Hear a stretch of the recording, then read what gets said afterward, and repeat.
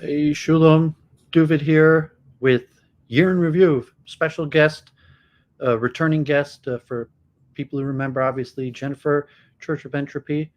So excited to have her back for a Year in Review. If people remember, for almost 3 years, me and Jennifer did Week in Review every Sunday night, 7 p.m.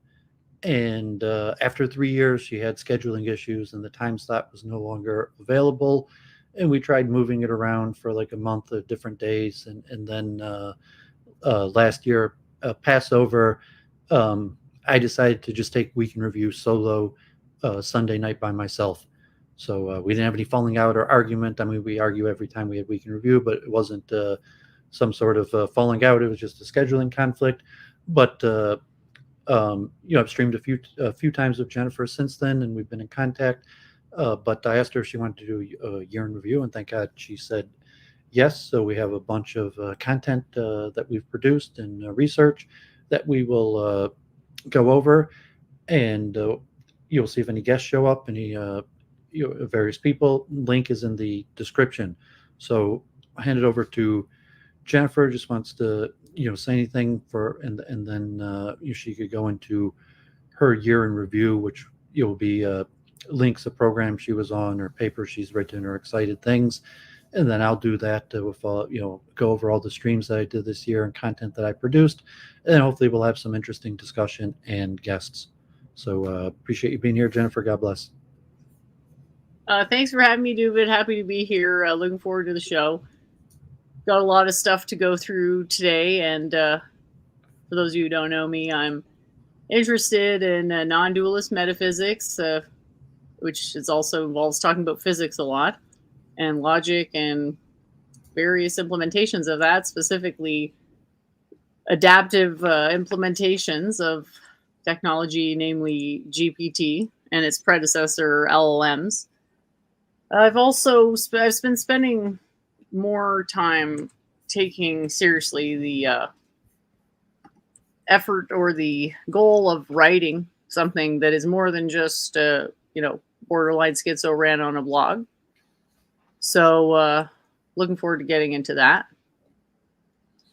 I'll start by talking about the streams I did. Do you want to do a screen share? I'm just about to.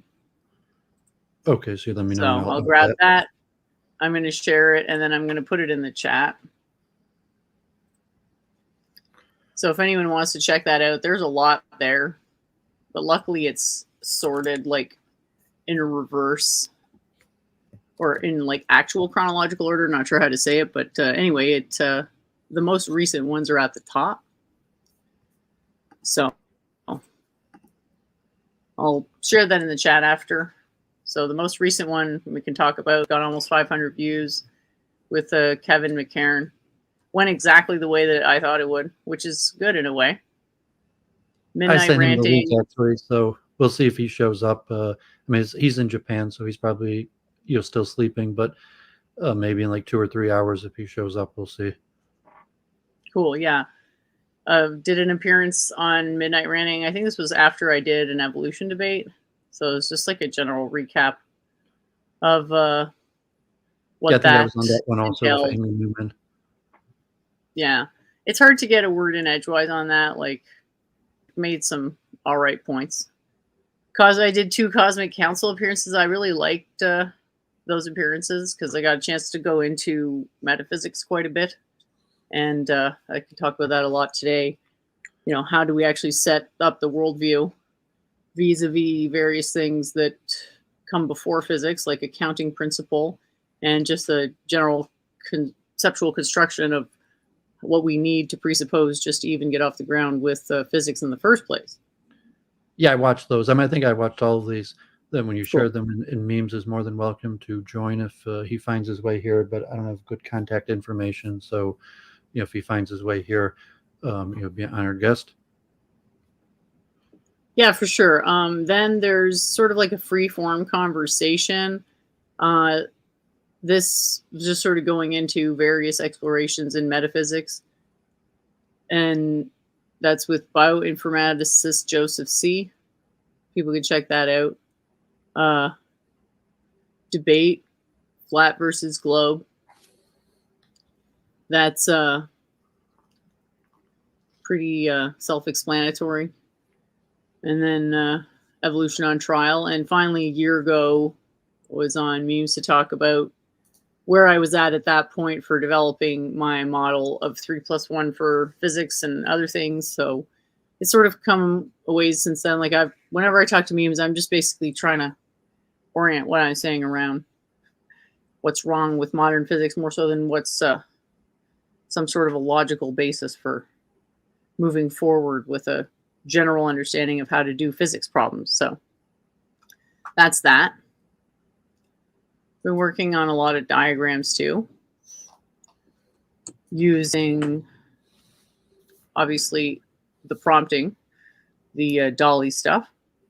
Yeah, I definitely And miss then- your diagrams. Like that's one of the biggest things I miss of the week in review was your charts and diagrams and memes. Oh, that's nice to hear. Yeah, well, we'll get a chance to go through some of those or a lot of those today, and I'll just share it real quick in the chat for the show before I proceed because I don't want to lose. Did you share the link to the live stream appearances? I guess not, eh? No, did you give It's that fine. to me? No, I didn't, so it's fine. You can put in I'll just the chat. I'll put it in the private chat. Yeah, that's a bit Okay. easier. Don't want to have too much stuff on the go here.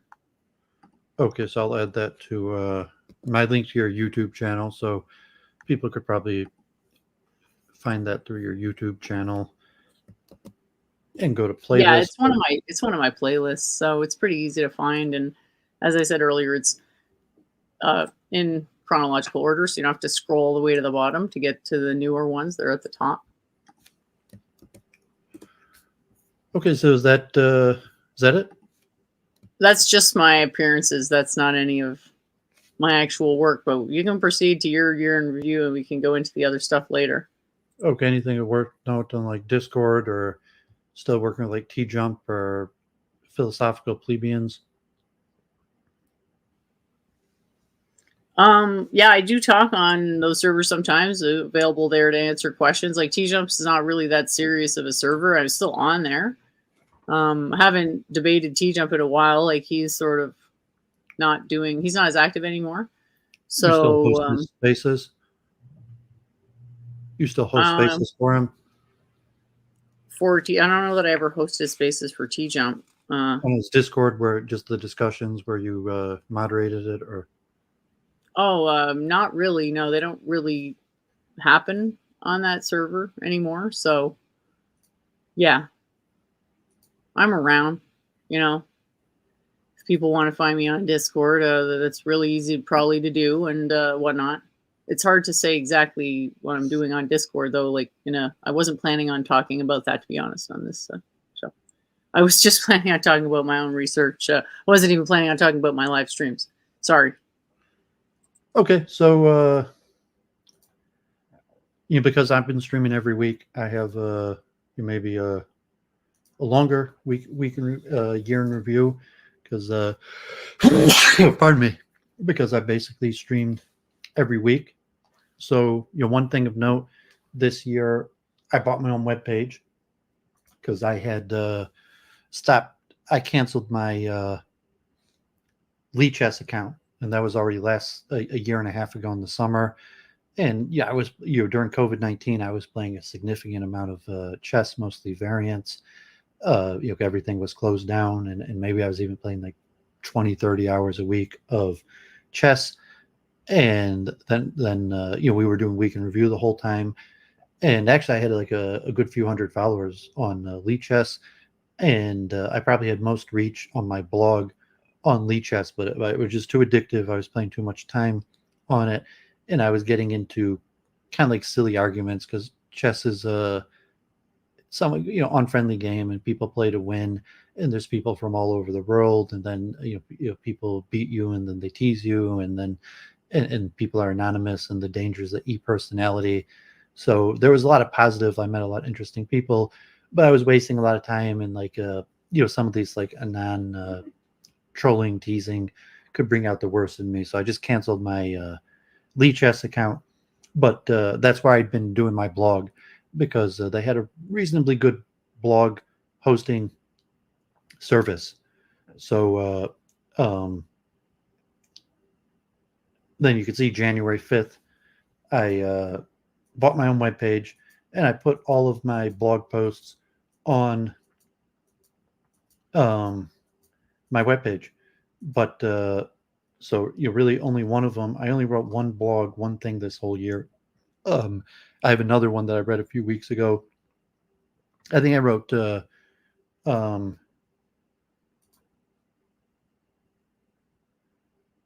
two other things. Like I covered on Week in Review. I'll open them real quick because this is the main bulk of like what I'm trying to accomplish besides the streaming. But I'd written, I think, at the request of Jennifer, because it was so confusing to people, this thing about high and low birth. So I actually wrote like a whole essay, but it was very controversial, and I'm not sure how to word it right. So I never ended up publishing it. And I have another one on chess, but the only thing that I wrote this year was about chess coaching. Chess is a pedagogical tool, and so I was pretty proud of that. I actually distributed it for actual people. I thought like, okay, like, yeah, I'm just putting stuff on the internet. Like, thank God on Lichess, a few of my posts even got over 10,000 views, especially the ones that the Ahimsa principle. But I mean, that was 2 or 3 years ago. So I don't know how this would have done on Lichess if I was still on. But yes, I put on my blog. So maybe we'll talk a little bit about that. I'll just show quickly, because I had read this on Week in Review, and I think that was the beginning of this year. I don't know if you remember that, the lineage, high and low birth, and the problem of evil. And it's 12 pages, 4,000 words, and it was a lot of things mixed together, like Judaism, Hinduism. I remember telling you it was a bad idea, and you should write it out just to demonstrate to yourself just how bad of an idea it was. So glad you got to that conclusion, more or less. Well, I still think it's a good idea, but it's hard to word, and it's kind of a mismatch. And hopefully I'll still do something with this and publish it. So I mean, you can see it's full 4,000 words, and it was just something that I never published. And then a few weeks ago, I had another one. Like I'd worked with this man from Canada, actually, chess player, about expertise. And this one, like, is probably my best one yet, but I'm really trying to work with it. So Samish, you're welcome to join. The link is in the chat if you want to hop on and tell us what you're up to, or you're chatting a little bit. And I'm just going to run through some of my streams. So this was a long year. So I started the year before my tour of my library, and I was doing that every Wednesday. And I think it ended up being over 20 episodes. So it started in 2022, the tour of my library, and it ended up being 21 episodes. I started with the first one, 13 books that changed my life, and then Krishna consciousness, civil engineering. The one on Freemasonry was probably the most popular one. And then I did 4 whole weeks of Jewish books, toward my Jewish library, Detroit, and all sorts of different sections. And then and that carried into this year. So probably like half of these were in 2023.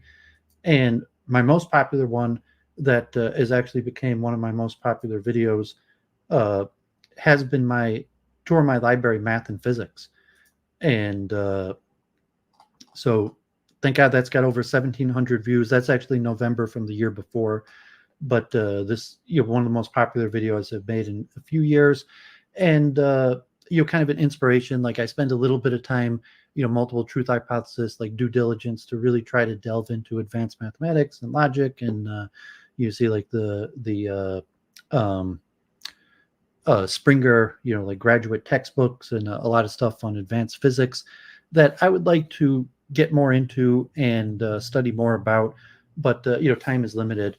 But I'm glad that stream is doing well. And I'm still, one thing I spent a lot of time this year, like, I mean, obviously I sell books on eBay, and I'm organizing my dad's library. My dad has thousands of math books. So like these Springer books that I have like 20 of. My dad probably has like 200 of. And my dad actually has a master's degree in mathematics from Kansas State, and he always liked these books and kind of dreamt about reading them. And he, God forbid, like he only really reads them in the bathroom. But I guess as you get older, you spend a little bit more time in the bathroom. So he might spend 20 days on the can, because God forbid, as you get older, it takes longer to come out. So my dad goes through a few of these, or the first few chapters, and he still highlights them. So so that I'm very proud of. My tour of my library series, and hopefully my dad's not very friendly to he's probably paranoid. It's probably best to be. So maybe at some point I'll try to do a tour of my dad's library, like the math and physics books, because he has an exceptional math and physics library, and chess books and other things. And the other thing that I started this year was very proud of, and very important, was Shabbat Shalom, Shavua Tov. Yes, Doooovid celebrates Shabbos in different ways. I'll talk about Judaism later, God forbid, when I get to my week in review of my failures as a Jew. Doooovid was an Orthodox Hasidic Jew for 10 years. I still consider myself Hasidic.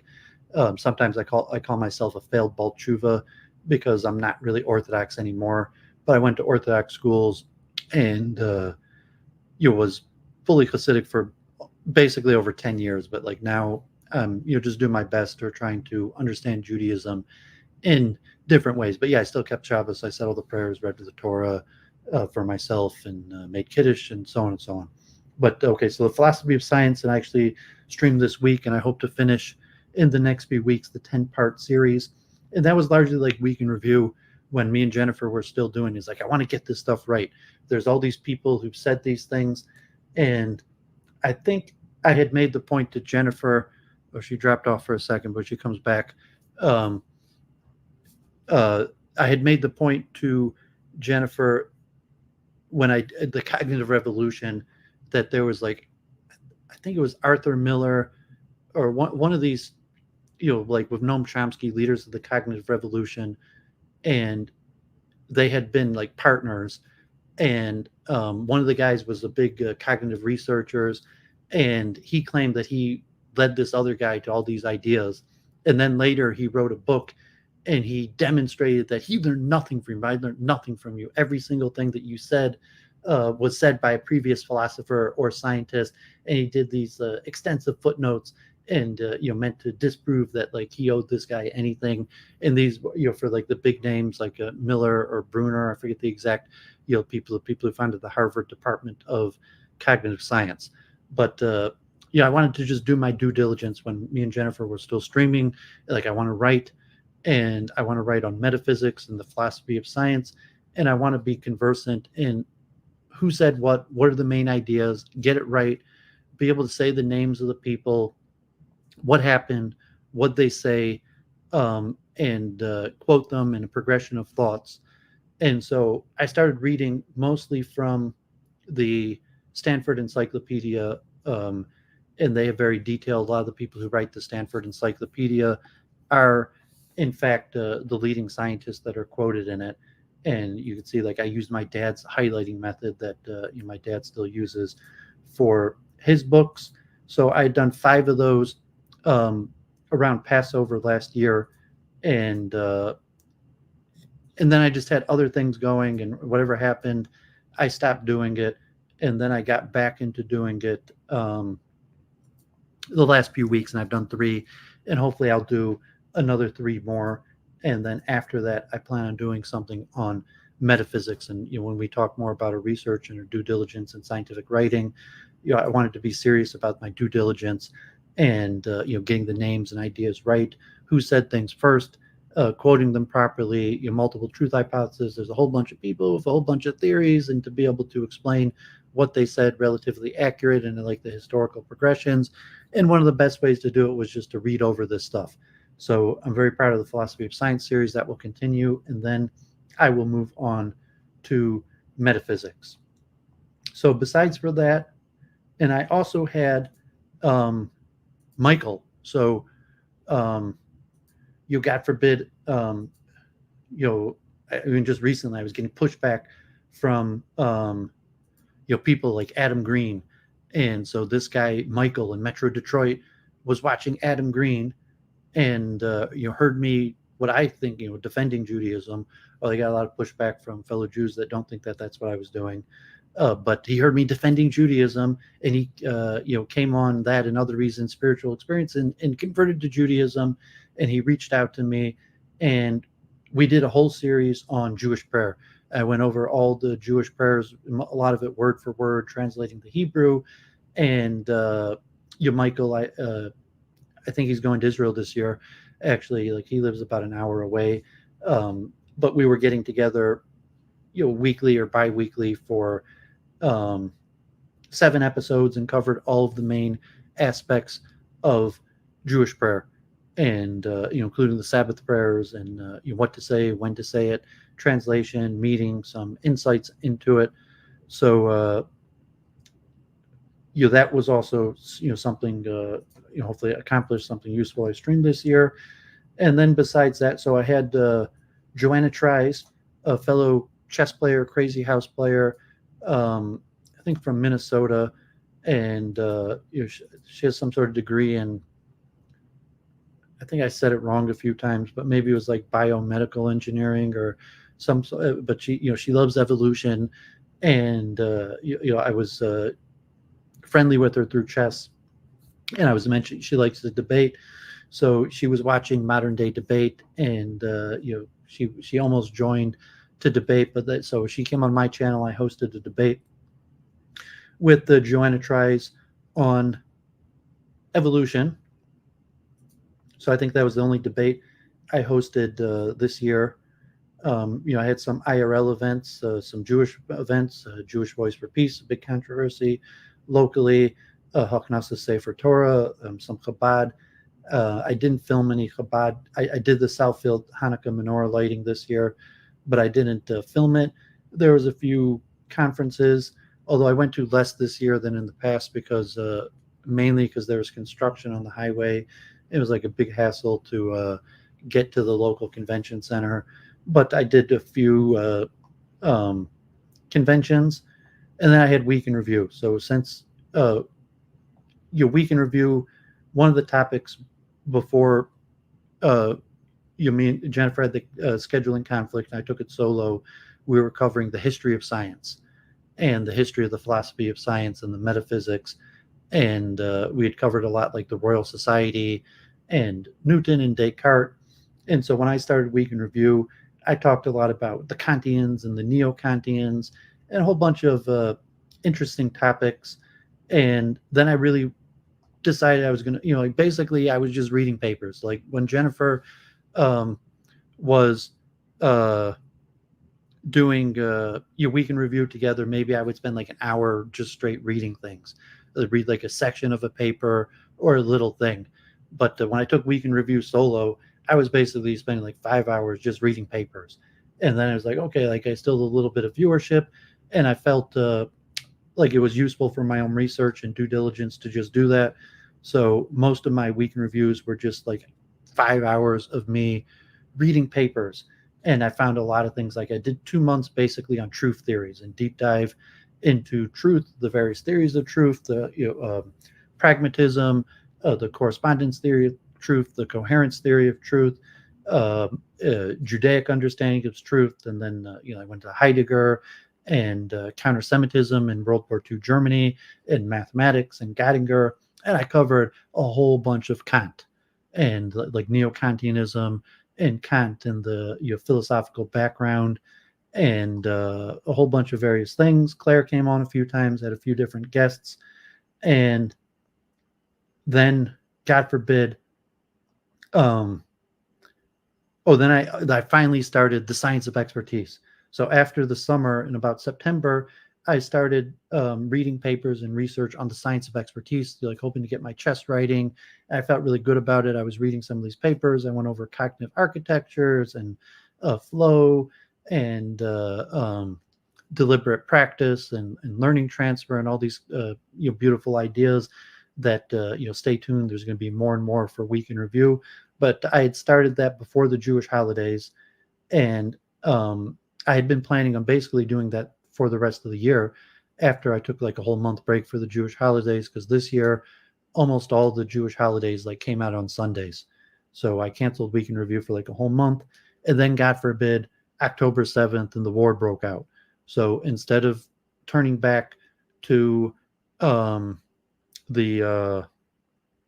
my research on science of expertise, I was covering the war in Israel, and actually my viewership went up, well, like doubled, because the war in Israel is a big news story, and I just started covering the war in Israel, and it kind of breathed some life. So like I basically fallen out of streaming, hardly was talking to anybody. I was just doing Week in Review, and Week in Review was basically just me reading papers.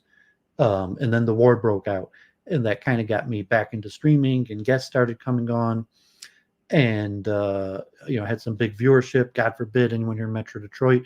My good friend Samantha Wool was murdered. God forbid they claim to have found the person finally, and thinking maybe it was a random theft. Detroit's a dangerous city, but Samantha Wool, a wonderful person from the downtown synagogue who we prayed together well over 100 times. Unfortunately, she was murdered, and so I did a memorial to her. So, Brundle, you're welcome to come on. I'm going to finish my Week in Review, probably 2-3 minutes. So when the war broke on, I started getting more in demand for spaces. And I ended up on, Mario Nuffel, and I saw like Twitter Spaces, and he was doing spaces, and I listened, and I finally got on a Mario Nuffel program, and people were asking to speak to me again because, largely because of the war in Israel. There was more interest in Judaism, and to hear some takes on Judaism, because almost exclusively because of the war in Israel. So I ended up on Mario Nuffel, and then Keith Woods, and then God forbid, may I'll talk about tomorrow. But this new thing, the BZ, this Darko guy that is ironically based out of Ottawa, Canada, but was like this international con man. So that just like broke in the last week. And then I'm having these debates with Zionists and counter Semites, and Kevin McCarran, interesting character. Ricardo, this could have been my biggest year since the first year when you were booking me on all those streams, and get the big blood sports debates, but with Twitter X. And so Michael Wick, who I think from Week in Review, I think he used to actually watch on Jennifer's channel when we did it there, hooked me up with this guy Kevin McCarran in Japan, who's a little bit counter-Semitic, but he went to Bar-Ilan University in Israel and has a PhD in neuropsychology, and like John Francis Greppi had like spent 2 years researching monkeys, like dissecting monkey brains, God forbid. And so we spoke, and like he wanted, like, it was largely due to the war in Israel that he wanted someone who understood Judaism, what was happening in Israel, to speak with. So I popped on his channel, and because I lean anti-Zionist, or at least went to anti-Zionist schools or rebbes. But it turned out that we had a big interest in neuroscience and metaphysics. So had quite a few streams. And then also he likes arguing about Abrahamism, and we kind of had like some Jewish Christian blood sports and various things, because he's got his buddy Paul, who's like a evangelical Christian, and we had some like Jewish Christian blood sports. Adam Green, a few Twitter Spaces. I actually sent Adam Green the link. If he sees it, he's welcome to pop on for my year in review. Charles Moskowitz. I don't think I streamed with Charles Moskowitz this whole year.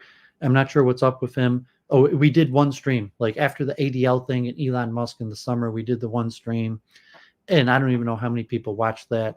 And it was unfortunate because Charles' style, like he has his talking points and his message. So like half of the stream was basically like him preaching his message, and that's pretty common for the news, style streaming.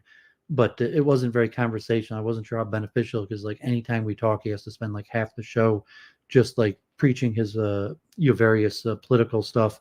So Charles is still around, still streaming some, but we're still friends on Facebook.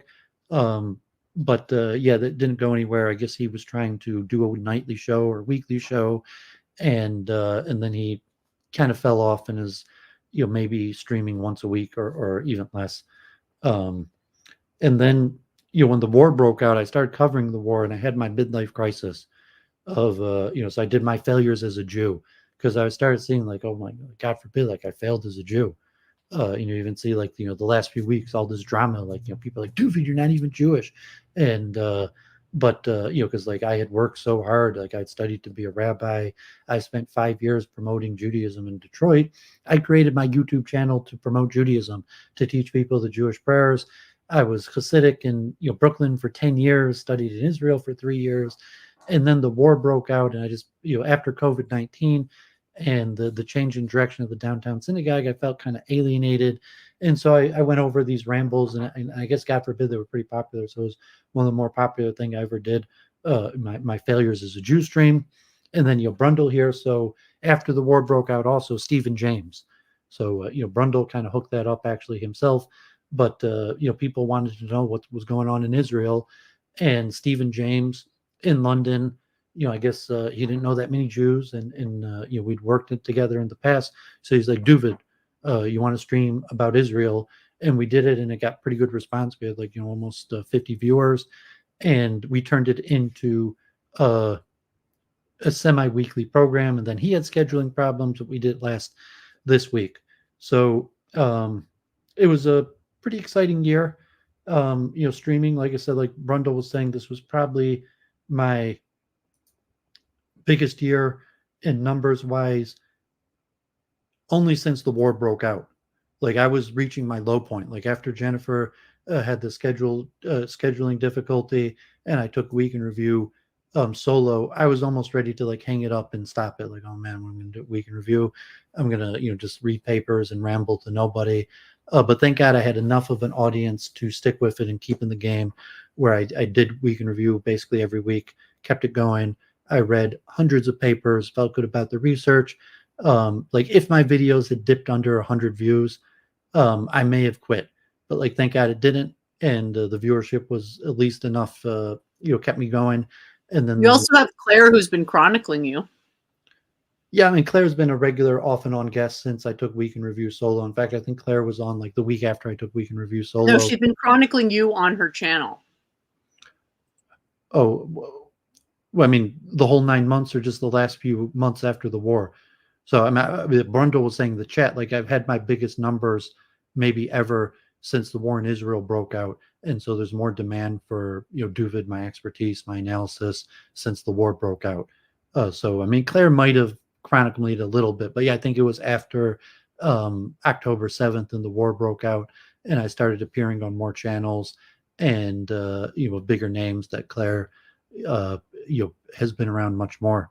Ricardo, $10. Thank you. God bless. Appreciate the super chat. And I actually started making, YouTube. Another last point is YouTube. Like, I used to just have like the minimal financial thing enabled that just showed, it didn't have like the put in like things that you have to X out.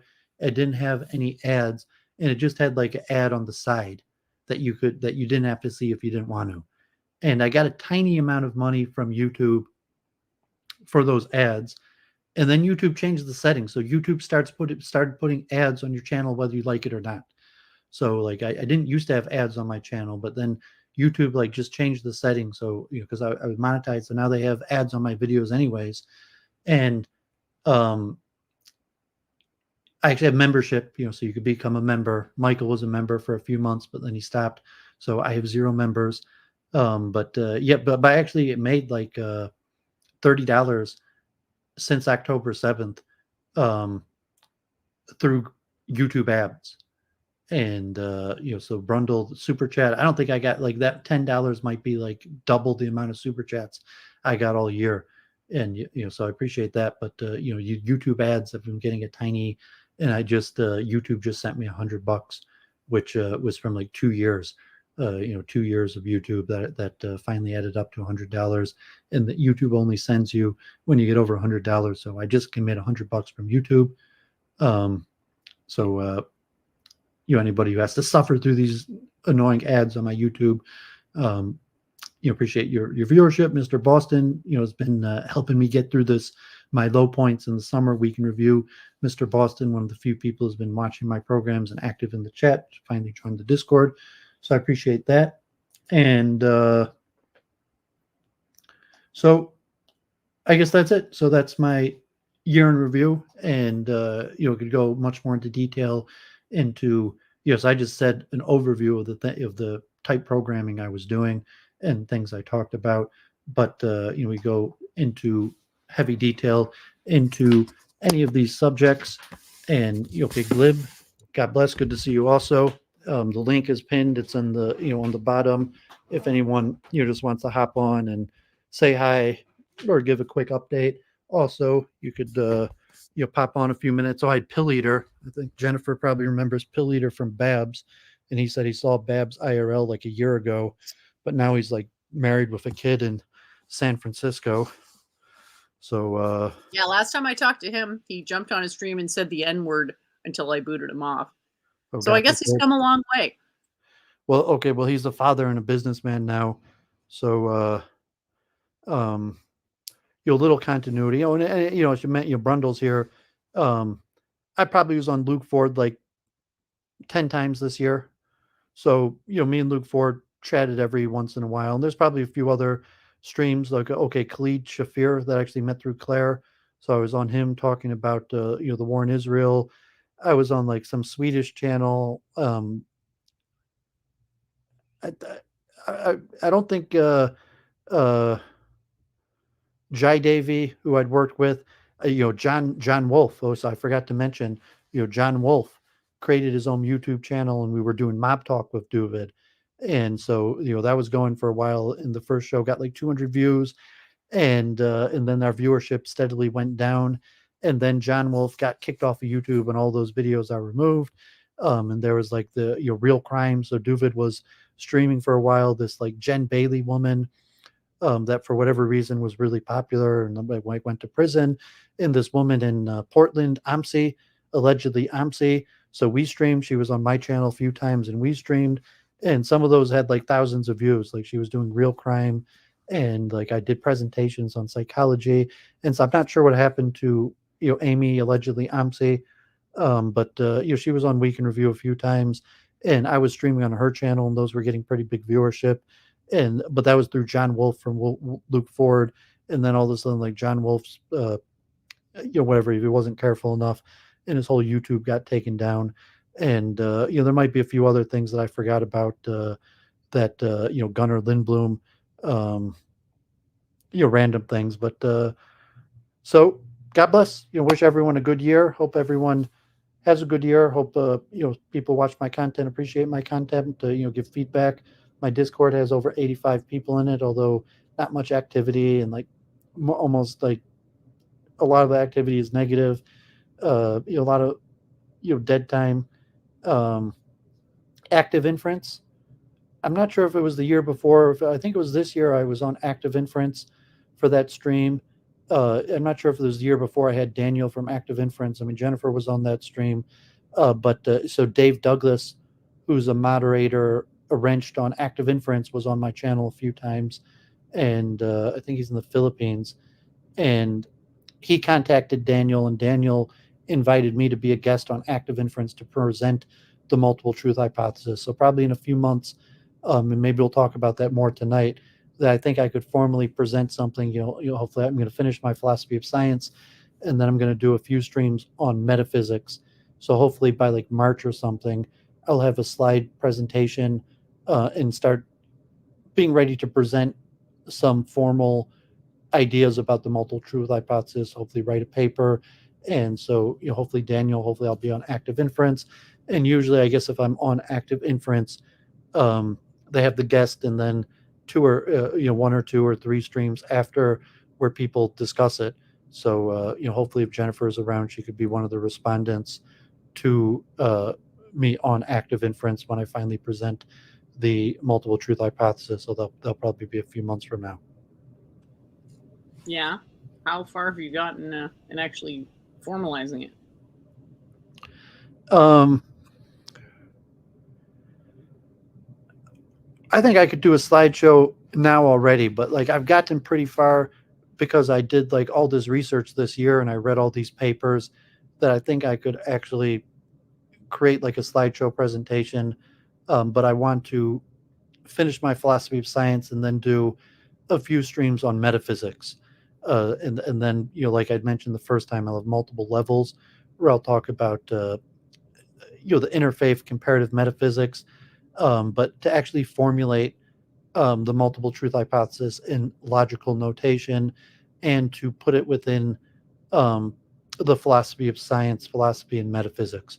So at this point, I think I know enough that I could do it, but I think I'm rounding the corner. And like in 2 months, I think I will have done the due diligence where I could actively have, uh, the main names and theories in the different schools, and even symbolic notational form of some sort of truth discovery function that we've talked about in the past.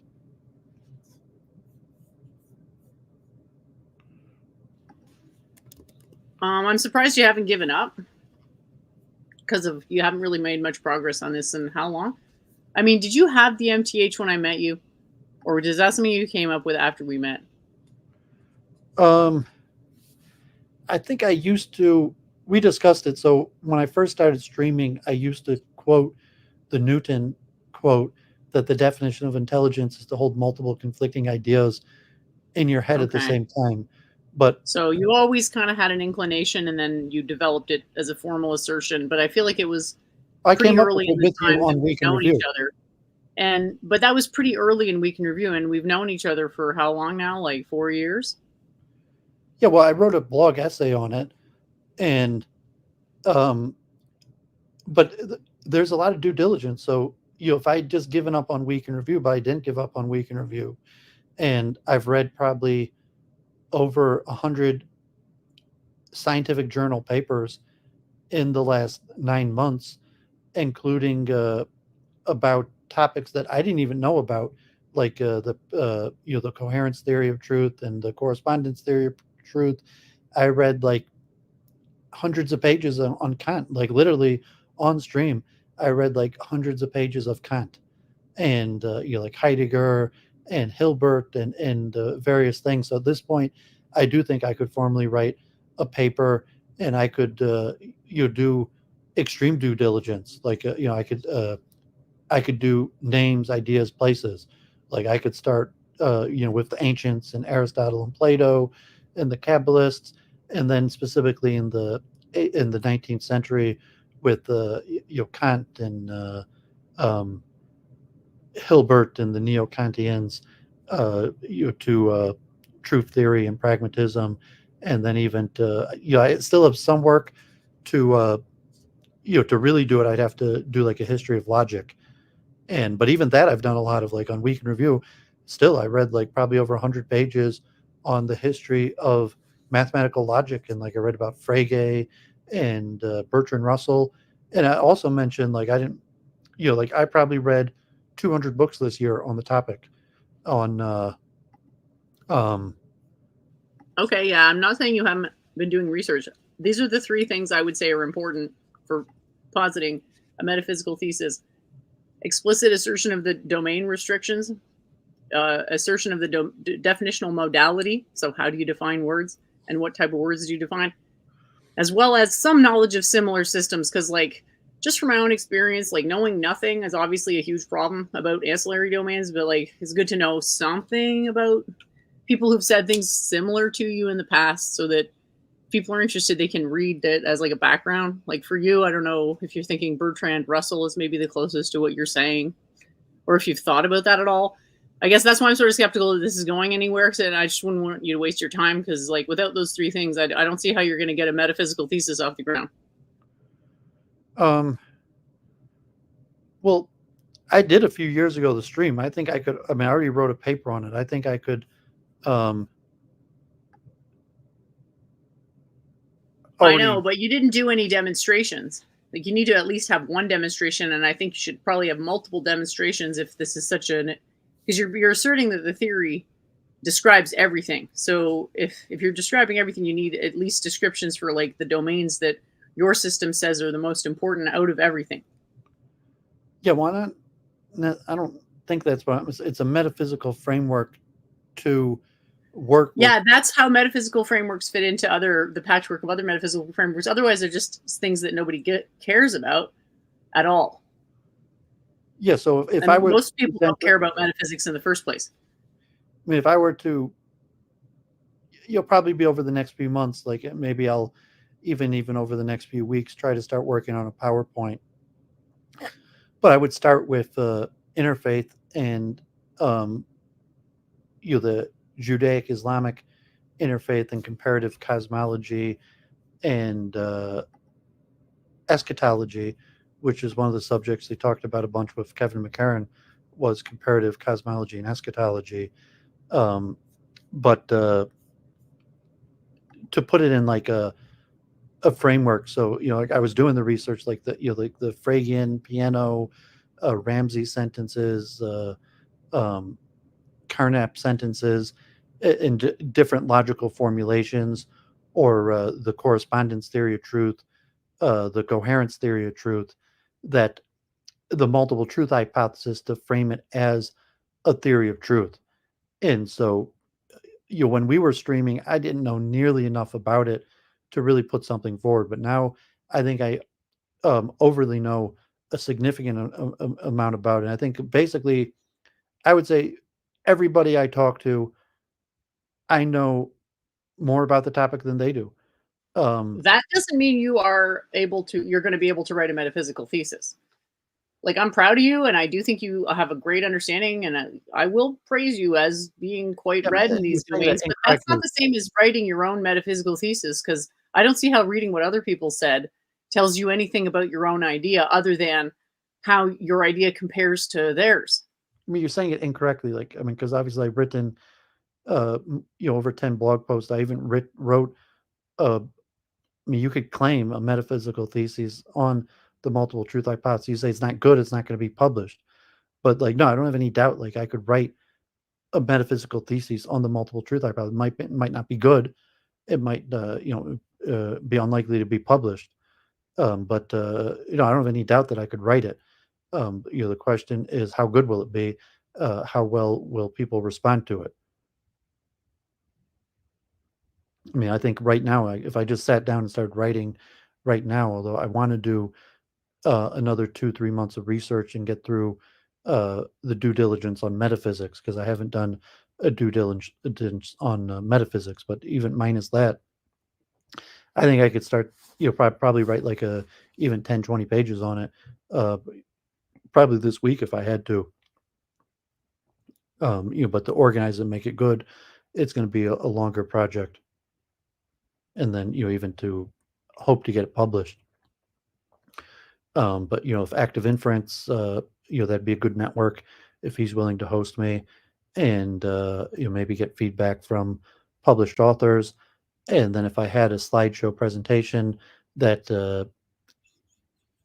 that people would actually invite me to present or talk about purely the multiple truth hypothesis. But as I said, I think I have another few months, and because I want to, when we discussed the book, and I said the multiple truth hypothesis had multiple chapters and had multiple angles. And already a year ago, even 2 years ago, I could have written a few chapters of the book. Like, I had enough a few years ago to have written a few chapters of the book. Like, obviously I know more would be better now. But I think in 3 months, I will be at the point where I have enough material to basically write all the chapters of the book that we talked about, where the multiple truth hypothesis, in terms of the history of science, philosophy, metaphysics, interfaith, um, and a logical formulation, and then like possibly a few working examples in different fields. But like so the interfaith, the comparative eschatology, that I could have done 2-3 years ago. I could have, and to some extent, I already did do that on my blog. So what, like a treatise on how different religions understand the concept of truth? No, I mean, the multiple truth hypothesis is working with the assumption that we can't know truth, and you're always going to have multiple models of the truth that can't be proven. And so Yeah, that's what okay, I get I'm that. not claiming like the multiple truth hypothesis isn't claiming the truth. Its base assumption is that we're not going to know the truth, and that's why it's a metaphysical framework to work with ambiguity of not being able to know the truth. Yeah, and I think I mentioned this before, that you can't assert the criterion that privileges one over the other. So you're kind of dead in the water without a discerning criterion for what is going to be the one that's more correct. Well, not that I don't support this vision. I think it's great. I think it's good to try to develop a metaphysical thesis. A lot of people have done it. A lot of people have tried and failed, and it's good to just try to just see what it's all about. Yeah, I'm not even necessarily attempting to do what you say. So, I mean, there's one thing where you say that it's going to help you determine what's more true than something else. So say, okay, we're never really going to know what's actually true, although some truths are more true than others. But even without taking it, even from a relativistic point of view, where you say, well, maybe there is no truth that's better than another truth, the framework would be useful. So, if you just start like an interfaith, the example where you could take a view where I'm not judging anyone's belief system to be more true or less true than others. It's just a metaphysical framework to look at the various truth claims that people are making and how it matches up to other systems, but it's not there to say that one truth claim is better than the other. Although actually I am also going to include in the framework the possibility of a comparative metaphysics framework to work with truth claims that would help make an assessment, like a 0 to 1 value with some sort of like Bayesian inference method to weigh the truth value of various claims. But it's not even necessarily saying that. I'm not even necessarily like claiming that. Say, well, here's a framework, and if you wanted to attempt to weigh the relative truth values of various claims, here would be a method to do it.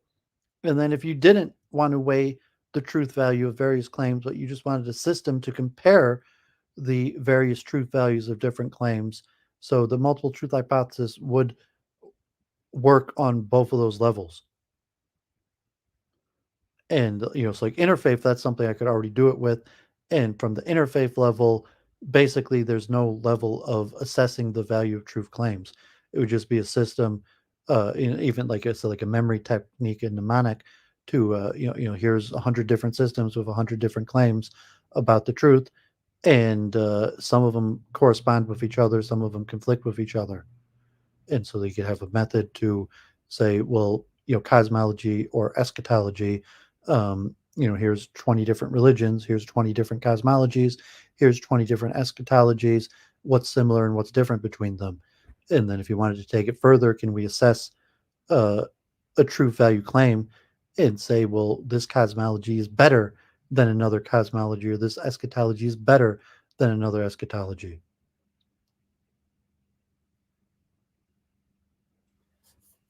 Yeah. Comparison, if not by better, is by something. So I think that's kind of where it's between 0 and 1. So that'd be some form of mathematical so truth. that means that the higher the truth value means that it's more true, right? So you still have this. So how do you get to that number is the question, which I've never seen you develop that. It's not that I'm saying don't do it. I'm just saying almost no one in all history has ever been able to posit a metaphysical thesis. Almost no one ever writes. Why do you? Here's just not just for you, but anybody. Why would you think you can write a metaphysical thesis? Well, because it's really like active inference, the Carl Friston free energy principle. Yeah, exactly. That's another example. It's like that coding. Thesis is terrible.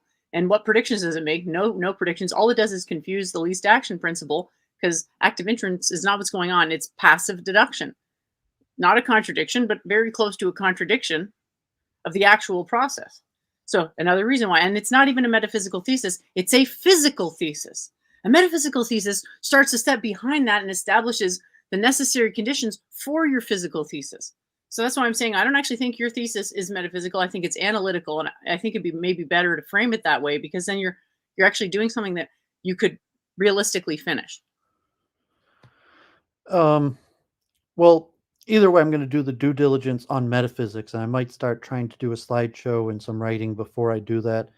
And you're going back to the point, like, okay, so you do have these um, algorithms, and I even did a half of a week in review on algorithms and truth discovery functions. Like active inference is a form of Bayesian inference where you're constantly having new information, new evidence that will adjust the truth claim. So it's not like you're going to uh, run it through a truth discovery function, get the truth value, and that's going to be the truth value permanently. That new evidence will always change, could potentially change the truth value. And maybe when we flip back to Jennifer and her research, but if you're talking about and I have all covered week in review. I did cover the yearly report on artificial intelligence. I've also been covering some of the advances in ChatGPT. I did slideshows going over even Jennifer back when we were doing week in review together, but I continued to do every few months when important stuff came out of what we know about the working of the algorithms of the latest functions. But if you say, well, ChatGPT 3 versus 4 or Grok, in terms like, well, are you going to say that one has a better performance than the other? And if you're going to say it has a better performance, it's likely to come in some sort of truth discovery function. That means it has a higher value between 0 and 1 of accuracy. And that's based on feedback information of some sort of Bayesian or Markov blanket function, Well, right? let me put it this way. You're always going to have the problem of what the domain says about itself and what you can actually verify about what the domain can do. You're saying, let's just rely entirely. You're not distinguishing. You're saying, okay, well, something generated by a domain is just as good as what was generated by permanence, and that's not a fact. They're different types of information. How do One you score that calibrates the other. ChatGPT is better? ChatGPT 4 is better than GP3 or This some is of the completely alternatives. disanalogous to what I'm saying, but we can proceed with this if you want to. I just want to bring this up because obviously I want you to have success, but I don't think this is a realistic project if it's framed as a metaphysical thesis. So I'll just say, I support you either No, way, I said and I this a will hundred support you times. even though I think you're doing It- something that will It's not. ultimately fail, but whatever. I mean, some point, like, yeah, because truth is a metaphysical concept. So, but it'll be on multiple levels. So it doesn't like I do think because we're talking about truth, the metaphysics is important. Um, because truth is largely a metaphysical concept. But even without that, like you say, well, like Like um, even that assertion is itself qualified metaphysics because I could just as easily say truth is a logical concept or truth is a theological concept. So, like, I get it. I use this kind of rhetoric all the time, but I think my point still stands here. Like, if your methodology can't differentiate between what a domain declares about itself and what can actually be established empirically about a domain, you're always going to have trouble with if, like, if I write one more book, does that make the English language more true? No. In your thing, it sounds like it would. More data, more training data equals more possibility of being true. no, I mean that's not at all what I'm saying. And saying the multiple truth hypothesis is I don't think largely it's what you're saying. It's just a weakness because it's an inevitable inference of your model. no. You're talking about like a paradox of reality that the multiple truth hypothesis is not going to be able to solve. Like I'm not claiming that the multiple truth hypothesis is going to solve like these age-old paradoxes and all these philosophical debates. It's just a framework to work with them. So I mean, if you're thinking that I'm claiming to solve any of these age-old philosophical paradoxes, that's not what I'm claiming to do. It's just a system to work with them, accepting that these questions will never be answered. So how do you move forward knowing that it's unlikely we're ever going to answer these deep philosophical questions? That's why metaphysics basically is working with what's never going to be answered, what could never be proven. That's what we're had the You difficulty realize that there's with Hindu Kevin metaphysics McCarran. that I mean, hasn't changed in like millennia, right? that was the topic when we are doing the transmigration of soul thing with Kevin McCarran. Is like, Do well, you what is understand metaphysics? Hindu metaphysics has essentially never changed? in its essence or in several of its implementations. So I don't know how you can just treat metaphysics as something that can just be, mutable to arbitrary extents, because I don't get that. Well, metaphysics is a Greek word, and just saying that metaphysics deals with the unknown. So if it's known, it's not metaphysics. So if you're using the term like loosely for Hinduism, but Well, I'm sorry, but if you have a system and you're occultism religiously or saying what's esoterica unknown is deals really with the known, unknown. but it's saying that Esoterica or occultism is the word for something dealing with the unknown. Metaphysics is not dealing with the unknown. That's not the definition. I'm pretty sure it is.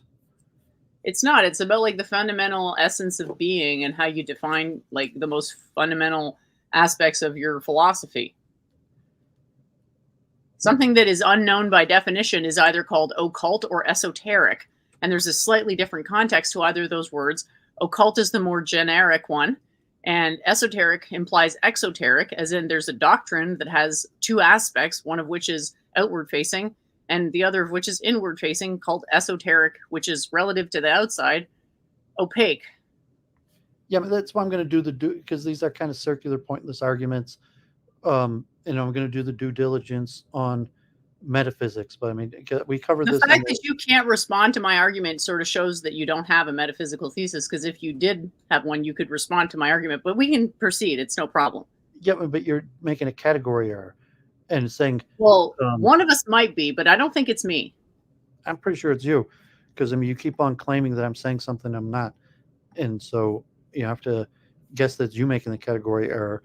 By calling it a metaphysical thesis, you're necessarily making an inference model about reality, whether it's explicit or implicit. It's implicit to using the term metaphysics. You just made the same category because I said it's a metaphysical framework.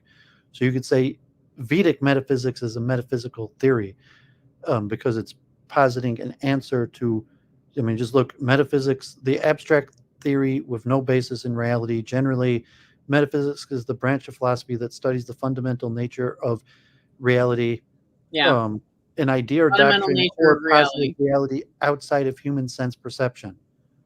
So, meaning to say that metaphysics is what's beyond perception, and okay, you want to call like the difference. What's the difference between is esoterica a form of metaphysics? But you're saying metaphysics is explanations beyond what can be known through perception. There's an overlap between esoterica and metaphysics, but metaphysics is fundamentally a system that comes before logic. So it's not itself logical, but it brings logic into being. So it's quite like structural. I mean, that's the main definition. A branch of philosophy that deals with the first principle of things, including abstract concepts such as being, knowing, substance, cause, identity, time, and space. So if you're doing a first principles on truth, then you have to say, like, what are your criteria for truth? No, you're confusing. I mean, it's unfortunate because, like, we've been talking about it for a few years and you're still confusing. I'm not putting forward a metaphysical theory. I'm putting forward a framework to deal with metaphysics, because, like, a metaphysical theory is an answer to these questions. What are the first principles? What is beyond sense perception? And so you have a Kabbalistic, a Vedic, a philosophical school that says, here's my metaphysics. Here is my concept, my postulate, that these are the first principles. This is the reality, beyond the perceivable reality. So I'm not coming to claim to give an answer to what is reality beyond perceivable reality. I'm giving a framework that is basically accepting that we can't solve metaphysics, and there's always going to be conflicting metaphysics, because part of metaphysics means you can't prove it. If it's provable, it's no longer in the domain of metaphysics. And so it's a framework for these unprovable things. And the assumption is that there isn't going to be one metaphysical truth. And if you said, well, Vedic metaphysics, or Kabbalistic metaphysics, or so on and so on, these are claims that, like, no, this is the truth. There are answers to these unanswerable questions, and this is it. And so I'm not claiming that. And, and I'm even, to somewhat rejecting that that's possible. And that's why you're having a framework to work with the ambiguity, uncertainty. So cool. You are the one who has a metaphysical system. You actually claim to have answers to what I'm claiming is unanswerable. That's right. Okay, looks we got our first guest, Vincent Bruno. God bless you. Used to be one of our most regular Week in Review guests, and then fell off for like a few years. I guess when I was more involved in the Jewish stuff. And I was mentioning earlier, like since October 7th, I have had my most popularity in streaming for like a few years because like I think Jewish stuff in general has decreased in interest, and only since October 7th. But like with your Hinduism for Trump, you were one of my early interviews on my channel. And I guess you moved past that, and then your research on the Noahide laws. That we spent tens of hours arguing about that. But yeah, props. Good to see you, Vince. Yeah, hi. How are you guys? Yeah. So, yes, I don't know. I left Hinduism, which Jen will be happy about because she was always trying to get me to leave, and because the I don't think I was trying to get you to leave, but trying to be a yes. leader when you don't give a shit about the principles is probably not a good idea. Well, Yeah, you know quite a bit about Hinduism. I mean, you probably okay. Well, I left. Okay. Well, she convinced me. Number one, because it's monotheistic immaterialism. God is this inconceivable thing outside of space and time. And Jen might say, oh, no, that's not true. But every single fucking Hindu I talk to tells me that Hinduism has nothing to do with polytheism or materialistic gods and God taking shape. Yeah, because everything is an emanation of Brahman, okay? Okay, well, I want nothing to do with that shit. So, and then, of course, the other thing is just the backward social conservatism and eating cow shit to get over COVID. You know what I mean? Like, of course, let's clean it up a little bit if you don't mind. I mean, like, we're on YouTube here, so try to keep the language a little cleaner. Okay, well, eating cow defecation to get over COVID when you're a homophobe, obviously the two go together. And so, I want nothing to do with them anymore. I mean, if you're going to send me quotes that say it's okay to have sex with cows but not be gay, and that's your way of telling me you're superior over me, then I'm in the wrong religion. So, I just, I just think like if the people practicing the religion is how you're getting your information about a religion, Yeah, that's how they're practicing their religion, and that's how. Don't you think maybe looking at the beliefs might be more beneficial? No, well, yeah, I know. Well, the beliefs overly analytical and neurotic. Well, the point is that the beliefs are similar enough that they were declared Noahide by the chief rabbi at the behest of like 1 million Hindu sycophants. So their beliefs, I want nothing to do with them because, as I said, they're purely again. That's external judgment. You're not trusting your own internal judgment. You're putting you're putting something between yourself. Okay, let's and God. We can argue this if you want, but we could argue this if we want, but this is ultimately about. I don't want to hear about what he's doing, honestly. I only want to talk about what I'm doing. I didn't even think you were going to be talking about what you're doing, Doooovid, but I don't want to waste any more time hearing about other stuff than my own. Sorry. Okay, well, I might put in the title. We're going to have guests and guests to ask me questions about my worldview if they're interested. Okay, well, you want to give, since he's here, you want to give him just a few minutes just to give an update? I'd rather not, but go ahead. Well, I didn't mean to, come aggravate you. I was, Doooovid just asked me my, current update. Yeah, well, you've been up here. We haven't spoken in a few years. If you left Hinduism, okay, you created Hindus for Trump, and that was interesting. We talked about it. Yes, but most of your research and what you're doing, like the Noahide stuff, you just were a Hindu. Like that was your belief system, that was your practice. But, I thought I was a Hindu. I was never a Hindu. But obviously Jen doesn't want us talking about this. I think it's more. That's it. We don't. Okay, you're no longer a Hindu. We don't argue why or. I know that seems to trigger her. So I don't know if you're still anti-Noahide yes, activist, or if you're still streaming on your own channel, or I see with Claire occasionally, or maybe you did Adam Green once or twice. Yes. Yes. Adam Green doesn't. He won't get back to me anymore. I think I weirded him out. Like I think he just found out about my other stuff, and I mean, he just doesn't. He just doesn't. He never said anything to me like, "Don't talk to me anymore." I'm not interested in talking to you anymore. But he just doesn't email me back anymore or have me on the show. So I don't know what happened there. Um, Do you but still have new relevant research? God, we disagreed about it, and we don't have to argue about it now. But I mean, you had one of the best research, like about the no-hide stuff and all the proclamations, or governments around the world accepting this stuff. Are you still active with that? yeah, I'm still very, very active with that. My change.org web petition that almost had 7,500 signatures got taken down for like hate speech or hate violation or whatever, even though there was nothing hateful on it at all. And yeah, so now that's that. You're just And agnostic now, or did you change to? Did you join some new movement, or are you just agnostic?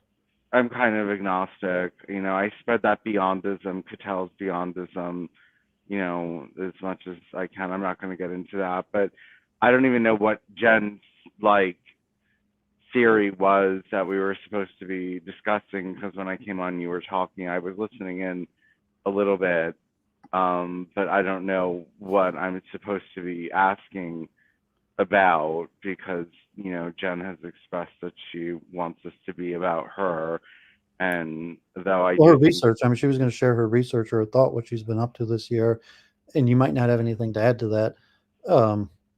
But no, I'm I sure mean, I it's still here in don't. review. I didn't mind having people on to just give an update what they're doing, what say hi. I don't really want to waste my time with that going forward. Please, separate stream if you want to do that, please. I don't want people coming on and talking to me about my interest stuff. I don't want to hear all this other crap. Oh, well, I don't think anyone's besides me is going to be familiar, unless they're from your side that they're. Great.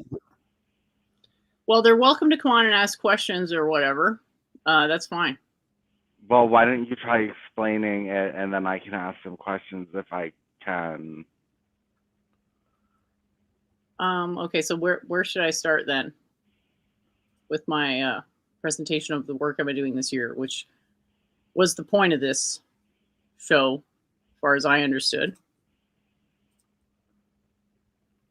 Yeah, well, I mean, Vince was on Week in Review like 20 times when it was on your channel. Right.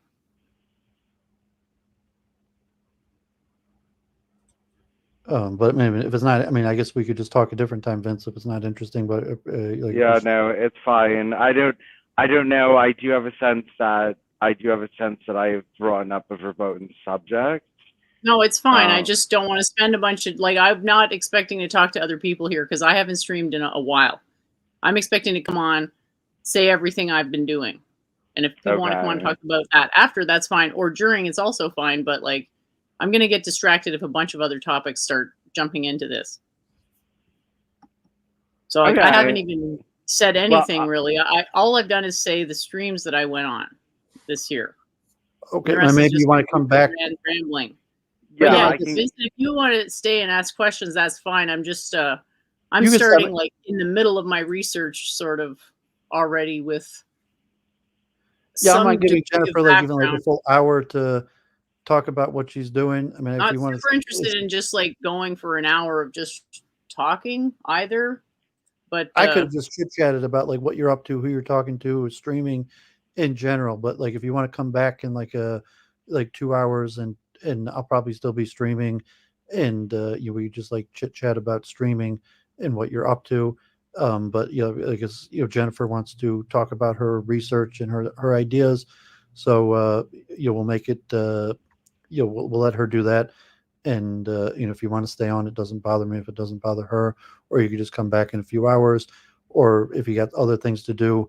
Good to see you. Appreciate you coming on, and blessings, whatever path in life you choose.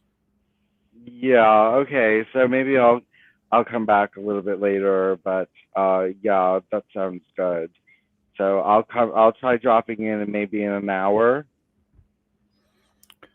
Okay. So take care. So I'm not going to bounce you. I mean, you can stick around, but we'll let Jennifer go to.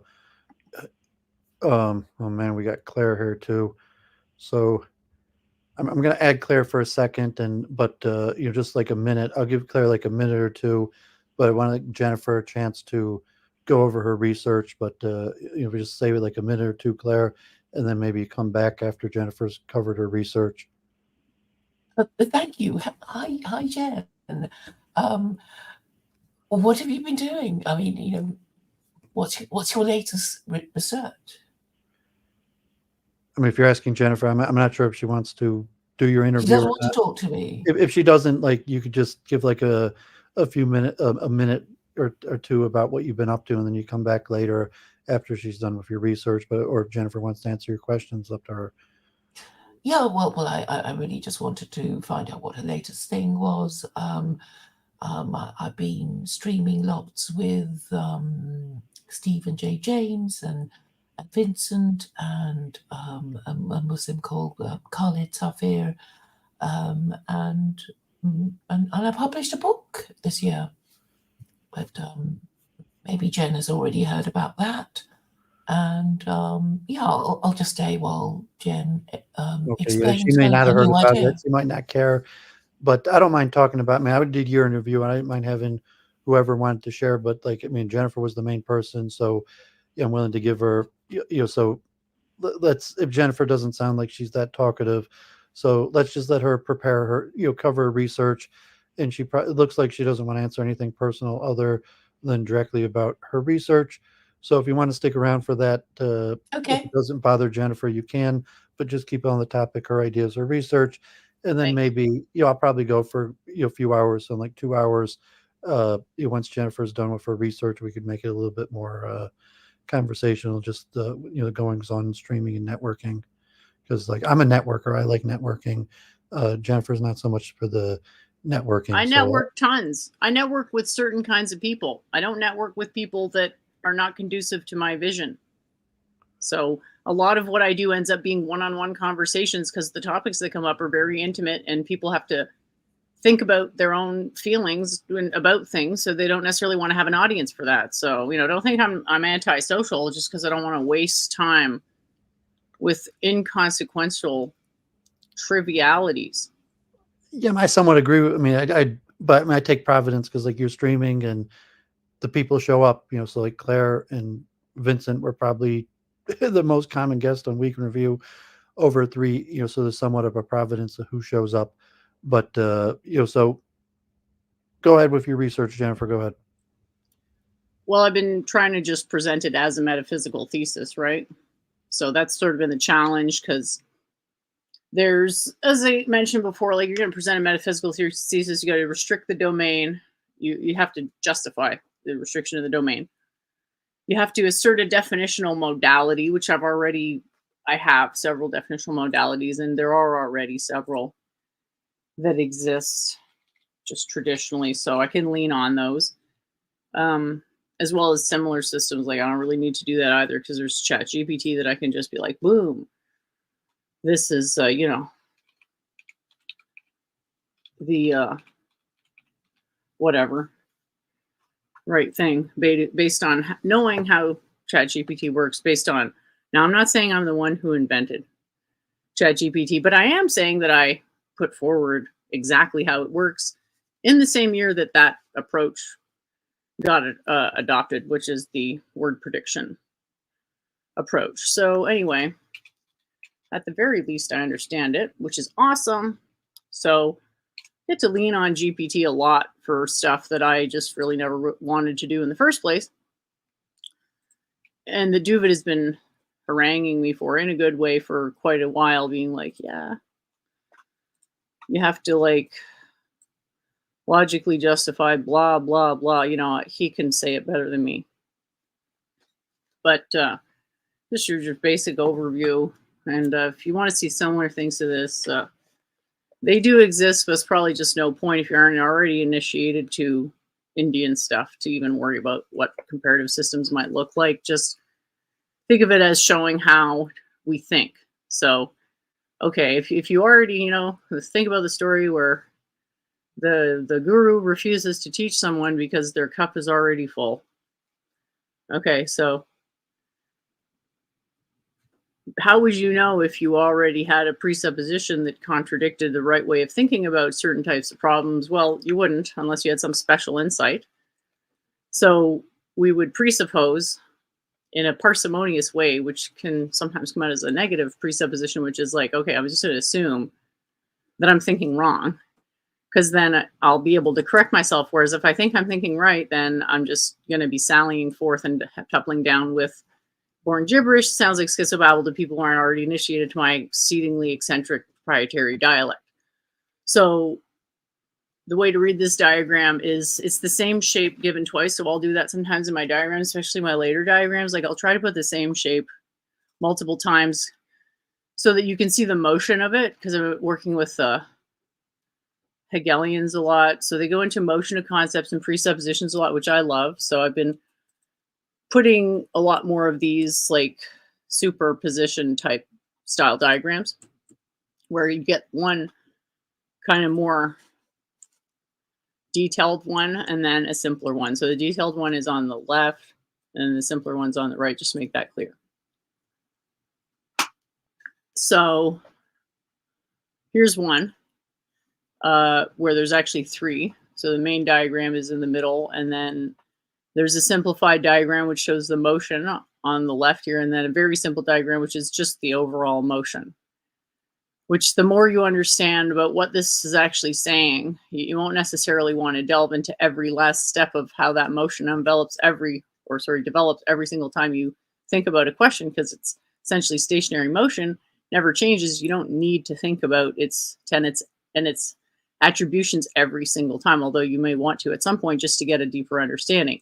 So once you don't need it, you just compress it, and then when you think about it, you're just thinking about this little simple shape that is just assimilating a motion, very simple motion. So starting at the top left, so what this is doing is reminding that we don't think in the conventional sense when we do metaphysical analysis or non-dualistic analysis. We start from a top-down, an explicitly top-down approach. So it's always top-down.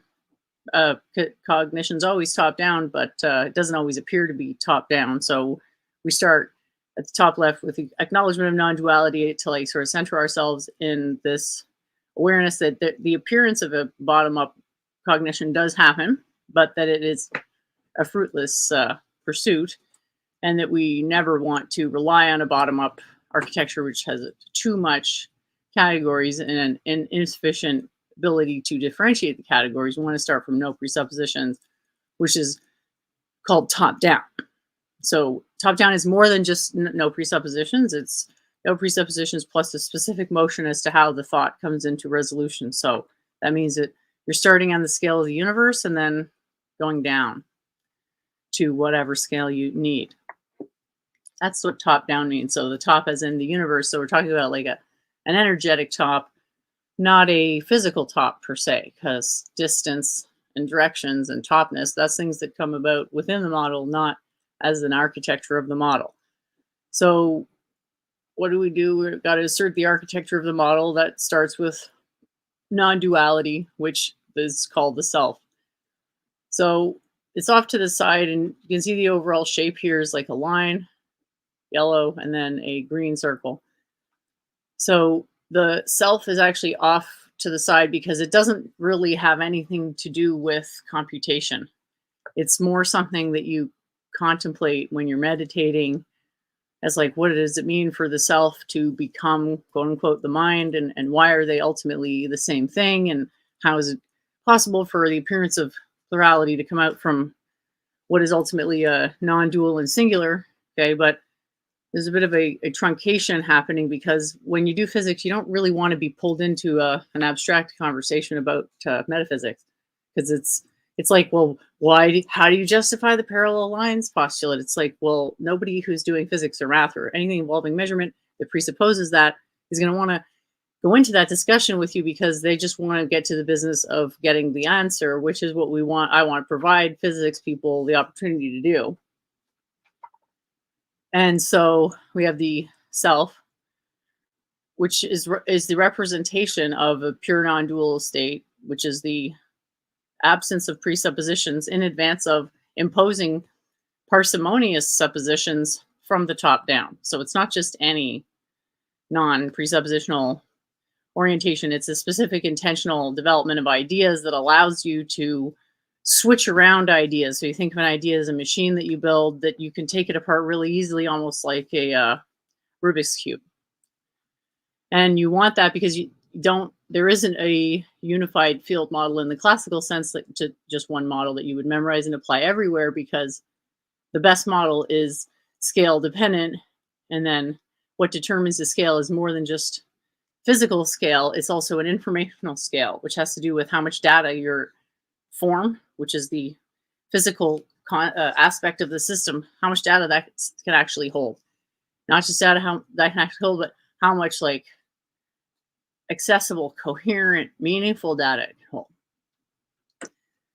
So that said, we don't really ever talk about the true non-dualism ever, even in the theological context. It's just sort of like almost songs or parables about the impossibility of that identification, or whatever you want to call it. So we still have the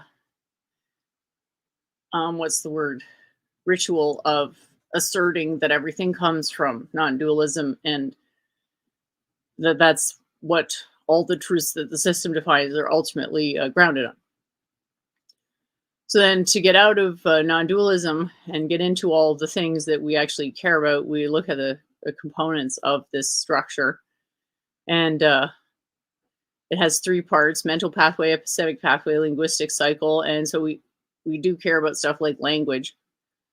We care about stuff like matter and everything else in between. And the tricky part is just the unification of the objective, which there's more of like a boundary concept associated with that. An object is a boundary.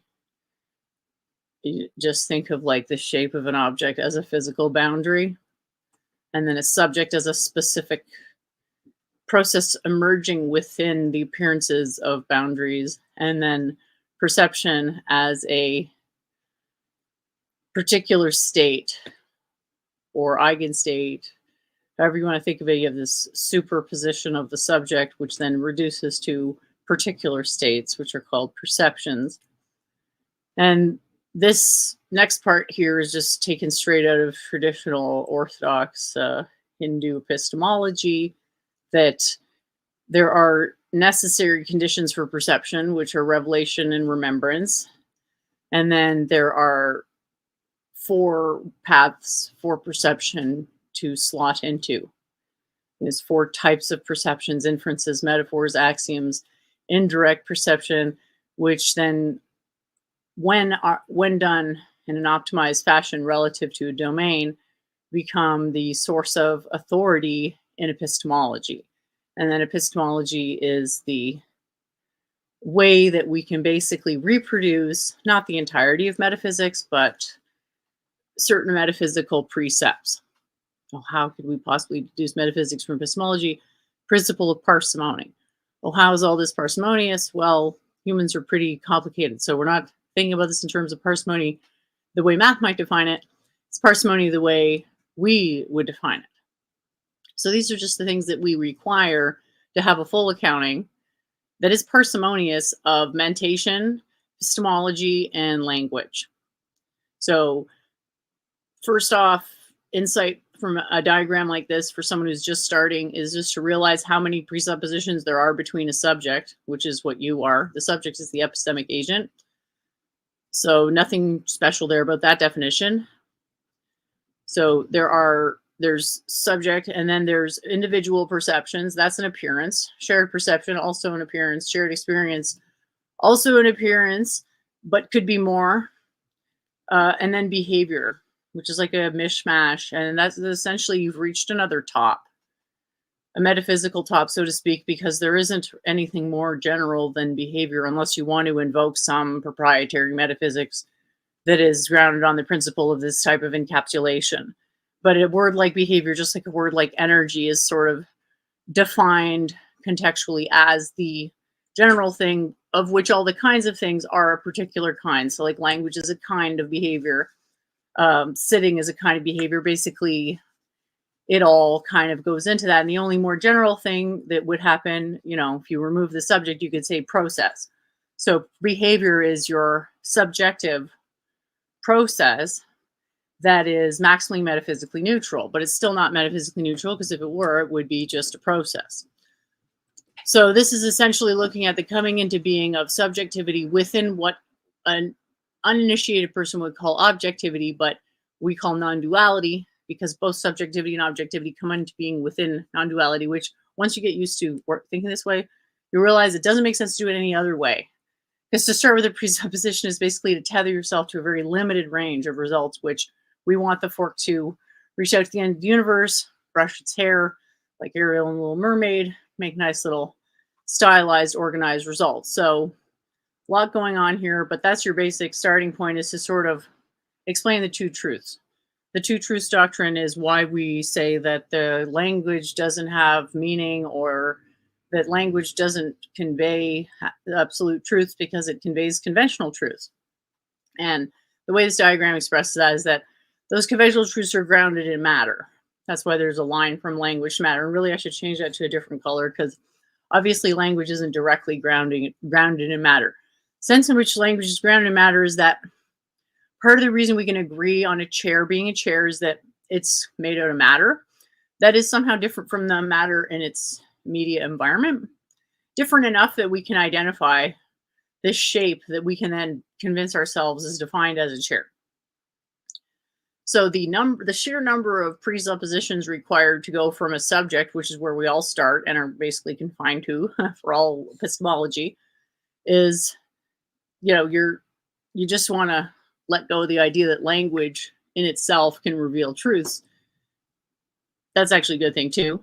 There's no reason to believe that something that is a shared hallucination, essentially, or can't be established not to be a shared hallucination, would have a necessary correspondence to the thing that it appeared to be grounded by, which again is matter, which I hope that that's clear. Are there any questions in the chat, Doooovid, if that you think might be relevant, if I can just take a quick breather here?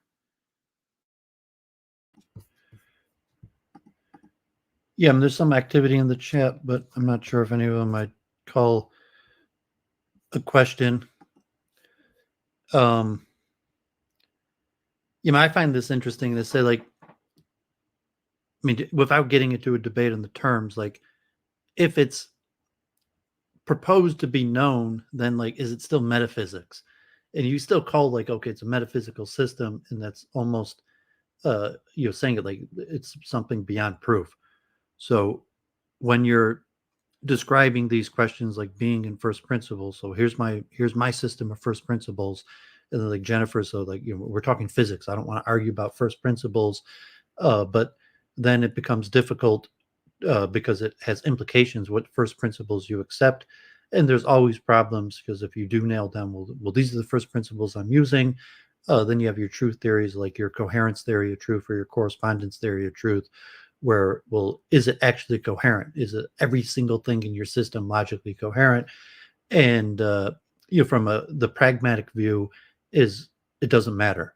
Even if you could demonstrate inconsistency, like, it's still pragmatically useful. And then the correspondence theory, well, does it correspond to reality? And so by definition, metaphysics are the things that don't correspond to reality, because we're talking about things that are beyond sense perception.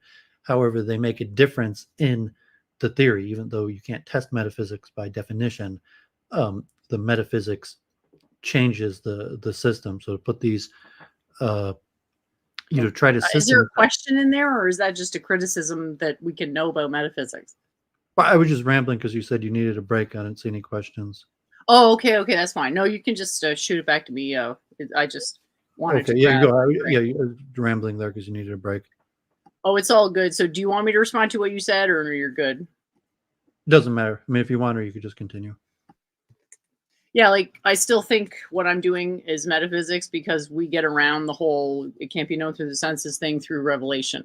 Like, everything authoritative is grounded in revelation. And I don't want to go into all that right now, but this is not anything different from anything else ever said in traditional Indian epistemology. So I would be the one going against the grain to contradict what I'm sure sounds slightly strange to a Western audience. But basically, we go to You put in that physics. terminology. I mean, not to get off too much, but you say if the metaphysics kind of based on like the Platonic forms and like the cave, where it's working with the assumption is that these are unknown and can never be known. So if you have a Vedic system, that you say, well, you reject metaphysics, you're rejecting the Platonic understanding that we can't know these things. And so Yeah, I'm saying we can know them through terminology. revelation. I'm saying we can know them exclusively through revelation. Yeah, so but I mean, say like, well, you're arguing with the Greek, so to use Greek terminology to argue. Yeah, with the well, Greek, that's hardly news. yeah, but I mean, that's where the nomenclature convention comes in, because you're really arguing against metaphysics as opposed to creating a metaphysical system. And same problem I had with Ashish Delela, where Well, no, I mean I'm offering a metaphysical system. I think it's the category error, because no, you're Okay, well, whatever. You can call it a system of definitions. If you don't like me calling it metaphysical, that's fine. you're arguing against the very existence of metaphysics. Oh, whatever, that's all it is. Metaphysics has these Greek presuppositions about what can and can't be known. So if you so I'm not doing Greek metaphysics. I'm still doing metaphysics, though. It's just not Greek metaphysics. Big deal. Yeah, I think everyone knew that already when I said like 10 times I do Hindu metaphysics. Well, then there's the problem of the word, that metaphysics isn't the right word then. There's books written on Hindu metaphysics, so take it up with those authors. I picked the word based on what other authors were saying, so feel free to state your opinions, but I'm going based on my own experience. Yeah, that's great. Take it up with those translators. If they made mistakes, it's my duty to carry those mistakes forward, because what's important is that I get across the important concepts, and that concept isn't important. Again, that's something you have to decide as a philosopher. You have to know, based on metaphysical primacy, what's actually worth talking about, which is very complicated. So that's why I've had this, general overly confusing to, if you're talking to audience who are familiar with the Greeks or unfamiliar with the Greeks, and then this basis of how we're using vocabulary that could really derail any conversation. Yeah, well, if you want to presuppose that metaphysics equals the Greeks, then I'd say you're the one with the conceptual limitation.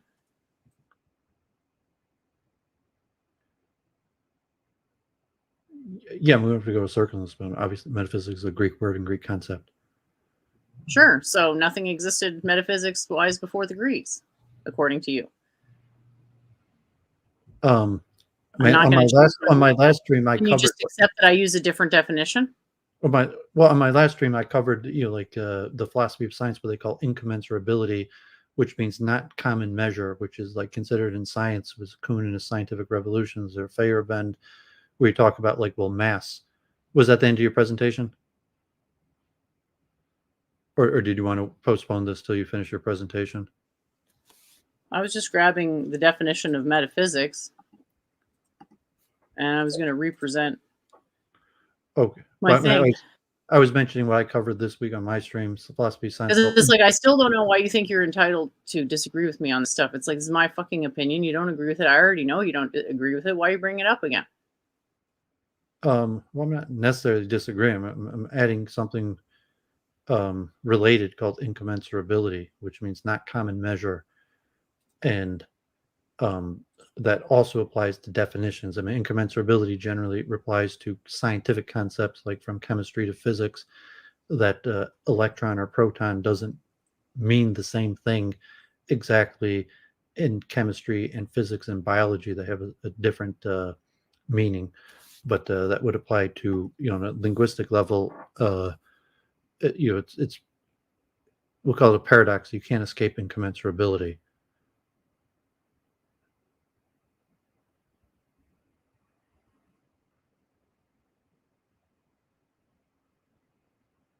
And you're muted if you're trying to say something, but you can go back to your presentation. I'll mute.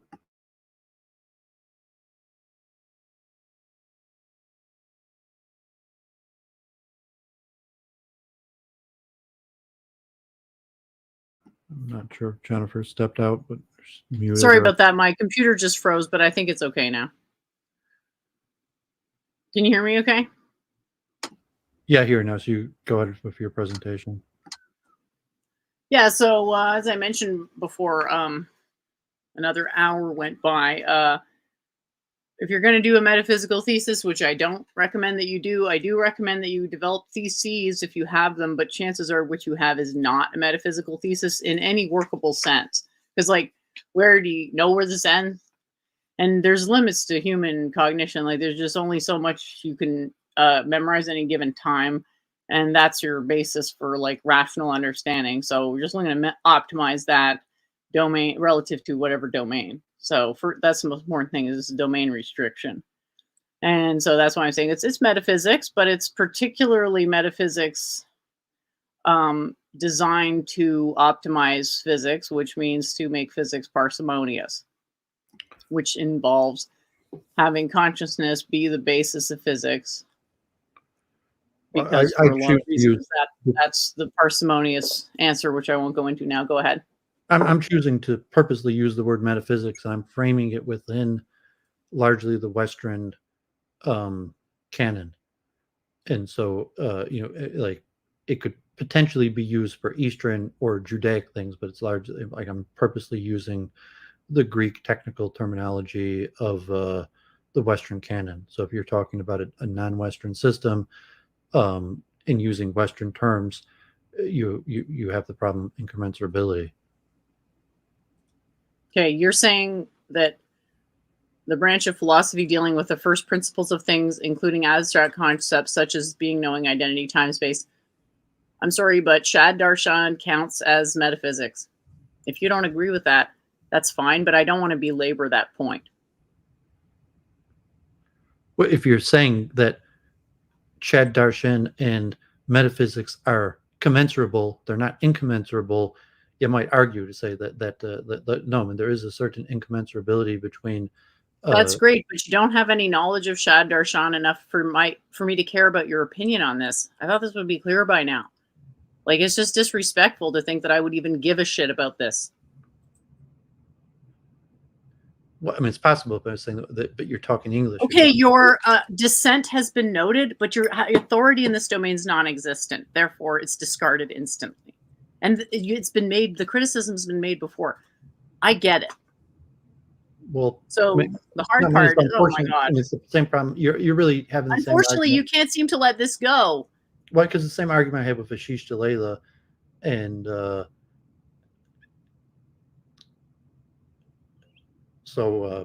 yeah, you could just finish and I could make my point after, or I could make it tomorrow when I do weekend review solo, so we don't have to argue over it.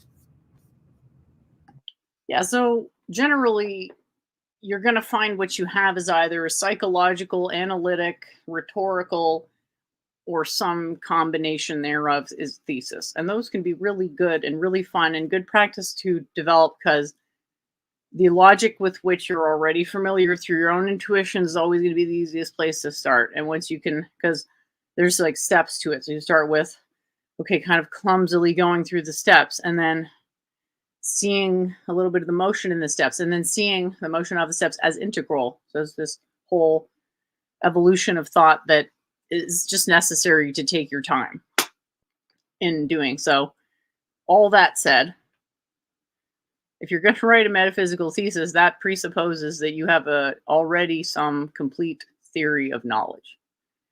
And who has that? Only people who, if you had one, you'd know.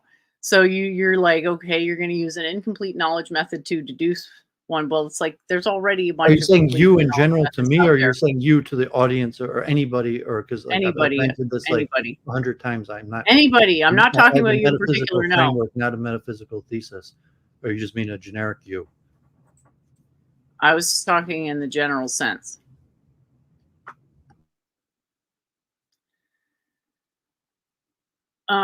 Obviously, what I said before still applies to you, but in general, I know a lot of people want to posit what amount to metaphysical theses, and I just say, like, it verges on disrespectful to do that. I'm not saying it is. I think you should try, but don't be surprised or disappointed if you fail, because you'd have to already have a theory of knowledge that could be somehow better than the traditional theories of knowledge, which, if you understand what those are, you'll realize there's no better way than direct perception as epistemology for certainty. So there's just certain things that, through their very structure, impose certain limitations that have already been optimized historically. So it's like, okay, you're going to posit a metaphysical thesis. Why? Why not just familiarize yourself with extant metaphysical theses and just realize that one of them is going to accord with your aesthetic preference, or some version of one, hopefully. Otherwise, then maybe you can take up a metaphysical thesis if you're that much of a connoisseur, but still, you're going to have to acquire a transcendental knowledge, aka a complete theory knowledge, at some time to even think about starting to talk about metaphysics in a way that's going to be useful to people. Well, I mean, just to put myself in the current framework of ideas, the main school of science right now is scientific realism, which comes, I did the due diligence, like of the Vienna Circle, the Neo-Kantians, mainly Rudolf Carnap, who rejected metaphysics. He claimed that metaphysics was obsolete and unnecessary and basically all false. And that comes to the main school that represents about 40% of scientists today, which is called scientific realism, which is basically claiming that science is what's real. There is no metaphysics.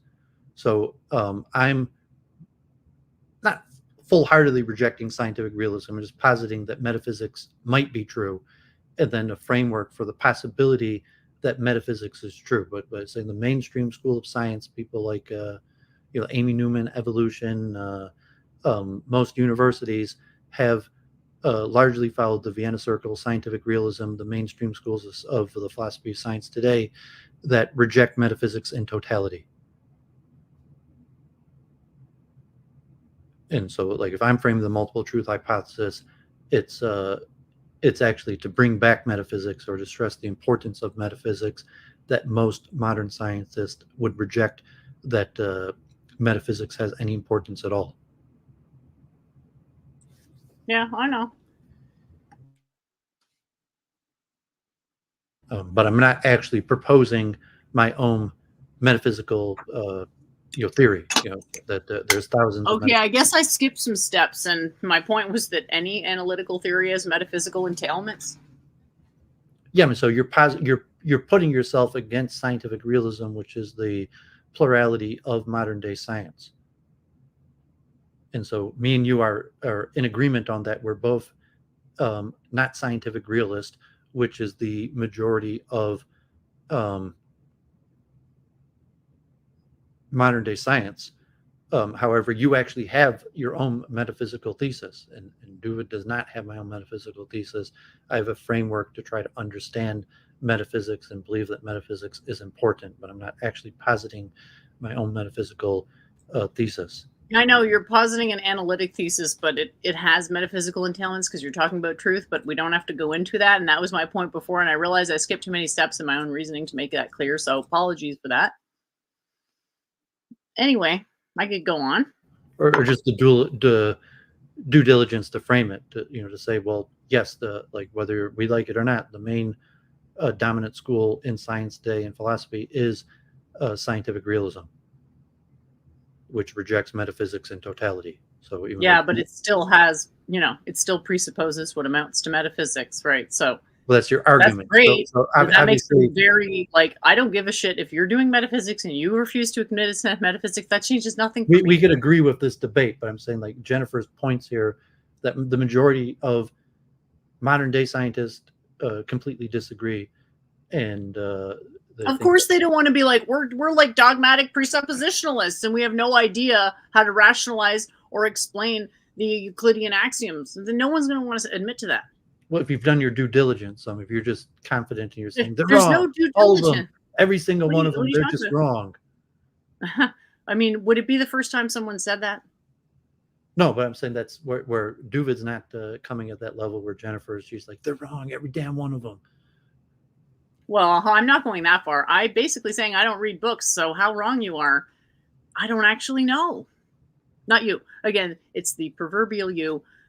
I don't actually, I'm thinking of other people that I suspect are developing what amount to metaphysical theses in the hopes of them constraining their domain to something actually workable. Yeah, but And so the average my point person, here the was that average just because I can scientific make a realist, metaphysical thesis, first of all, just because I can do it doesn't mean you should think you can do it too. And second of all, I am drawing on traditional metaphysics. I don't feel this is my own invention, at least not completely, and perhaps yeah, but not that's any where you part of it. confuse, because I don't claim to do this. Like I talk like Kabbalistic, I don't Jewish. think you are. I'm talking about my own audience. It's not about you. It's fine. Okay, well, I mean, there's only a handful of people watching, but saying that. Yeah, but Yeah. people will watch this who will realize, oh, Jen might have been talking about me because they've Jen see me make fucking what amount to metaphysical theses? Nothing to do with you here. Okay. I mean, Anyway, yeah, that's where it comes like, well, if you're a scientific realist, I was saying metaphysics before you were, by the way. So to say that you're going to fucking arbitrate the definition of that word is just like shocking. yeah, I'm not sure. Like, I'm pretty sure. Like, I heard about metaphysics in junior high school already. It's like it's a common thing. Like I read my Plato Right. and Aristotle in high school already. Which of us was arguing on the basis of metaphysics first? Which of us learned their rhetoric on how to argue about metaphysics from the other again? Remind me. Yeah, I mean, you have to show like a reasonable. Anyway, yeah, I have to prove that I'm the one who taught you about metaphysics. Anyway, I mean, you taught me some things point about being, metaphysics, but it's like that's no, I mean, fine. metaphysics is a known subject. I mean, even if you have more knowledge about metaphysics or physics than that, like I still took physics and metaphysics way before I ever met you. I have books on my shelf on metaphysics that I read before I ever met you.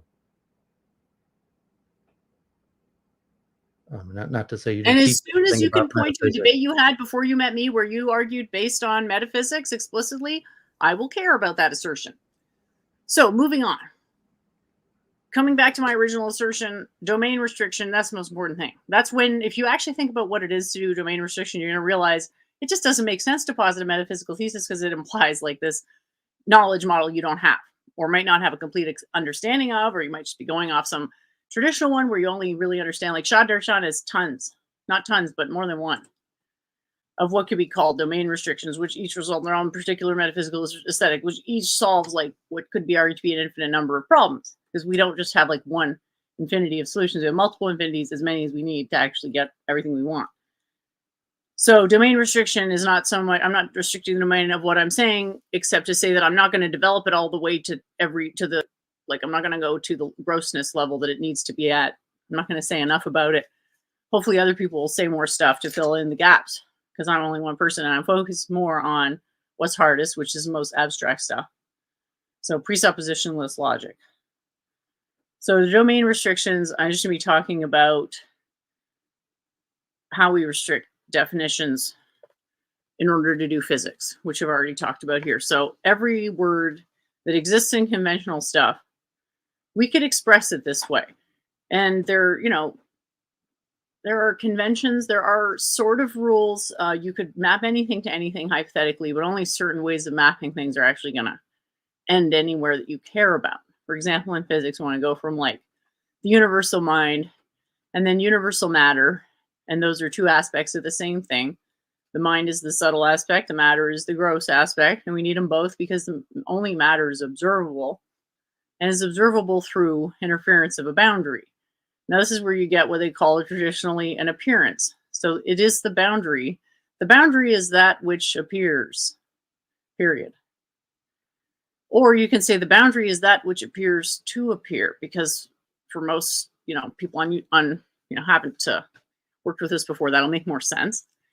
And you can just see that this is true through conventional experience, that there appears to be a shape to the things that we identify with words.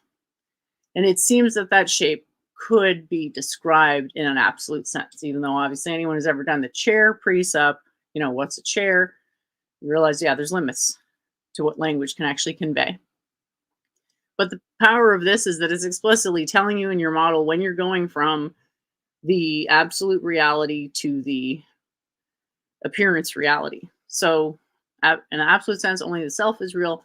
But then we have mind and matter, which are aggregate processes of the self, which are just as real as the self because they inherit all their realness from the self. So all that's happening between self and mind is unity. So bunch of stuff, and unity is just taking that bunch of stuff and then perceiving it as a single thing.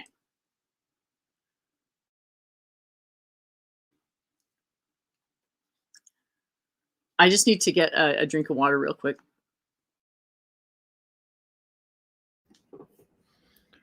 Okay, yeah. So hopefully, towards the beginning of the year, I'm going to work and you put forward something on the multiple truth hypothesis in multiple forms, and I'll probably start with interfaith, and the most difficult part will be probably, I mean, for most people, will be the logical truth discovery function or some sort of symbolic representation, and even a question of how is metaphysics represented? Would it be represented in symbolic form? And so I'll have to do the due diligence. That's why I said it's going to be a few months to do the due diligence on metaphysics. And there's a lot of difficulties. Like I've looked at, and a lot of it will relate to logic. So people who follow Week in Review over the next, and the Philosophy of Science series, after I finish Philosophy of Science, I will move into metaphysics and we'll look deeply into things like grounds, first principle, cause and effect. And as with everything, there's schools of thoughts and multiple theories. And if you're educated, you might be familiar with this, and so you realize that there's a school and you fall into a certain school. So like when I covered in the Philosophy of Science, and I read out Einstein's Philosophy of Science, the whole thing on the Stanford Encyclopedia. Einstein was a pragmatist, and scientific realism generally goes together with pragmatism. And you say, well, no, you do need metaphysics. You can't be a scientific realist and reject metaphysics. You still need it. And the scientific realist, okay, there's Gödel's incompleteness theorem, and there's still Hilbert's unanswered questions, and there's a lot of problems in basically everything. Everything has more questions than answers. Proof theory, model theory, and you get a reductionism, which I covered in depth a few years ago. Is there even such a concept of reductionism? And if you do believe in reductionism, can you reduce? What are you reducing to? Are you reducing biology to chemistry to physics to math and logic to metaphysics? Is there a direct chain of reduction? And every single one of those is disputed, whether there isn't even such a concept as reduction. And if you believe in reduction, there's different schools of reductionism. And once you get into a school and you accept it, then it'll basically be a symbolic representative form. And then there's the various methods of symbolic representation, like the terminology of people who studied symbolic logic or mathematics, where you have the different conventions of symbolism, like the Phrygian piano, Russell, Ramsey, and I want to go into detail and like do the due diligence. And it's like my dad, thank God one of my most popular videos is the tour of my math and physics library, and saying my dad's, almost all of those books, like 80% of them, my dad gave me. And, so my dad has hundreds of Springer books, and, he actually has a master's degree, but he had hoped to go through them. And I don't think I'm going to be able to do that. But I think, from doing my research, that the multiple truth hypothesis helps me understand it. And but yeah, I got to start publishing some stuff, and work with some examples and different people. Probably the most important, the most interesting to people will in fact be the interfaith and the comparative eschatology, like with Kevin McCarran, and like Adam Green, where we talk about comparative eschatology, Claire, and those are my most popular conversations. Although from my own perspective, I'm actually more interested in the philosophy of science. I definitely have huge interest in the spiritual and the interfaith, and I want to. Part of the main reason I'm positing the multiple truth hypothesis in the first place was to legitimate spirituality, because the university system, scientific realism, is the mainstream theory, and it basically rejects. No one cares. Not no one, I care, but like what Jennifer's saying, most people just don't care. Even like, Judaism or yoga or a spiritual system, it's just Luckily, I don't care that they don't care. So we're right back to where we started. Yeah. So, but to represent this in different formats. So, hopefully I'll finish with my due diligence over the next few months, and then that will you'll give me the courage or encouragement to start writing and publishing that I'll have done the due diligence to be able to quote the names and use the terms. So like these like infinite regresses that we get with Jennifer and these definitions. And I mean, just because I've done the due diligence doesn't mean the infinite regress on definitions won't occur, but at least I'll have the knowledge base to frame it in the Western canon, like I mentioned, like active inference or something like that. Even published authors, people with PhDs, like even Kevin McCarran. Just to like I was talking to my brother about chess and the scientific expertise. Like I've done like I was mentioning the names of the papers and the year in the researcher, and like Chase and Simon 1973 perception of chess, Arthur Miller 7 or plus or minus 2, these various things. Just like, no, I've done my due diligence. This is the name, this is the paper, this is the year, this is what it says. So that's why I'm going to continue. I think I got a few more months of doing that, and I'm feeling pretty good about that. And that would just be even to legitimate that why I find what Jennifer's saying is even interesting. Because I mean, obviously Jennifer has a crowd of people that find that we should say things interesting, but the plurality of the the Western dominant scientific realism, like this isn't even interesting to them. But did you have more to cover? I haven't even started my explanation. This is just the preface. So Okay. the important thing to remember here is that we can go self-mind matter and haven't actually lost anything because we're still talking about the universal matter. So to say I'm thinking about all the matter in the universe is like a bit of a simplified version of saying, well, I'm acknowledging the non-dual self. So when we're doing physics, we can really pretty much start at matter as long as we understand that it is animated by a single principle called mind. And then if we need to go into the specifics of mind, understand that the mind is modeled as having an irreducible component called the thought. And then the thought has an irreducible process called consciousness. And that's the pathway of differentiation. So a thing is unified and to irreducible components through an irreducible process. So that's a basic model for how we look at basically anything. And we won't go into that too much because epistemically these things are not that interesting because we actually cannot access self-mind, thought, or consciousness or the mental pathway. That's not epistemically something we can access. So just definitionally, like I don't want to go into a big explanation as to why you can't perceive the ground. It's the same reason you can't prove axioms relative to the truths that they generate. So just leave it at that. The mental pathway is not observable because it is itself the ground of observation, but we can still have a parsimonious understanding of its basic fourfold components, which is non-duality, unity, irreducibility, and then finally a process relational impermanence, which means that in itself it is undergoing the processes which bring it into being such that its substance is motion itself. Once again, more of an abstract metaphysical topic that personally I love to go into this stuff, and it's like fun. I'll talk about it for hours if someone's down to go into that stuff. It's like, yeah, but we can't, we can't perceive thoughts. We are ourselves the appearance of thoughts as epistemic agents. So what we experience and what we might call a thought is actually a perception. So it's a little bit different of definitions, but it's meant to accord with intuition. It's just that it takes a bit of time to train your intuitions properly because there's vestigial baggage in intuitions that like we just don't need it. And it's maybe counterproductive. So we're looking at, kind of a diamond in the rough. Like Aladdin wasn't perfect, but Jasmine did what she could, so to speak.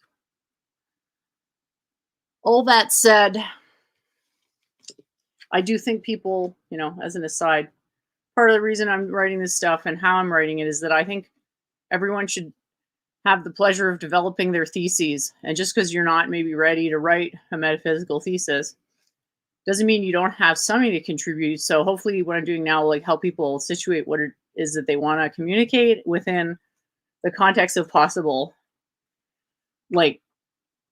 theses that one could communicate. And I'm presenting as well a way to write essays that will be consistent from applications all the way up to general metaphysics, which is useful because my system is meant to be a way to have a thought process that's not inconsistent with traditional Indian epistemology, which for most Westerners is just too foreign, too far away. So this is a way to kind of get to a point where do you understand where the balance needs to be between your intellectual and rational sides?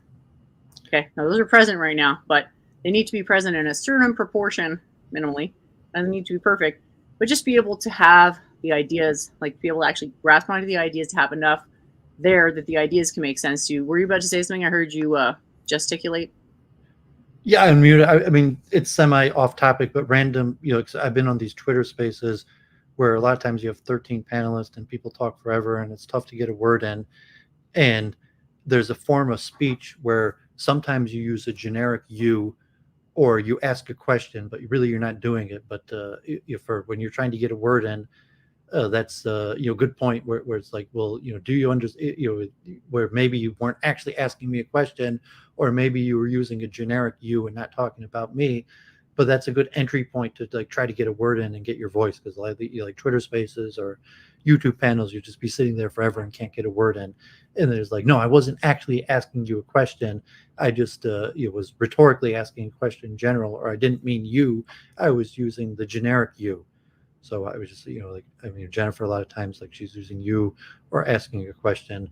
So I was just thinking that I thought I'd throw that in there. I guess I'm saying you as in not me. And you're not asking. And when I say we, I mean me and everybody else who believes the same as I do, because I don't want to make it seem like I'm the only one who has this opinion. So we is me and everybody else who agrees with non-dualism, and you is everybody who's not me. So sorry for sounding more harsh than. Well, it's just, what I'm talking about here, really, you're not point. even the main person that I'm thinking of. I'm not actually even thinking about anybody. There is nobody I have in mind. It's just that over the years, I've seen a lot of people posit what amount to metaphysical theses. I've studied the history of metaphysical theses. The success rate is low. Yeah, and he phrases a question. Actually getting anything out of it that's worthwhile to your overall learning is hard. So I'm trying to help people get something out of that, what I know will be an eventually doomed to fail process, and eventually narrow down the scope of what you're saying and realize that it's not the end of the world if you can't posit a metaphysical thesis. There's actually tons of theses you can posit that aren't metaphysical. Like the way GPT works is not a metaphysical thesis. It's a set of logical assertions. That was probably way more interesting. So the idea, what I'm trying to do is just get you as abstract as you possibly can within the domain that you're actually in, based on what your assertion actually is. Again, that's not you. That's just anybody who wants to use my method. Well, and your rhetorical use of questions, that you're not necessarily looking for someone to step in and answer. And then just random, what I've learned over the last few months of Twitter Spaces is that's a good way to steal the stage, because I didn't actually want to answer your answering question. A rhetorical question. Yeah. Well, you'll notice that some people will pause a little bit, and that's sort of, in my view, an opening to, yes, it's rhetorical, but if you want to interject, that's actually fine, because if you're lost and confused on something, and people in the chat should feel free to just ask whatever questions if something isn't making sense. Like if I'm talking to you and I haven't made sense for more than 10 seconds, you should stop me. Yeah, and then Twitter. I'll go back. I don't want to just talk if there's no chance I'm being understood. Like here, I know I've talked to a lot of people before. I know there's at least, whatever, I'm not even going to speculate a number, enough people out there that have had no trouble following everything I've said so far. Yeah, and in a Twitter space, it'd be more just to get your voice and even steal the platform. I might pretend like I'm answering your question, But really, I just want to get my voice in. I'm just going to pretend like I'm answering your question. Once I've started talking, then I'm just going to steal the mic and run it to myself, and not even try to hand it back to the person's question you were answering. So like, just notice that that's somewhat the only way to get your voice heard on Twitter Spaces, and it's a question of rhetorics when you do speak like that. These questions of the yous and the we's. Well, there's also the comments, if you want to say something in the comments that someone might respond to. And sometimes it's not clear, like whether the person actually does want you to jump in. I mean, if it's just two people, it's just me and Jennifer now, so it's not like a Twitter space where I'm just trying to get my voice in. But like, does she actually want me to respond to her questions? And it's like, no, most of them just rhetorical. Well, I don't consider you my student, but if you were, I would be honored to have you answer my questions, my hypotheticals during explanations, because I like to see students perform. But if you wanted to answer, if you had, or like, I don't, I want criticism. If you're talking about giving criticism, like, it's going to be kind of criticism I'm actually going to be open to. I'm not going to change the definition, because I've chosen definitions based on conventional association, and conventional association is not going to change without me changing it. So I don't see any reason my definitions would change on the basis of you being like, well, the Greeks don't agree. So I don't know, is this just like a trolley, kind of like friendly trolley thing or what? Or you don't realize it, but yeah. It's a definitional regress about incommensurability. I'm saying it wouldn't be a troll. If I'm not purposely doing a troll, it'd be more a definitional regress to solve a problem of incommensurability. Okay, well, does that only exists in your worldview, not this one, right? Because we solved that by directly perceiving knowledge from revelation. So doesn't need to be gone into any more than that. It's just a different framework. And then the result of thinking that way is just all these other conclusions that it makes sense to call them metaphysical, because obviously you can't prove everything in a classical empiricist sense. Doesn't mean it's not consistent with empiricism to the extent that empiricism is correct. Just means that we care about basically the stuff prior to empiricism a lot more than empiricism, because empiricism is just one skill. It's just perception. And then you can be good at various types of perception, but a lot more interesting to go into epistemology and metaphysics, in my opinion. So yeah, I was thinking of like presenting it and more of a textbook. So basically telling people in the beginning, like how you should approach this is just, there is something you have to memorize. And that's why a lot of it's based on math, is that if you've already memorized math, physics stuff like linear algebra, eigenvectors and that, you can memorize this because it's pretty much the same amount of information, although the concepts may be slightly more, obscure. But in terms of informational density, that's what I'm grabbing off of.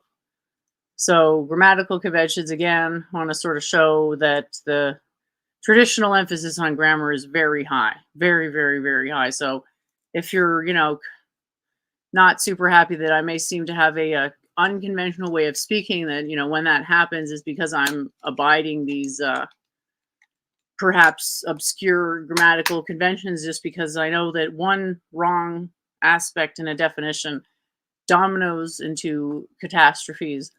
So just as soon, not say something if it's going to be taken the wrong way, / hold myself to a standard that is consistent with you can call this a logic if you want to, but it's a metaphysical framework. So it's basically consistent with the logic of my metaphysical framework, which, conventionally, what the hell is that? You just shorten it to logic.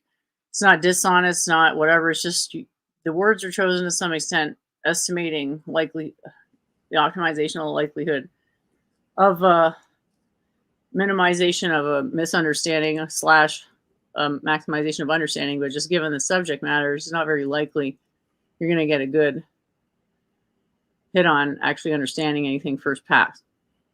Yeah, well, if you have a causal structure, if you have a reductionary or causal structure that leads to metaphysics, because causation is one of the fields of metaphysics, or grounding reduction. So if you're making if your charts and general diagrams that you may or may not be saying that one thing causes another, or that one thing reduces to another. But then if you are saying that, I'm saying that causality is a presupposition of physics. I'm saying causality is a presupposition of modern physics. And I don't tend to reference causality directly unless it's in an applied field, which we aren't talking about applied fields here. Well, I mean, causation is one of the major important fields of metaphysics. Great.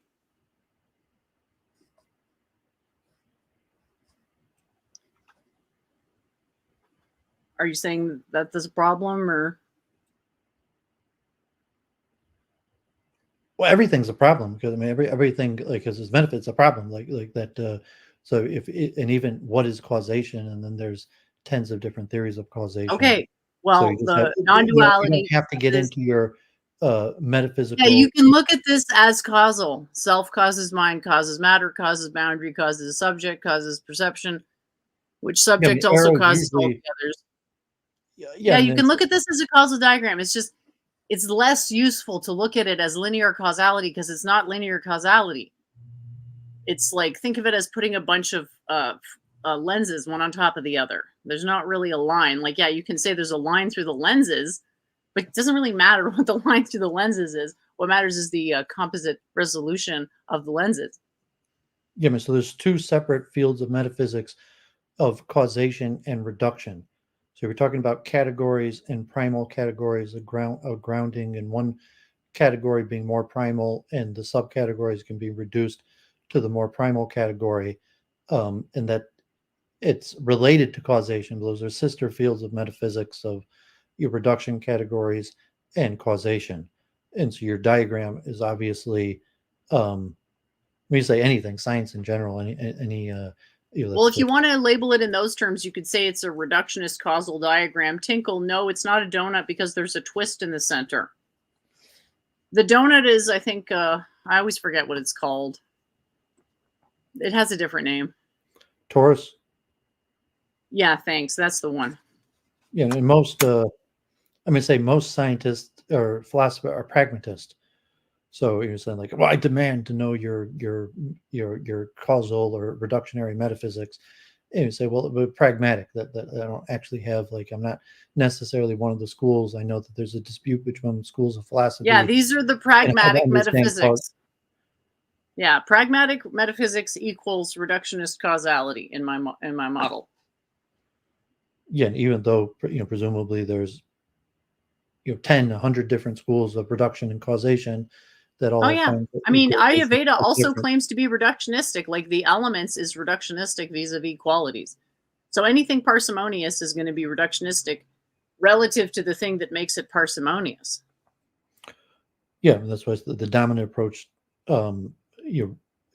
Definitely since Einstein, but even before him, of the neo-Kantians, was a move towards pragmatism. Yeah, so because pragmatism is so popular, I present my teachings in a pragmatic way. But if I were presenting them to a different audience, they'd still be pragmatic. They'd just be pragmatic for something that was not conventional. Whereas physics is relatively more conventional. Because it's like, well, yeah, well, maybe I can see that what happens in physics actually does affect my life. Whereas maybe the truths of religion affect my life. It's not self-evident. Maybe the truths of philosophy affect my life. But physics seems harder to dismiss.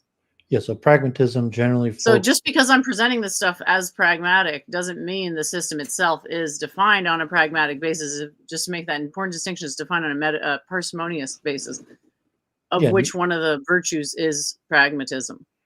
Even though to some extent you can never escape definitional regresses, the pragmatism aims to avoid. No, this is closed. There's no regress here because it's closed. Everything is contained here. There's no definitional regress. It's a finite number of definitions enclosing all the concepts that you need. Yeah, but so there's no regress here. Any one of the concepts. And so the pragmatism. I understand what definitional regress is, and that's why it's hard to make a metaphysical thesis, because you need to circumvent definitional regress while still maintaining a semblance of coherence, which is obviously really hard because you need to navigate the boundary between conventional and absolute truth. Well, that's the other thing, that pragmatism aims to avoid definitional regresses and aims to avoid disputes over coherence. They say, well, even if it doesn't cohere, you're being pragmatic about it, that even if you could say, well, is it really coherent? Is there contradictions between terms? That the pragmatism is like, okay, we're going to move forward, even if there is incoherence without precise definitions.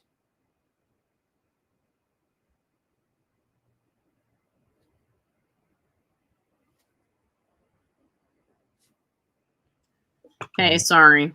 You go ahead. Just had to answer a question. Yeah, so that said, now I feel like I've been sort of circling this topic for a while. Domain restrictions, definitional modality, similar systems. So basically, I'm going to present like how to think about this stuff by giving a limited historical context at first, which starts here with the grammatical convention. So grammar is super important, and if you actually go to study the Vedas, a lot of it is grammar and pronunciation. So it's not just word order. Grammar has a much more general definition, just has to fundamentally do with intonation, what you mean when you say something. That's very important because part of the virtues of the system is that want to be able to speak in a way that conveys our truth.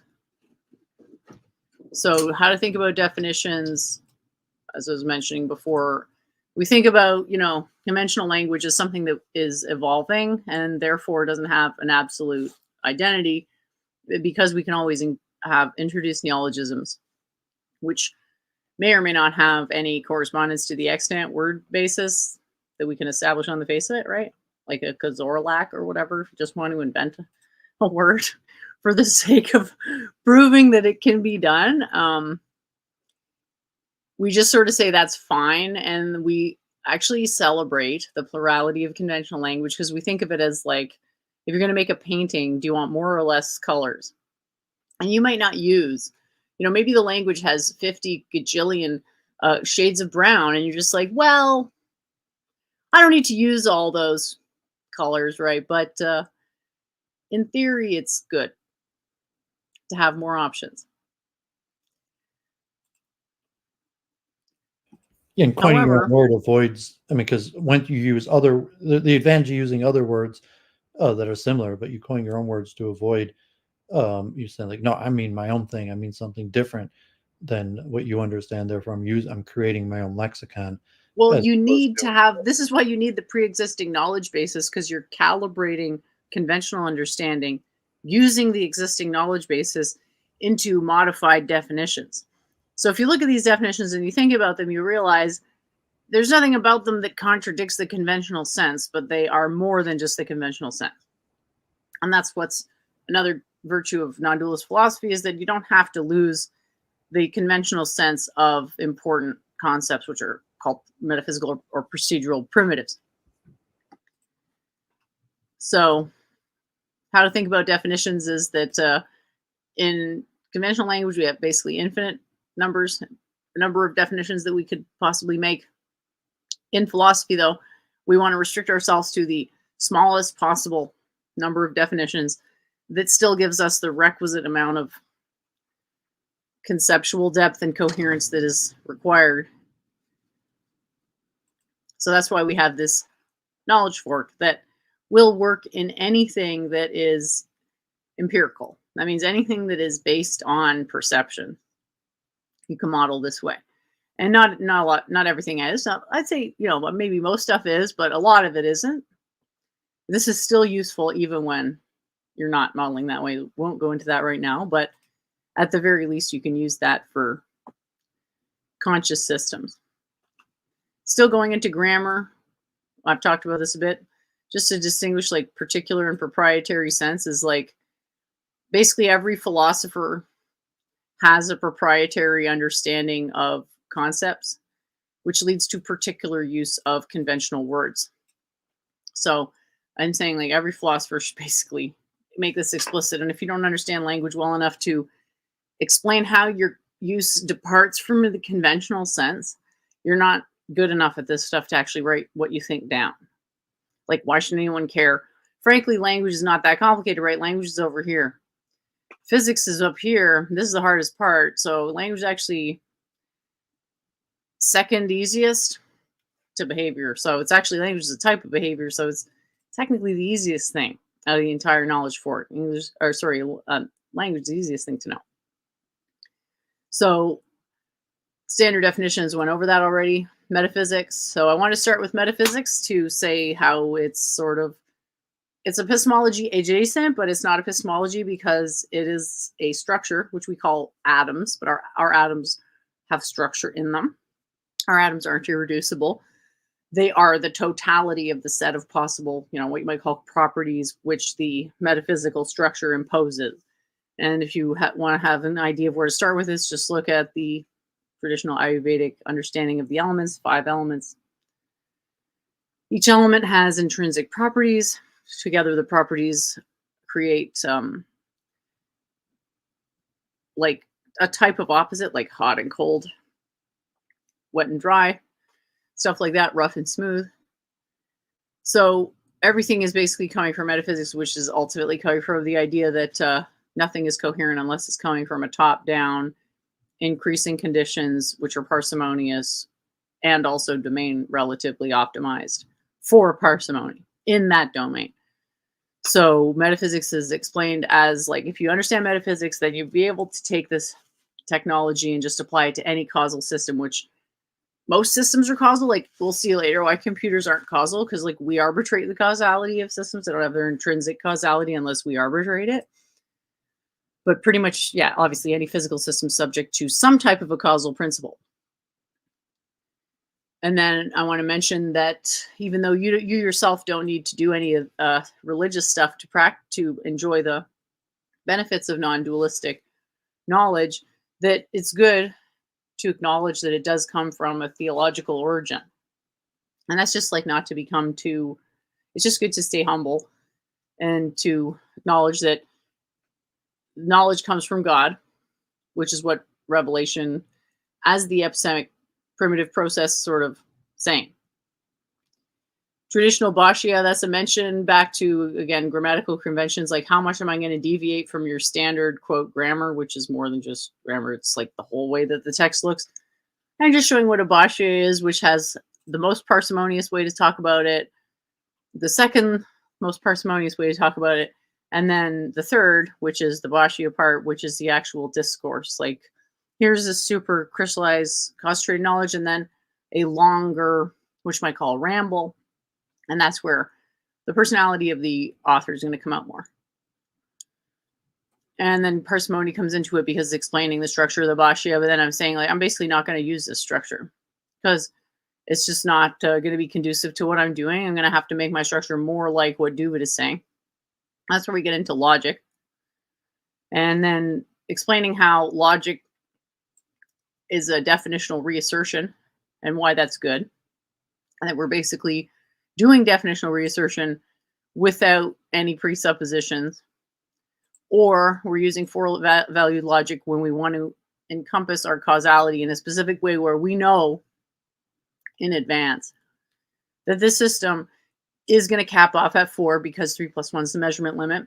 So if we can map our system to the measurement limit, then we know it must then admit a 4-value decomposition. Then we would be jumping into epistemology, which is how we discover non-dualist logic. So again, logic's got a slight different definition. It's going to be a more encompassing definition of logic.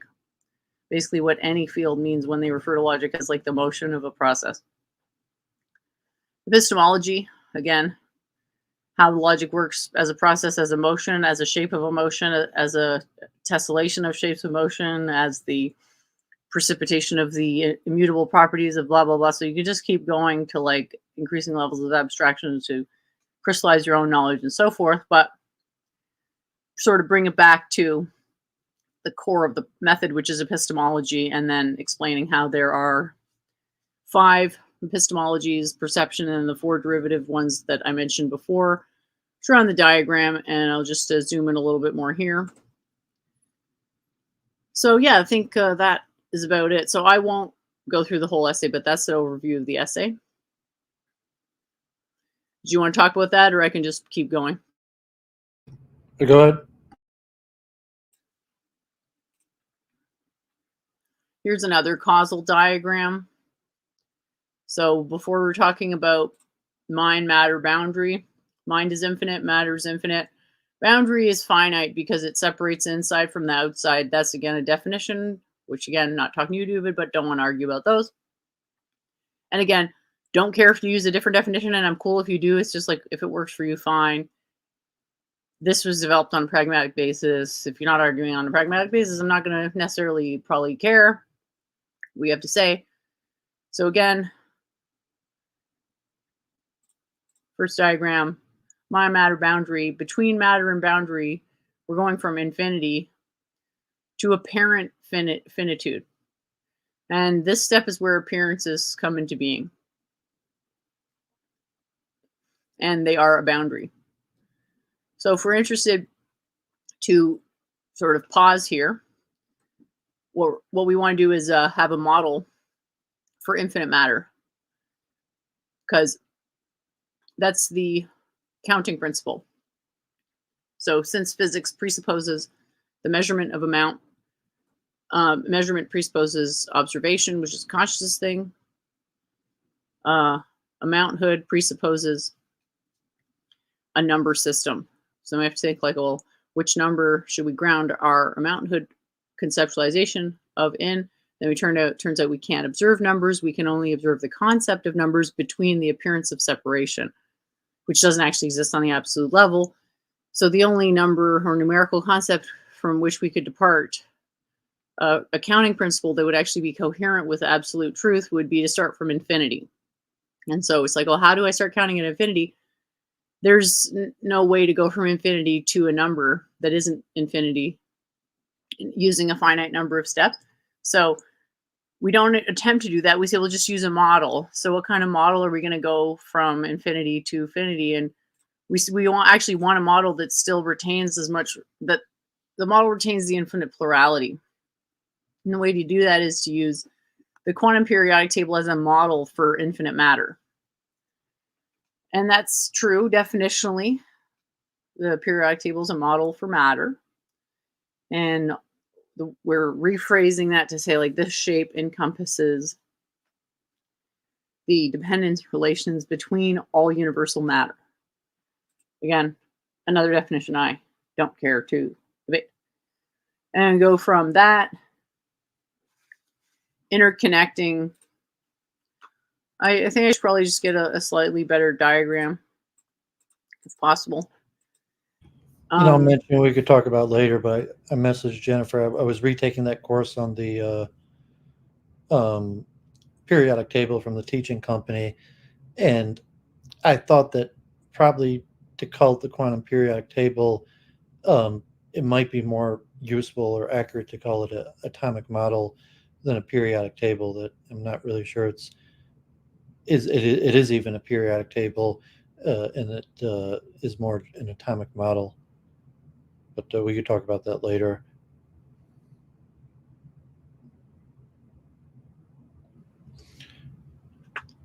Yeah, I'm just trying to load another image, but my computer seems to be having trouble with that.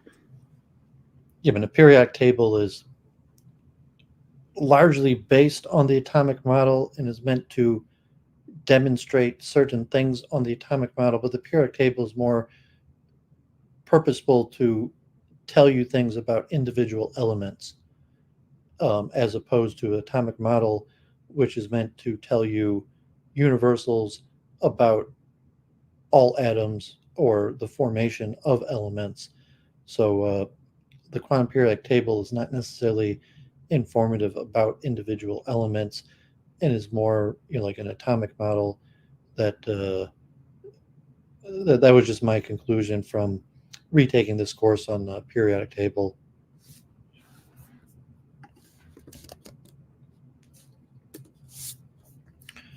No, but let me see, Jennifer's still getting that.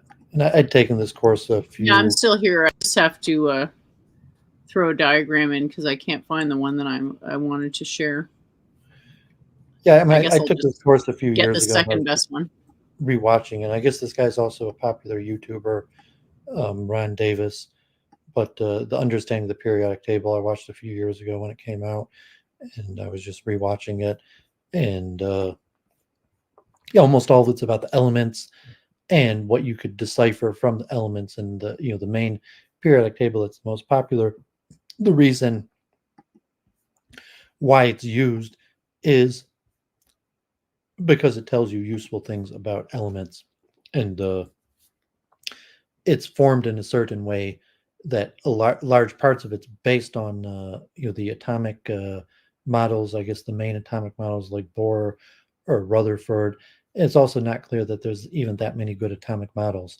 But yeah, I'm not sure. I mean, I think Jennifer maybe even agreed with me that it is more an atomic model than a periodic table. But at this Well, I point, mean, I don't want to call it that because there's no atoms in this model. So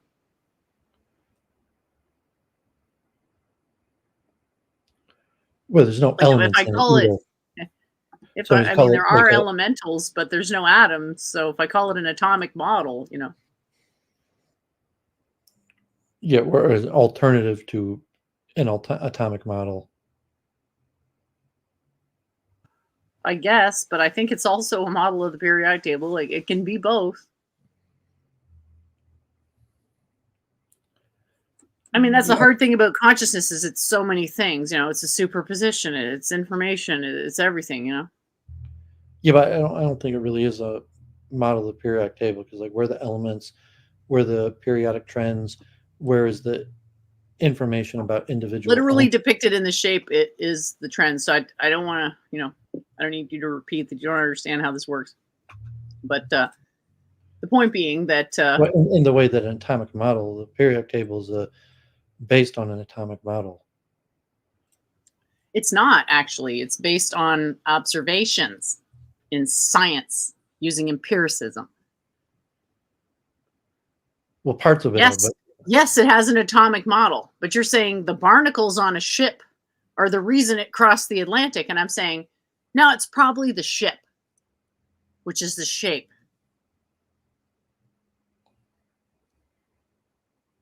So you're now making a category error by saying that because a model has some things right, every single aspect of the metaphysics of that model are somehow accorded some sort of epistemic privilege. yeah, I mean, Tinkle's mentioning, I didn't That's see insane. Jennifer's model, and in fact, my high school chemistry teacher did like some sort of like presentation. I joined the Zoom call and asked her about it. I even did a screenshot and shared that with Jennifer. She had a different 3D periodic model, and when we took chemistry in high school, she told us that the periodic table should really be three-dimensional to represent all the data, but we just used the two-dimensional one, and she had an alternative 3D model on her desk, but it wasn't Jennifer's model. It was different. It wasn't her model. It was Well, one of the not historical. everybody can incorporate all of the dependent arising at once. So it takes a certain pre-existing knowledge basis, if you will. So And that 3D model was more conventional, that it had numbers and elements on it. So I mean, Jennifer's doesn't actually have you can't actually, I mean, because it's 3D in her format. I mean, maybe she could try to do like a transparent or a different one, but it's not 3D in the way where you could see the number and all the elements in it. yeah, well, if someone is, if it's that important to someone, they can make it themselves. But if you can't figure out where the elements map to, non-dualism might not be the philosophy for you. Well, if you figure out, but that's why I'm saying that's more an atomic. I already know where the elements are mapped to. I made it. Yeah, just because I didn't label it doesn't mean I don't know where the elements are. But I think that's why it's not a periodic table; it's an atomic model. Anyway, because you can't look up an element on your periodic table. You can if you understand the periodic table. You evidently do not. Like, I don't know how many times I have to repeat, each of those spheres is 2 elements. Yes, you can look up an element. It's just pointless to do that because it's not an atomic model. There's no atoms. Stuff's not reducible. It's reducible to the entire thing. It only reduces to the entire thing. That's the whole point. Like, any individual component is not that interesting. Only the entire thing as a form is interesting.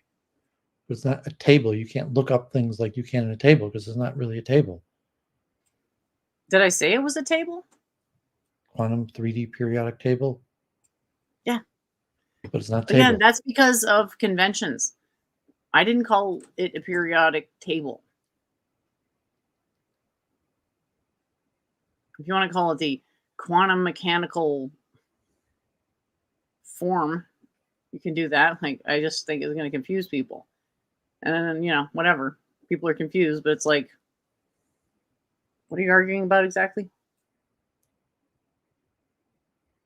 Well, I mean, to you it was an argument. I just said when I was taking that course on the periodic table, it hit me that I thought that what you call the quantum. Well, by suggesting that I could be table wrong, you is are more- starting an argument. Well, it's still a definitional regress.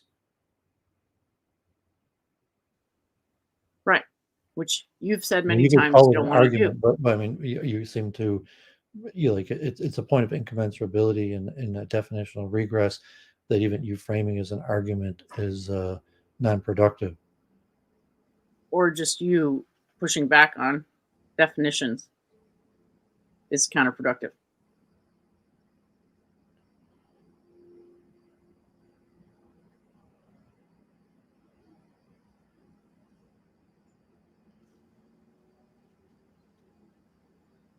So each of these shapes represents an idea.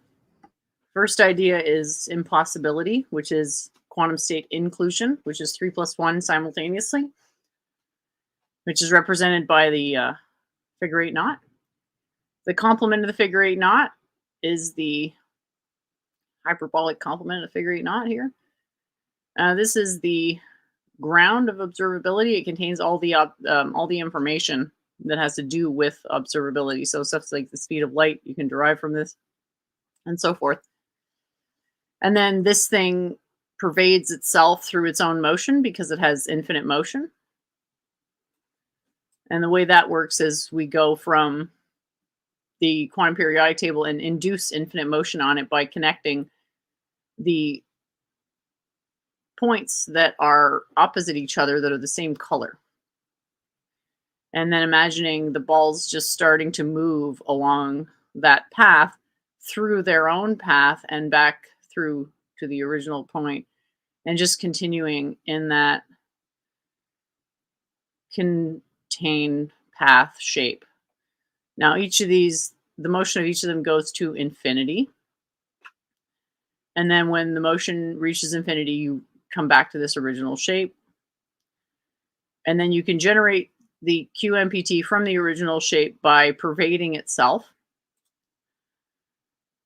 Which, let's see if I've got that diagram. I don't actually think I have that diagram loaded, so maybe I can get to it later and just go to the next part. But that's basically it. There's a way to go from one to the other, and so that's like your informational basis. And then from that, observable things are just subsets. So if they're biological, you would use this one. And then if they're inorganic, you'd use this one. And any observable system which is modeled with a matter boundary or a sequence of matter boundaries is some number of steps of a deviation from this original boundary or from this original boundary. So to go from here to water, I would just remove all of the components that didn't correspond to hydrogen and oxygen. And then what was left over would be my superposition for water. Okay, so I guess that's pretty much the intro.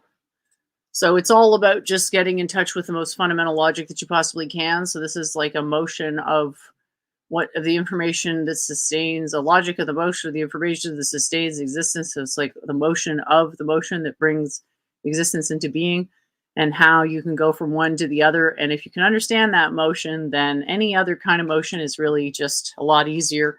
It's a particular kind of that general motion. So if you can at least memorize the general motion, every other motion is just, oh, okay, I see where it is in its stage of evolution, because it started out as this form, and this form continues to animate it, in which you might call it an atemporal causality model.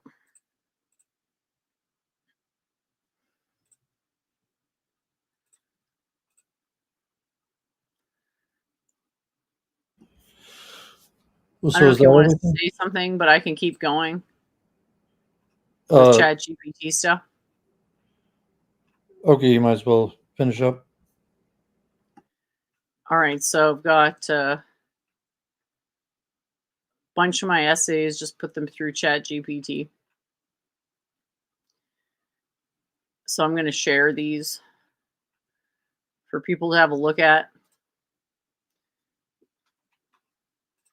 if they want. Let's see here.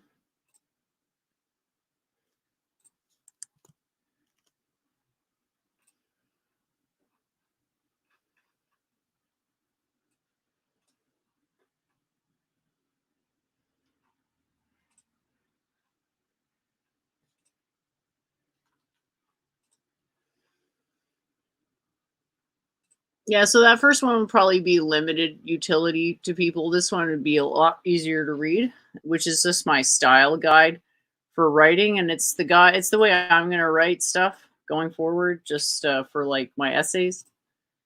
I do make diagrams sometimes that are, not essays, but if I'm going to write an essay, I'm going to try to hold myself to the standard, which is like a 5-part standard, where you have an intro,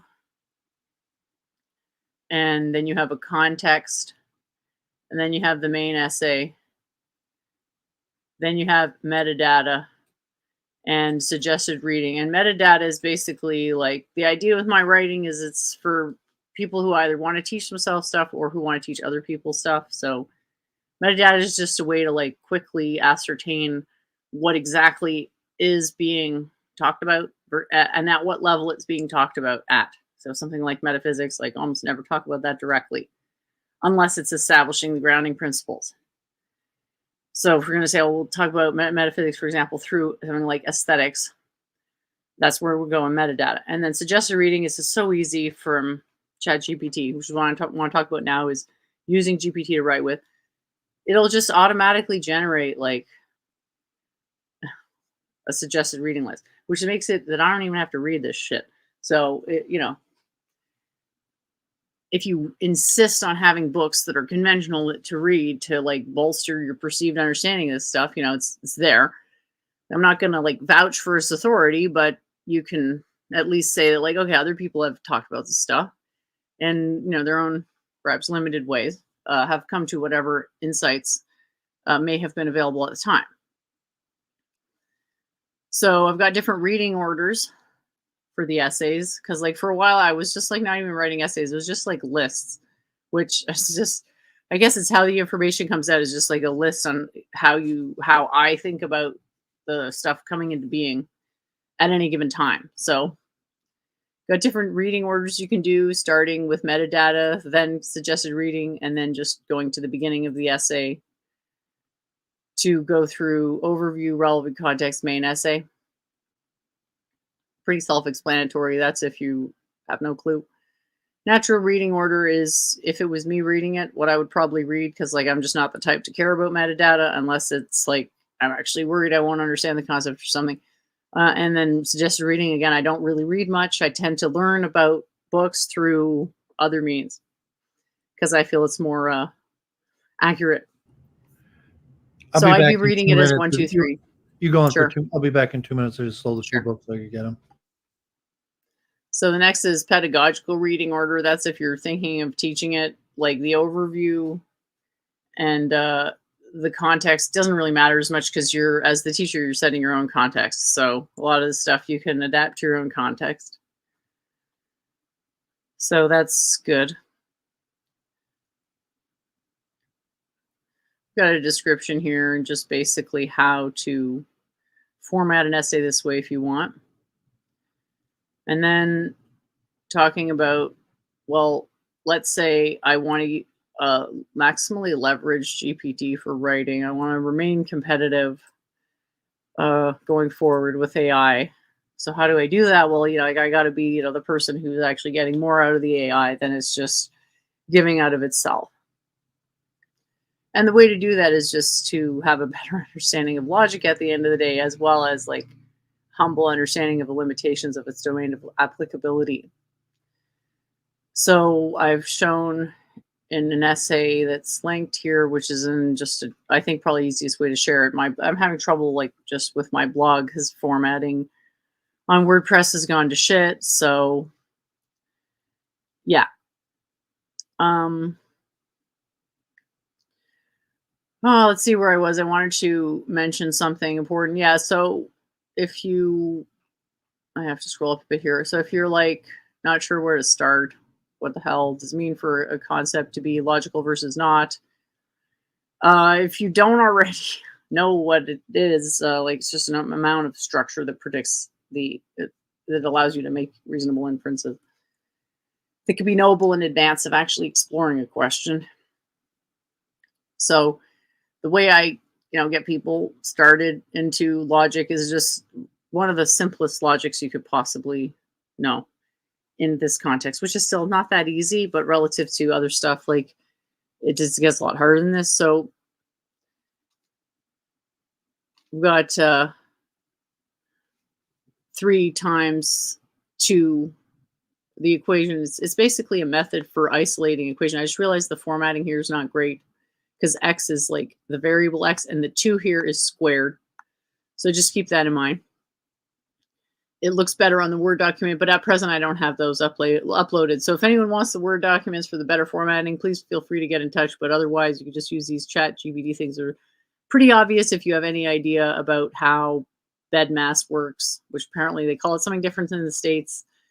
But yeah, it's the BEDMAS is basically how do you expand an equation. If I have, 3x squared plus 2x plus 9x squared minus 15x, like how do I simplify that? And that's done through BEDMAS. And it turns out you can isolate an unknown just by doing the opposite of BEDMAS and applying opposite operations one at a time until you've isolated the variable by applying the same method over and over, which is asking if x is isolated and then looking at the equation. Okay, it's not isolated. Why?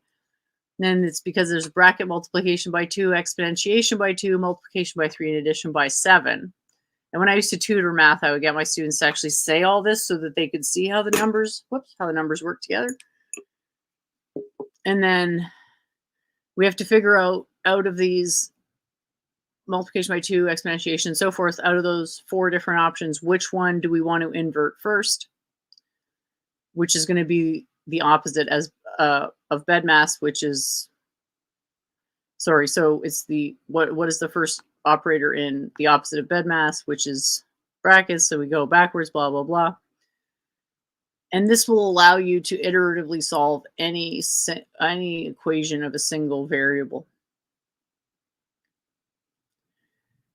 So obviously, like, you have to be able to isolate the variable, so it doesn't, like, it's not a special factorization technique or anything. It doesn't solve anything new. It's just for stuff that is fairly straightforward. It's a pretty straightforward logic that you can see exactly every single step. So this is how long it takes to go through it. So logic is not easy. And you're just applying the same method over and over and over again. The result's different, the implementation is different, but the method's always the same. So that's where you start to get a grounding just for what it means to be logical at all. And then you want to yoke that understanding to whatever it is you want to talk about by imposing the structure of the motion of the logical method onto the domain that you want to talk about. So that's where, the idea comes in that you would start with some basis of ideas you want to talk about and then improve your facility with logic and then breathe that insight into your existing stuff. Let's see here. It's got a funny name there. So I've asked it also to summarize what I wrote in my essays for a live stream. I've got the same derivation in the context of 2 different essays. I won't spend too much time on that. I'm sure people aren't that interested. And then I have also an essay on GPT-assisted writing, which is presuming you already have a logical thesis that you want to leverage GPT to write about. And that's just going to come out from like understanding where the information is relative to the prompts. So when you're starting out, you're probably making fairly short prompts, But as you go, you realize you can make pretty long prompts, and that actually makes it a lot better. But then there's a limit to how long the prompts can be before the computer kind of loses track of the coherent like flow of your overall like narrative or sub narrative. So it's an art. That's going to go into a bit and just show you like how effective this can really be when you actually are coming from an information rich, let's say metaphor, but just any kind of concept that is rich in information. So just something you can look over at your own whatever the word is. Enjoy. Here's the next one. So hopefully it won't be so boring for those who aren't interested.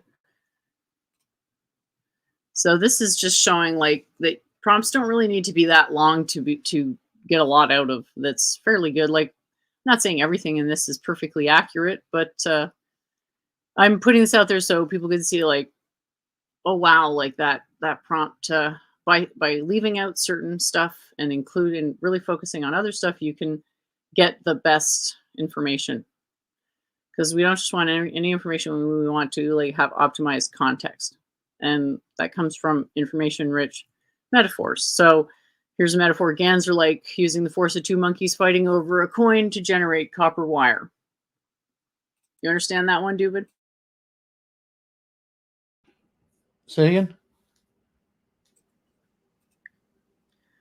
GANs, generative adversarial networks, are like using the force of two monkeys fighting over a coin to generate copper wire.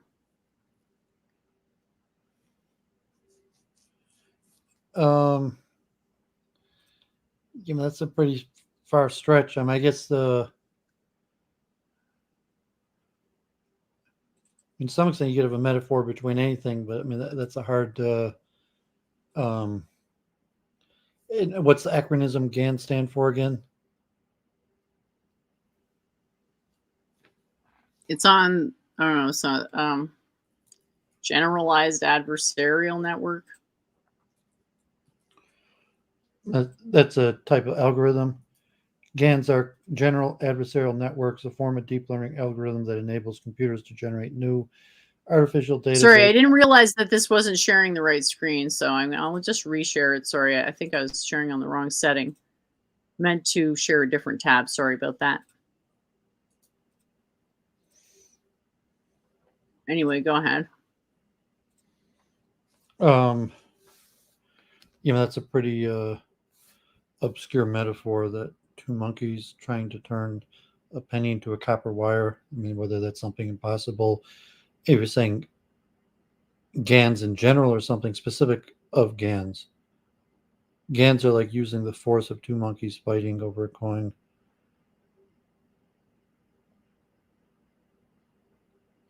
By drawing an analogy with a seemingly chaotic scenario that yields a specific structured outcome. In this metaphor, the forceful interaction between the two monkeys symbolizes the adversarial nature of GANs. GANs consist of two neutral networks, a generator and discriminator, engaged in a continuous competitive process. The generator aims to produce data that is indistinguishable from real data, while the discriminator seeks to correctly identify whether the data is real or generated. The ongoing fight between the two components drives the learning process. You'd have to scroll down, but I still don't. I'm having a hard time with this metaphor because I'm looking at that as being something like impossible, that I'm not sure two monkeys could turn a penny into copper wire. Yeah, but imagine they were pulling on it really hard for a long time.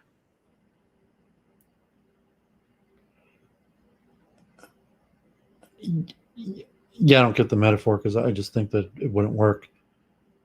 I just think the idea is that it could work. It's a metaphor for brute force. Yeah, but you're giving a brute force something that's impossible. Like presumably GANs works, and you're not saying something that like it's you're giving a metaphor for something that likely would be impossible, or just theoretically possible. You're an unbeliever. An unbeliever that two monkeys could turn a penny into copper wire. Yeah, you're an unbeliever. Even when the technology is right there in front of you. That's fine. Explain how this metaphor applies to questions in general. So what I'm trying to demonstrate here is that when you have a good metaphor, like, you can just keep milking it, because you just have to know where you're going with it. So GPT agrees with me. Adversarial nature of the inquiry, competitive competing perspectives, structured insights, complexity in inquiry, value of inquiry. Explain why the manner in which the question manifests from the answer manifests from the question could be expressed as having come from a unified mind, which is modeled by the intelligent motion of two monkeys fighting. So it agreed with me in a lot of this. It had a lot to say, and I thought it highlighted stuff that I don't really think about, honestly. Like, let's see here, competing perspectives thing. Like, I never really thought of that, but yeah, it's I like the metaphor a lot. Explain what kind of knowledge would be required to deduce the wire that would result from a particular coin. So this is going even farther, that, like, yeah, Doooovid doubts that it could happen, but it's the whole point of it is it doesn't fucking matter if you doubt that it could happen, is that GPT is a simulation of this. So if it can happen or not, we can simulate it. So we're using a simulator. It doesn't matter if it can happen or not. I mean, even if you're going to reduce it to a physics question, even if it's just like when you're like, oh, you have to learn how to write good. And I'm like, no, I can just wait till the computer catches up with me. And I was right on that too. Yet you still doubt. Even if monkeys had the force to pull apart a penny, they wouldn't be able to. Do you see how that's completely missing the point? I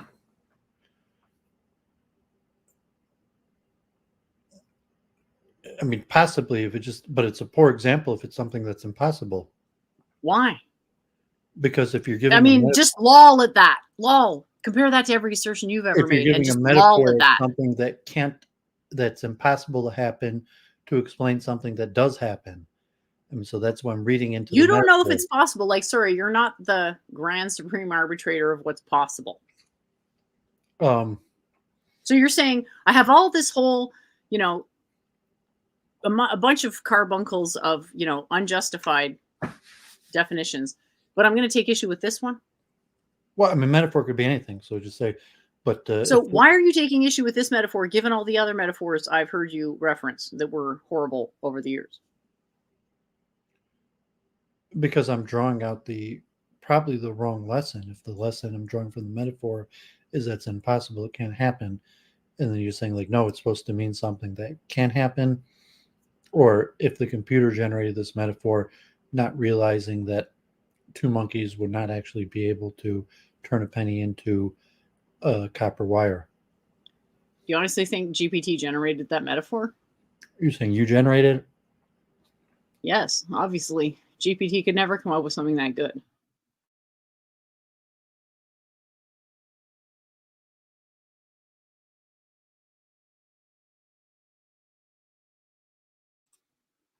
Okay, well, sorry, not impressed. And the metaphor, I'm not sure helped. More confused.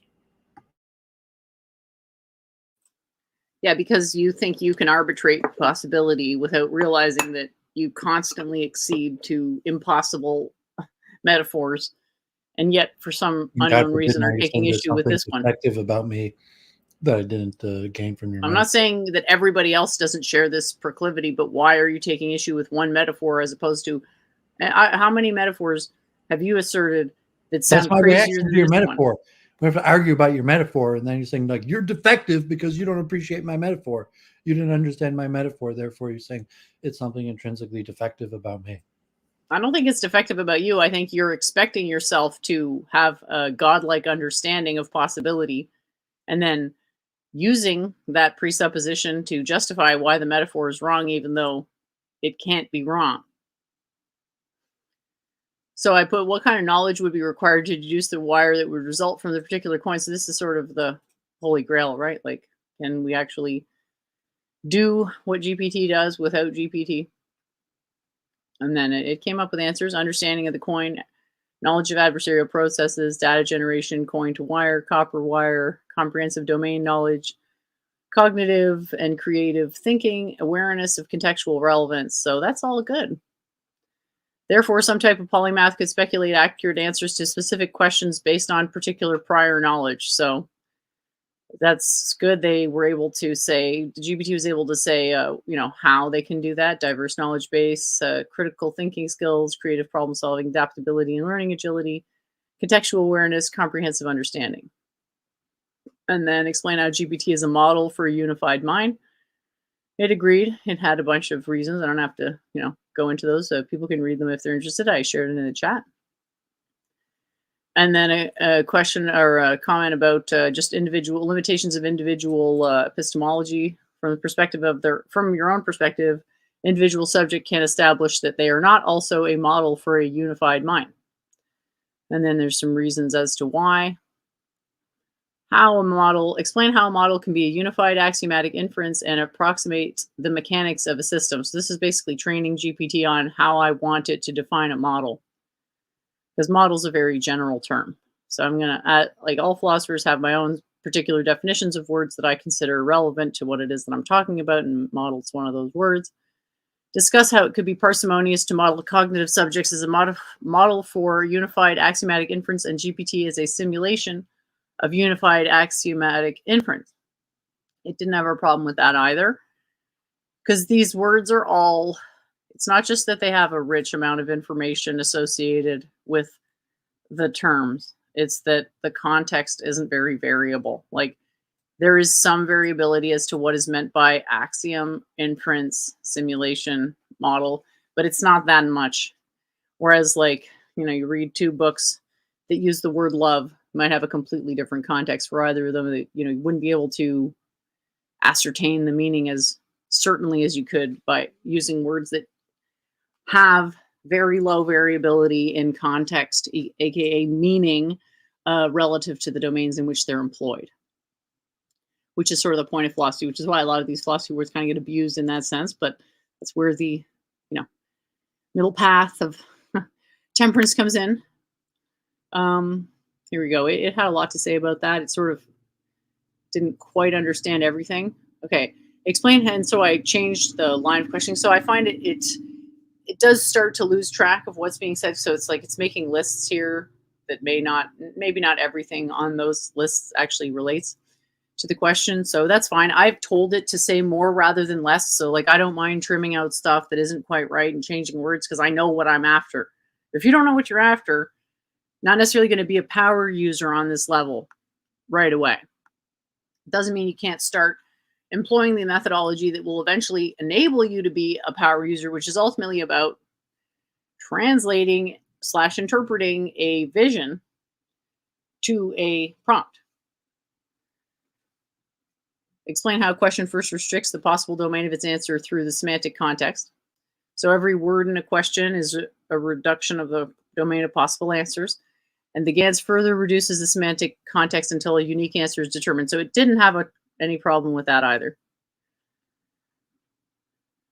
Please write an essay, again, just to sort of show you, I don't think it's a great essay, but just to see how far you can go if you're not crazy about writing this way. And I have trouble writing in essay form. So yeah, there you go. That's, see if there's anything more there that I added on after, but I think that's it. So, not a fan of the metaphor, eh, Doooovid? I don't know if fan is the right word, but I don't know if it was informative to increasing my understanding or not. Cool. Well, this is the last one, so everybody can relax. So, got this slightly more complex prompt where if you want to, talk about the measure of a person, skills are like noodles, personalities like sauce, and activities are like cheese and garnish. So even the best personality can't make up for a lack of skills. Knowing such people is like eating pasta that is just a bowl of sauce. Conversely, a person who is all skill and no personality is like eating pasta with no sauce. It tastes weird and bland. Then for activities, they bring the dish together and make it unique. So it was pretty okay with that. Explain how someone with too much sauce could increase the amount of noodles, metaphorically speaking. So it didn't mind using this metaphor. So being able to logically expound metaphors is sort of the step before being able to assert domain relative definitions, which is one of the things you need to write a metaphysical thesis. So this is sort of like, if you eventually want to get to the point where, I think once you get to that point, you're not going to want to write a metaphysical thesis because they're already all there. They're fine. You don't need another one. But, whatever. Continuing on with this, what suggestions do you have for someone who's never used any cheese or garnishes in their pasta dish, metaphorically speaking? So this is for, if you're not sure how to branch out into activities that will develop your integral personality, this is pretty good advice. I won't go through every single one, but it's a lot of fun. It's a lot of fun to just leverage technology, because if you have that good metaphor, you just lean into it. Because it's not just a good metaphor, it's all the questions that might come up about the metaphor. And then the fastest way to answer those questions through an explanation. So one doesn't need to act. Failing to act causes one to retreat in the background, metaphorically speaking, where acting represents. So I just reasserted the prompt to make sure it wasn't losing track, because I think I might have had to alter this one because it was sort of losing track of what I was saying. This is important because there's an immutable aspect of reality. So the immutable aspect does not act, and the immutable aspect acts, and so we're understanding ourselves in that continuum. And so one of the things that can happen is we just don't act enough for whatever reason. So this is sort of explaining that we all sort of do this. We'll go into dormant periods, and that something is natural to happen, but it's also natural to come out of at some point. Explain how a particular pasta dish lacking cheese and toppings could still be amazingly, mind-meltingly, soul-shatteringly, life-changingly good. So this is sort of playing with the metaphor a little bit. I had no problem with that. Explain how exploring the writings of an author is like tasting their ungarnished pasta, since you can't partake in activities with them, only contemplate their skills and personality through their work. Another one didn't have a problem. So this was meant to show that sometimes reading a book of a really smart person is better than having a conversation with a not so insightful person. Just as an ungarnished uncheese pasta can taste better than one with cheese and toppings, a book can be better than a conversation. So that was what I was alluding to earlier. So it has kind of its own little, ideas, and that's something you can teach yourself about what its biases are. And don't think of it as a nefarious bias, just like it's trained on human data. We have biases. But if you understand those biases, you can redirect through the prompts to make what you're saying way better. But you got to understand that, garbage in, garbage out with regards to training data. I don't think the fact that stuff is loaded with subjective context as training this data is bad, because that's what allows me to do natural language prompting, which is the whole thing that I wanted in the first place. Because to go from logic to natural language is way easier than logic to some, random computer language.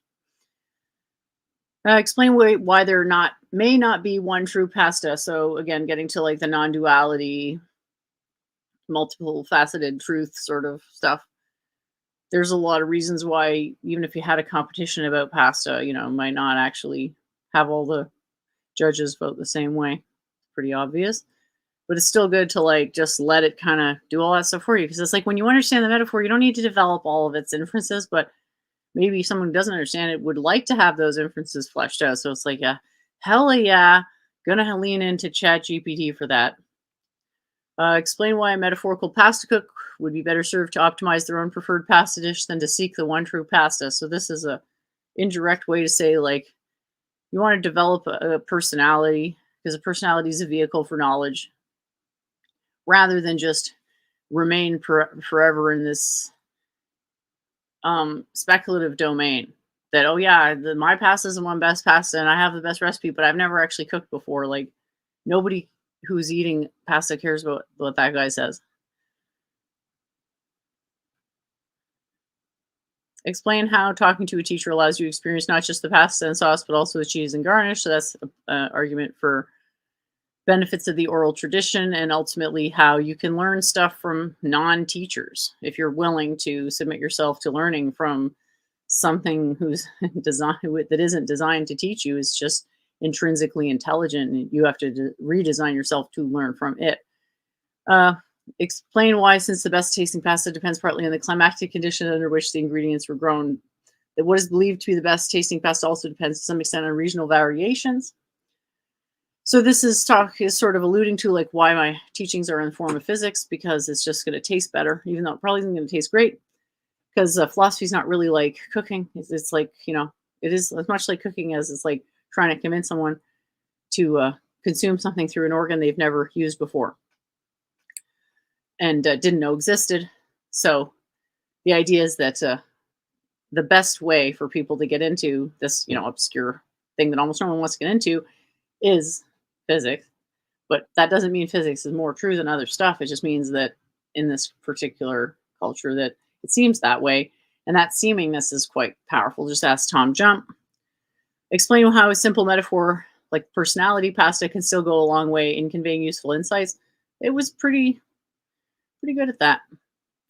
Can you think of a different yet similar metaphor? So I really like doing this, and like I made some memes based on a meme that I had, and I explained the meme, the logic of the meme to GPT, and then I said, "Can you make some memes like that?" And they were cheesy, but they were kind of good. Like I wasn't displeased with them, and once someone else is talking for a while, I'll pull them up and share them. I'll just make a note so I don't forget later. So it really loves the orchestra symphony metaphor.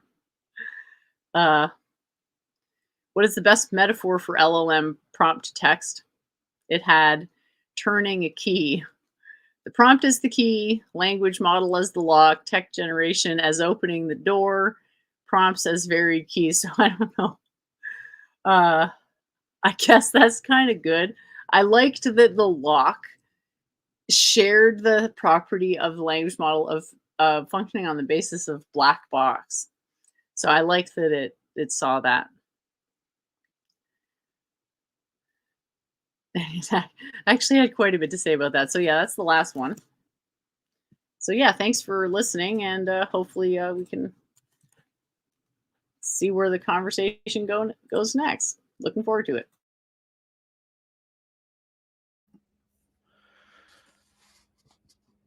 Yeah, so since I took Week in Review solo, I covered a bunch of topics. One of the topics being cognitive architectures. And I'm not sure, are you familiar with cognitive architectures? Not too much. So if you remember the cognitive revolution we talked about with like Chomsky, Miller, Newell, in the 1950s, that was based after Shannon's information theory in a cross view of 6 fields, including computer science.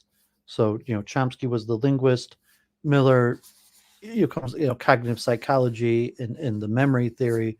So Alan Newell was an early computer programmer, and he's one of the fathers of chunking theory, that Chase and Simon 1973 do the perception in chess.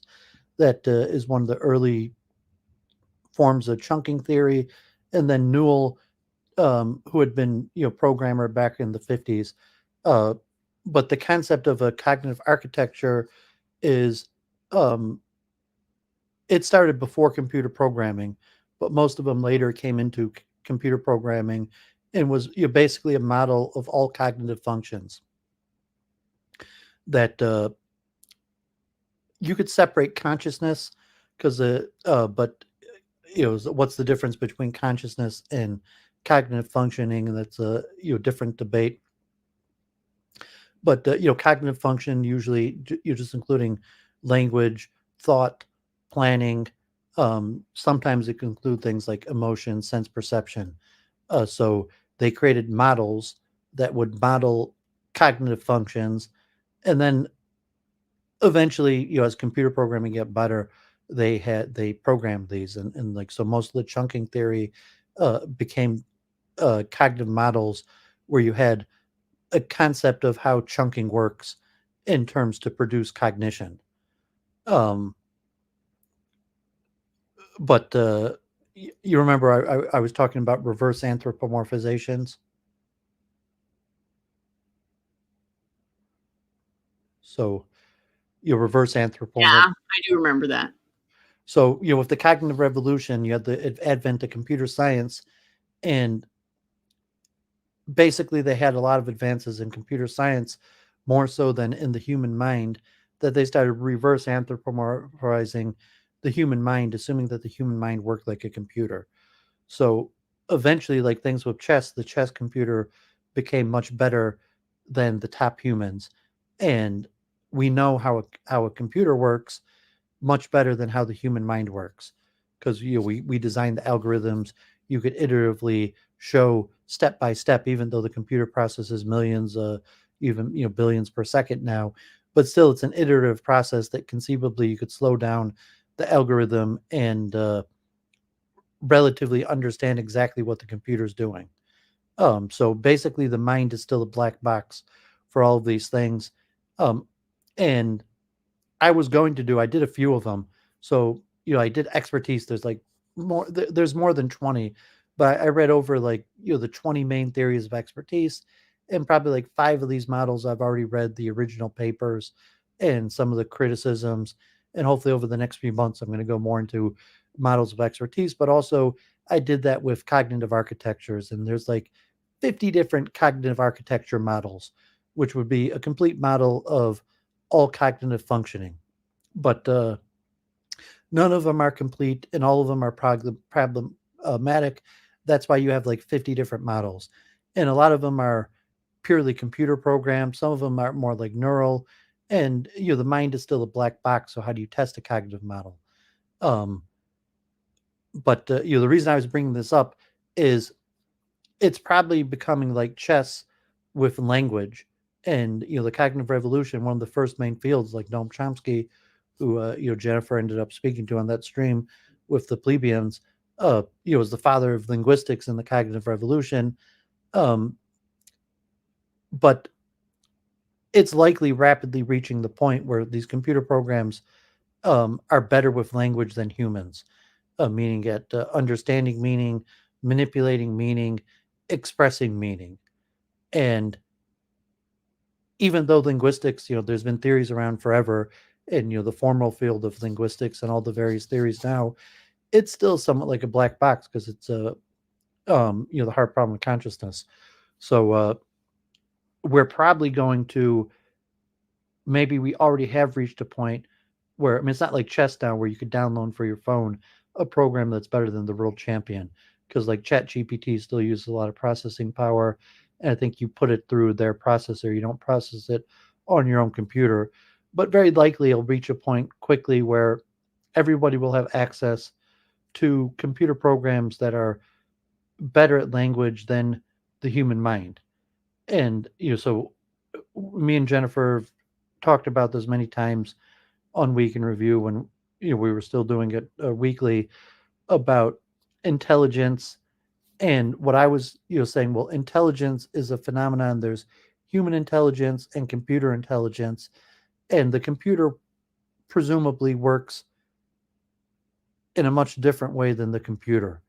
So now that you're like Jennifer doing all these experiments with ChatGPT, and we're seeing the rapid new developments, GPT-3 and now 4, and competitor programs, all the writing type things where you say, yeah, the computer is going to be able to write and speak better than humans. And um, so there's still a lot of disputes. Like Noam Chomsky's original concept was like mentalese, where he proposed that there was some universal internal um, language of the mind that he called mentalese, which was like symbolic, and that's translated into formal languages. Uh, and that concept was largely rejected, although it's still not known. And if you take like chunking theory, um, which is somewhat like symbolic, like what will are chunks symbols, or are they actually words? And at some point, like you have a mentalese that's chunked. And Chomsky obviously had universal grammar, and that was genetic, inborn, that you were born knowing this mentalese universal grammar. But even if it was chunked, uh, but does the mind process in symbolic form, or does it actually process in the language that the person learned? And it's still largely unknown, disputed among linguistics today. It's even unclear whether we have any advancement at all. But the computer intelligence, we probably understand more. So like I went over, I think even a week in review when we're still doing it with Jennifer, I went over some of these slides that tried to show how ChatGPT works. And further, when they had more releases, I've went over those on my week in review. But it's unlikely that the human mind uses the same method that ChatGPT uses. So that was one of the main things that's interesting to me. Like trying to, now that we know how the computer could do it, if the computer could do it better than the human mind, what does that inform us about how the human mind does it? And saying that if we say we can't reverse anthropomorphize from the computer to the human mind, um, what does that tell us about cognition? So these are things that I'm going to be going into specifically over the next few months. I plan to do a further deep dive into going over many of the main models of cognitive architectures. Cool. Do you get the meme that I have up there?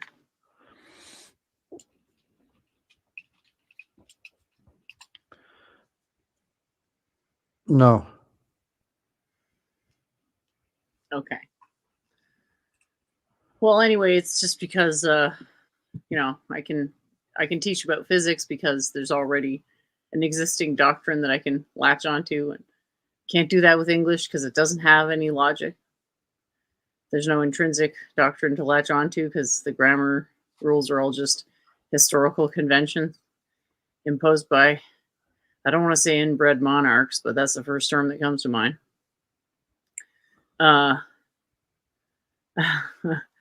Yeah, so, but then it's like, yeah, great, because it's just a blank canvas that I can just impose whatever logic I want. Like, I don't actually need to have English have any logic, and maybe it's good. Anyway, so I explained that to GPT, and then I said, can you make a similar meme as that? And it came up with this, which is trying to untangle life's problems and it's a pile of messed up headphones. And then finding a solution and realizing it's a new day. So that's just, the word that it came up with, and I made the meme according to its description. The next one was sad Wojak with a messed up puzzle trying to piece life together and then realizing it's a journey of understanding and unity. So pretty similar memes there. And then it had this one trying to understand algorithms but then realizing it's the future of finance. So I kind of got it. So, if you like any memes in particular, you can practice your logic just by describing them to GPT. And then you can see how good your description is if it can make more memes that aren't total shit. I'm not saying those aren't total shit memes. I'm just saying they actually had, they weren't like the most unfunny, cheesiest, like pun tier garbage you wouldn't even tell at a birthday party for 5-year-olds type of thing. Anyway. Yeah, so the last few weeks when I was covering the philosophy of science, I talked about scientific objectivity, models in science, and meaning in science, and explanation in science. So, and then the truth in science. So if you say, well, a true theory, you say, well, the metaphor is not truth. The truth would presumably be the mathematical representation. So, what's a true theory? And then you can't even really reduce a model just to a series of differential equations. Generally, most of the philosophers of science say the best scientific models are a series of differential equations, but rarely can you have just a series of differential equations. You usually need some explanation or additive, and there was these things like Ramsey sentences or the attempts to reduce basically language to logical form, and say, well, the truth is the reduction to symbolic logical form, and language itself is not the truth. That's an explanation or a metaphor for the truth, and as descriptive as possible.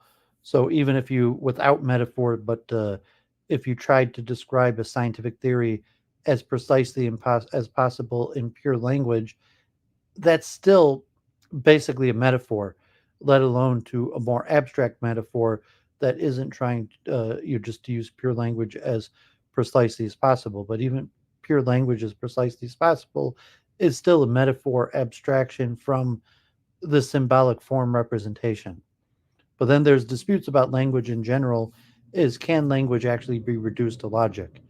And then there's disputes about logic, where like Wittgenstein basically that logic is really just a syntax, and even logic itself is not representative of truth.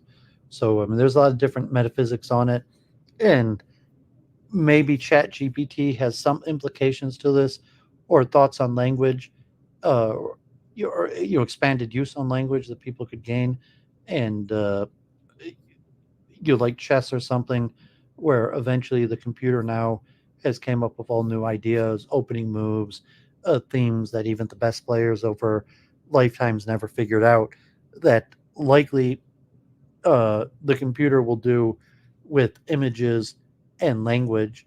And just like chess, where basically the top players today try to understand the computer and copy the computer, because the computer is so much better than the top player, that even if you don't understand why the computer does something, presumably the computer knows what's doing. And you say, well, can you understand why the computer's doing that? And some players could make some sort of reduction of, oh, now I understand why the computer's doing it, and now that's increased human understanding. That the same thing will happen with language and images in general. I mean, and arguably it's already happened, that the way we use language, possibly even all likelihood, has already changed in the last year or two due to advances, change modifications from the computer. Sorry, what's changed? The way we use and understand language. Well, maybe like a few words like AI means something more. Is that what you're saying? No, I mean that the purpose of language is, I don't purpose. I mean, there's communication theory, message, medium, receiver, and language is the medium. And because the computer has devised new forms of using language that humans have never used before, and then humans copy that method that the computer used. So I don't have an exact example, but maybe like an expression, like a metaphor that no human ever thought of this metaphor, and then the computer thought of the metaphor, and now humans are using this new metaphor that the computer created, and that has changed the nature of human communication, in the same way that humans are better chess players now than we were 20 years ago, because we've assimilated the computer's strategies and techniques that we weren't able to come up with ourselves, but the computer did, and we were able to copy and assimilate the computer's techniques. So I'm saying the same thing is likely happening with language. The computer's using language in unique ways that humans never used before, and humans are assimilating that.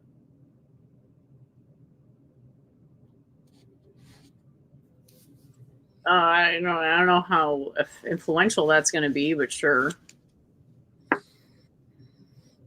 It may not be, because chess is a closed system, and you have a winner and a loser.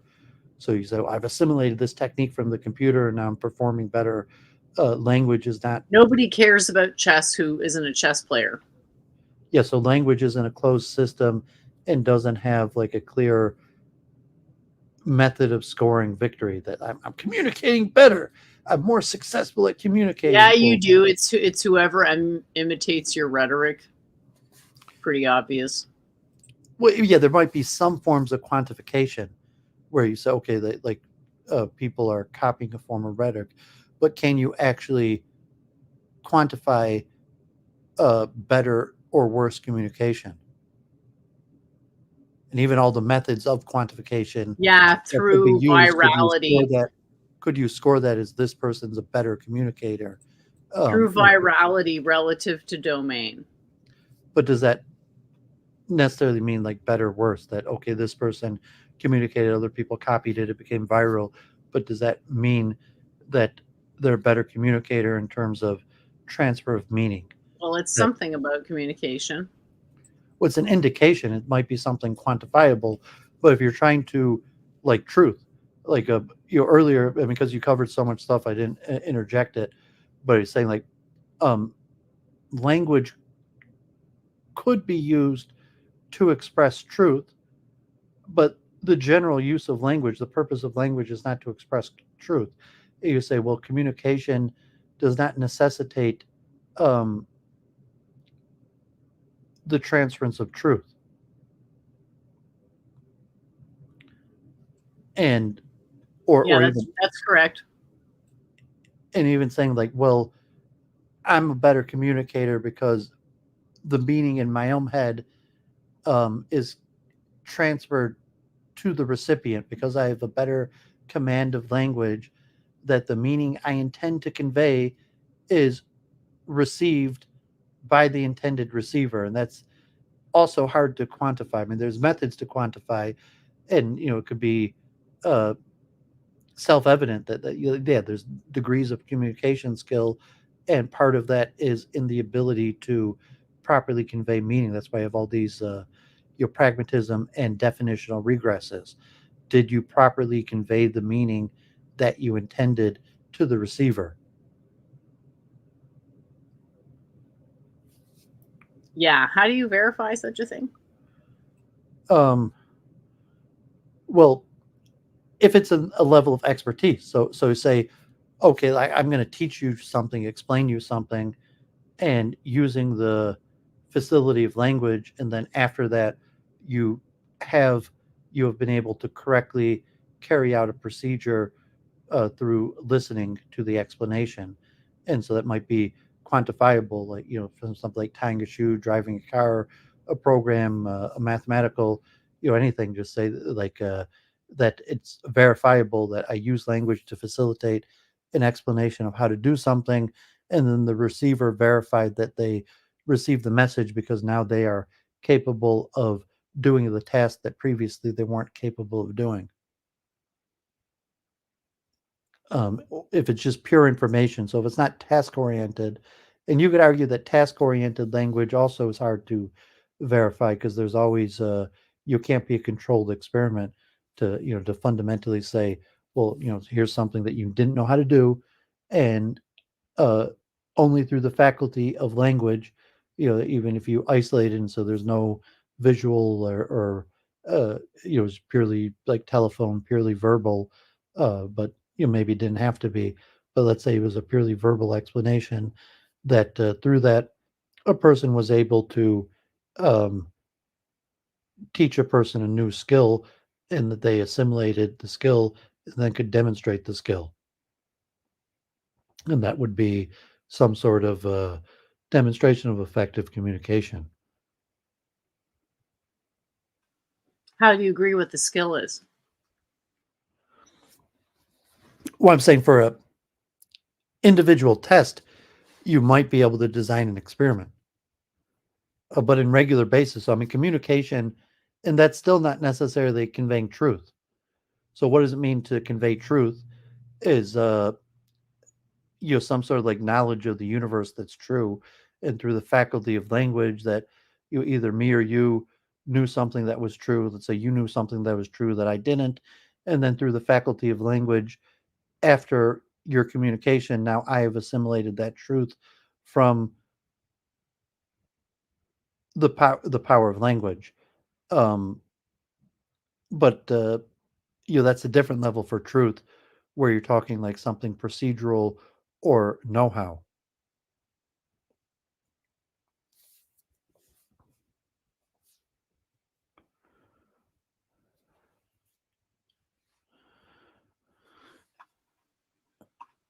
And like maybe okay, like both of me and Jennifer are both Procedural knowledge as opposed to what?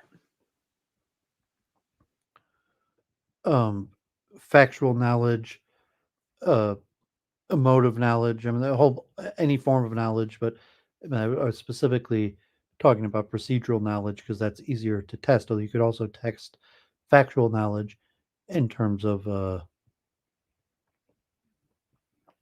like comprehension is harder to test. Like I said, the Sure. truth. Um, like okay, you explain some Vedic concept or scientific concept as opposed to like a math or physics class. You have a test and then it's procedural, like solve this problem. So how do you know? You could teach me some physics concept and then ask me to write an essay on it, and how do you accurately score my comprehension of the topic from asking me to produce something in language as opposed to something like procedural, where you give a person a problem that has an answer and see whether the person could produce the correct answer. Cool. Yeah. And it also goes to symbolic, nature. So it's like, well, explain Newton's, laws of motion. And so you go, well, here's my explanation. Like I'll write an essay, I'll say a few sentences, and you say you could use your expertise to say whether I understand it or not, as opposed to giving the person a problem um, with the numbers and then asking a person to get the result. Um,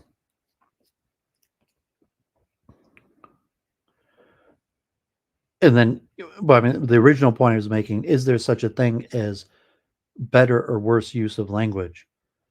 So, Yeah, but there isn't going to necessarily be a criterion that everyone agrees to is the most important thing for differentiating between who's using language the best. it's okay. I'm a chess coach. There's chess players who are significantly better than me that, let's say, are worse coaches because they're worse at communication. If it's something procedural, that's okay. You might understand the game better than me, but can you communicate your understanding? And if you're a beginner, um, me and Jennifer both taught people how to use computer programs in the past. And so there's a certain know-how, like if you need to set up your Zoom or your StreamYards or something like that, and it's just procedural, like you'll walk you through how to do it. And you say, well, maybe we both equally know how to do it, or maybe there's like, like OBS, like, Jennifer knows how to do it better than Doovid. Um, but if it's a different thing, let's say it's just equal, we both know how to do it. Uh, but then there's going to be a communication factor for an explanation procedurally to a third party.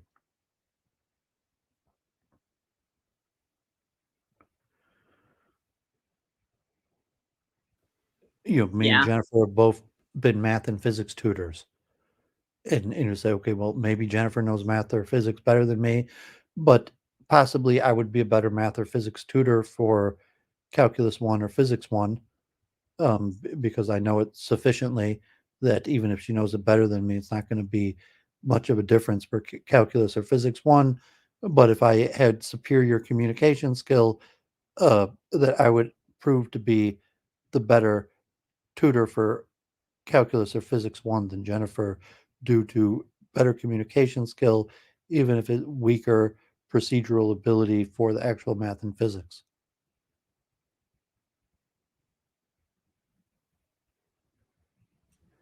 I'm so confused. as to what the point of what you're saying is. Sorry. Like, I'm just lost.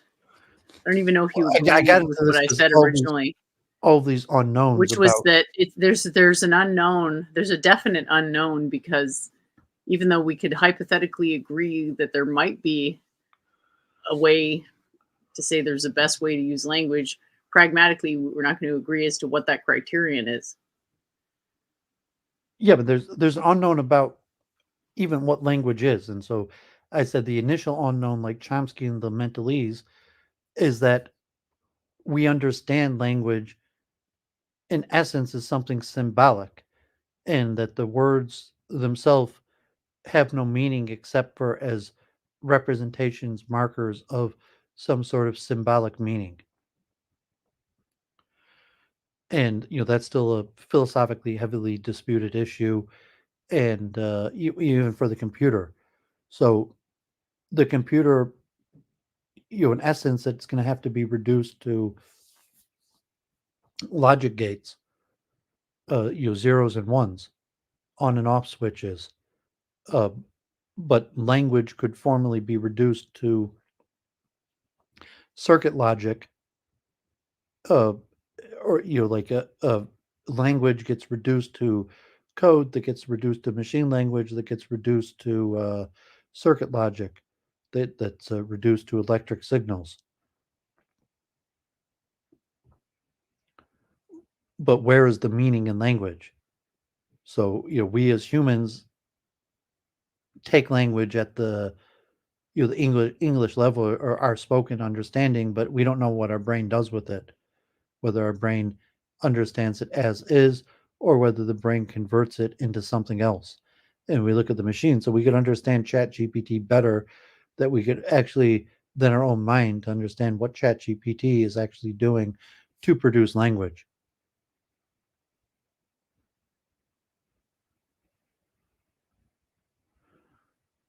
And then it operates so quickly. I mean, I forget when I went over it, but if it had like, You're focusing on how it works. It's like, who cares?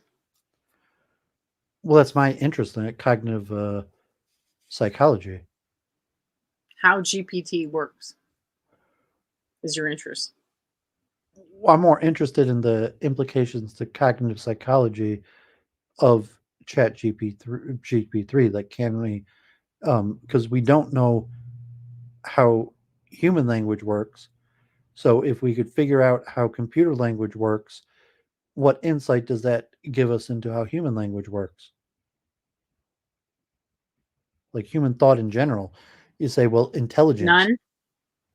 And even the question of minds in general, that minds, does the computer have a mind, a dualistic understanding, or a monistic understanding of circuit logic, and what computer thought means?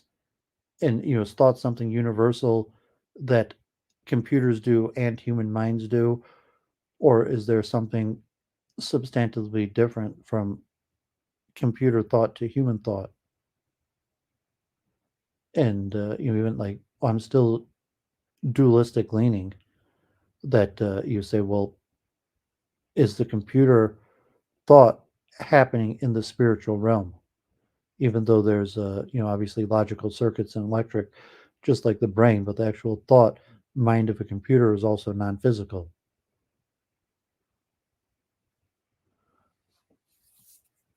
To advance some sort of like Russellian monistic view, that you might try to build up a atomist monistic view from circuit logic for a computer, to to say like, well, no, the computer mind is also not physical, just like the human mind's not physical. Well, I'm saying the computer mind isn't a mind; it's a simulation of a mind. But sure, yeah, you That can could be a have fun with distinction. whatever you're doing. That could be a distinction without a difference, though. What? What's the distinction without a difference? Sorry. That way, you said the computer mind's a simulation of a mind. Well, a simulation of a thing versus a thing, like, it depends how good the simulation is, right? No, I'm going to say that the computers, it depends how you understand consciousness and cognitive function. To say the computer is not simulating human mind, to say, well,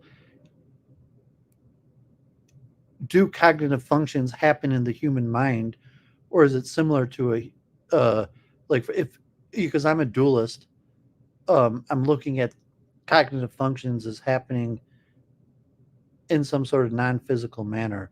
So cognitive functions may not be unique to my mind. So if me or Jennifer are thinking and making a computation that does not necessarily occur in our mind, it could be like our mind. I mean, that's really the Platonic forms that concepts, cognition are universal things that our mind access. They're not a product of our mind.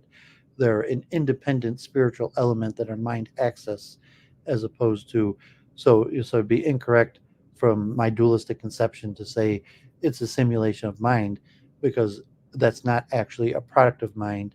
That's an independent uh, function that happens somewhere separate than our own mind, uh, that our mind just accesses.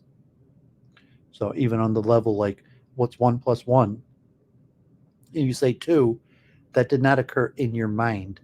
That computation, your mind outsourced that to some form of universal form, and that the computer could be outsourcing and accessing the same universal form that our human mind accesses when we make computations, when we think, when we do cognitive functions. So that would be my hypothesis, that human minds don't perform cognitive functions, computers don't perform cognitive functions. We both access it from some universal store that is independent of computer or human mind, where these functions are performed or accessed, and that be some basic play a form of Platonism.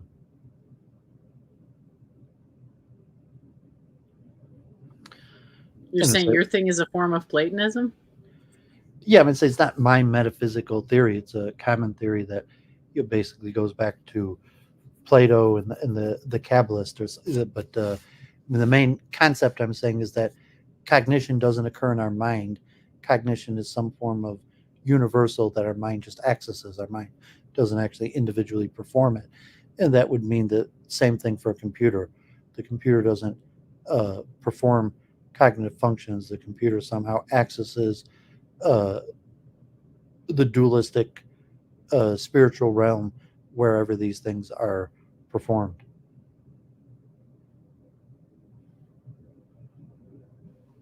And say that would fall into metaphysics. Sounds like voodoo, frankly. Sorry. Well, because you're not educated. It sounds like Platonism. It sounds like Kabbalah. I mean, maybe voodoo also, but like no, it's Platonism.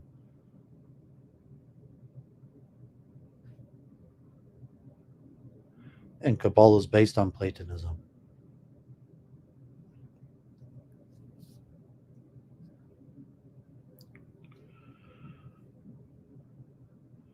And so I'm just drawing the application of Platonism to computers. That presumably the same would have to be for computers. So I'm not even saying that it's not my metaphysical theory. It's a well-established. I mean, I would even say it's one of the main metaphysical theories of dualism. Whether it's substance dualism or Platonism. I would say it's more Platonism than like Cartesian dualism.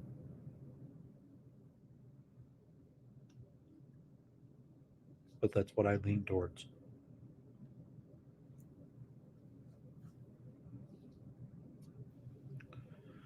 Yeah, I think that's like how we disagree metaphysically.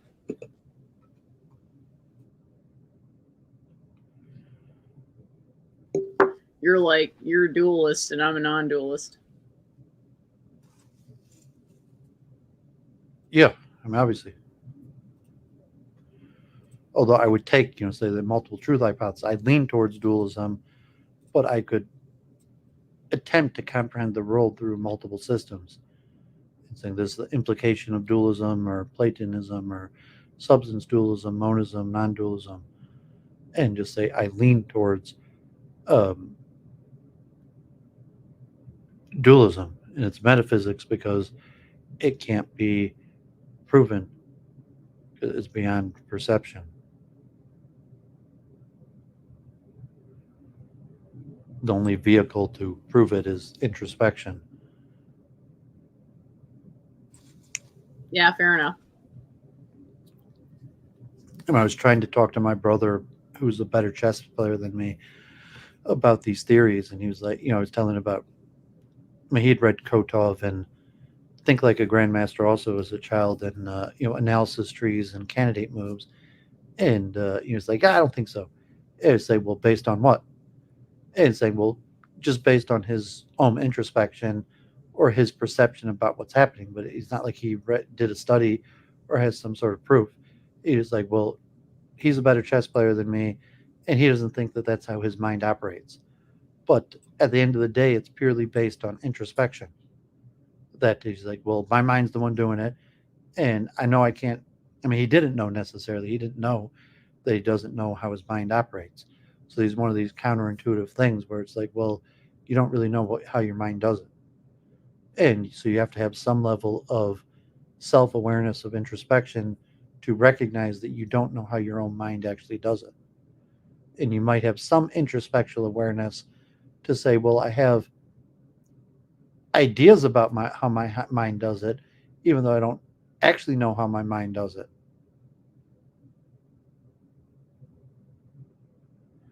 But it takes a certain high level of self-awareness.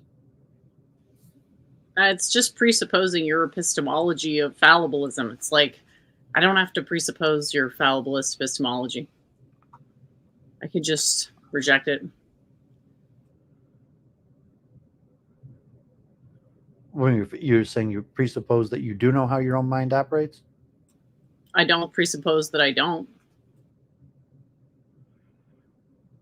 Yeah, but that gets to a cognitive architecture where I want a mechanism. So you can say, well, I know, but you can't actually give me the mechanism. Of what? Of how your own mind operates. Or maybe you have a cognitive architecture. You actually have your own theory, but you're saying there's like 50 different cognitive architectures and they're all flawed. But even, okay, you've thought about it and might even have your own model, but presumably, let's say a universal cognitive architecture. So if I just said, I want one mechanistic cognitive architecture for one function, let alone a universal cognitive architecture for all your cognitive functions. And saying, well, no one has that. There is no universal model cognitive architecture that could model all cognitive functions. That's why there's like 50 different models. And even there's not even really it's a little bit different than like qualia in the hard problem of consciousness, because cognitive architecture, cognitive modeling is slightly different than qualia in the hard problem of consciousness. But you're saying, can you give me a single mechanism for a single cognitive function that your mind does?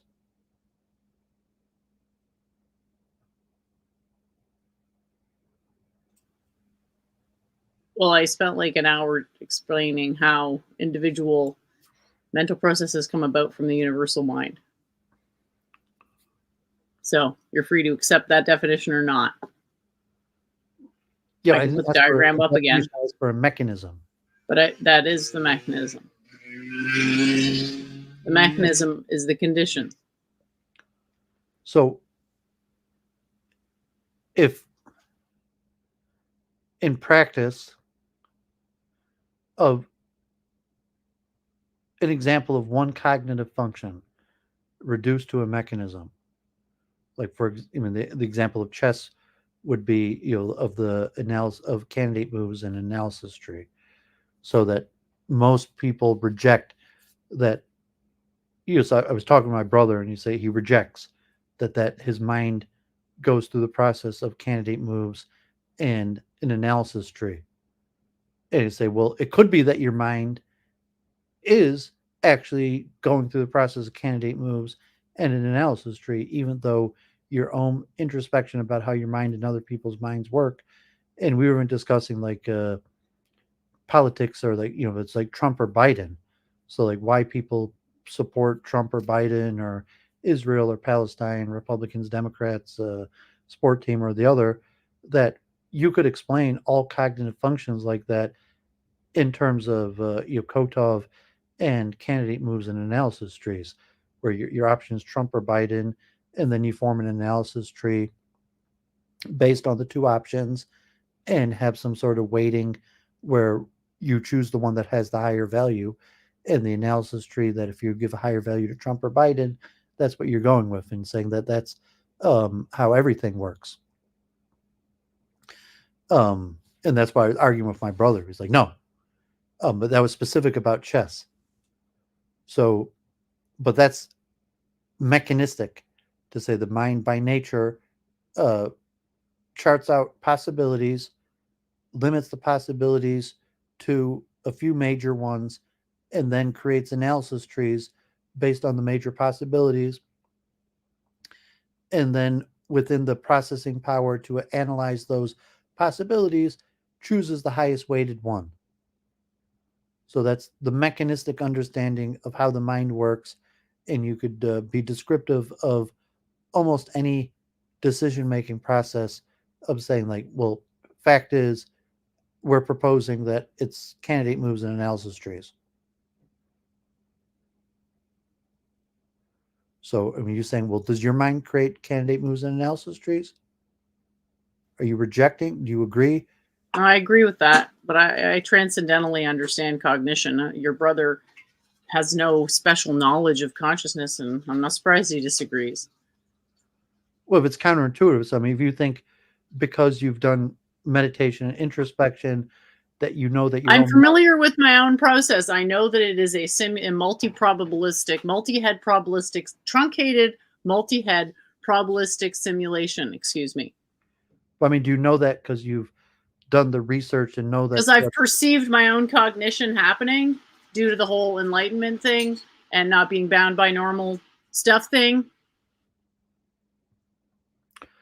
Okay, but that was an example of a mechanistic explanation of cognitive functioning. So is your model actually mechanistic, or is your model basically is candidate It's move, conditional, but it is and basically one of the applications of conditionality is mechanistic. It's not entirely mechanistic because it's conditional, then it's logical, then it's mechanical. But is it a form of candidate options and analysis trees? That even your model is basically a form of Kotov candidate options and analysis trees? Yeah, but they're open. Like they're not terminating. The analysis trees don't terminate. They terminate within a boundary. Well, they terminate because processing. I mean, so in the human level, what they would, you say theoretically they don't terminate, but for decision they terminate because of. No, even pragmatically they don't terminate. Like all opinions relative to absolutes are, it's implicit that they're subject to impermanence. So they're always open hypotheses. Like someone could be a piece of garbage today and turn around tomorrow and start being a good person. Yeah, but okay, but like, end the stream or continue, end the stream or continue, end the stream or continue, and so you have that. I already agreed with you on the mechanism. I just so you know. Yeah. So, but what does it mean that? Okay, so there's an artificial constraint that means the. Okay, I mean, so if it's computer generated or some form of cognitive load, there's maximum processing. So you can't infinitely look at all infinite options and infinite analysis trees. So you have to devise a method to limit the number of options and then limit search of the analysis trees just due to pure time constraint and processing power. You're saying theoretical theoretically, okay, if you're a dualist, that you say, well, let's say that those are material function, time constraint, and processing power are materialistic constraints.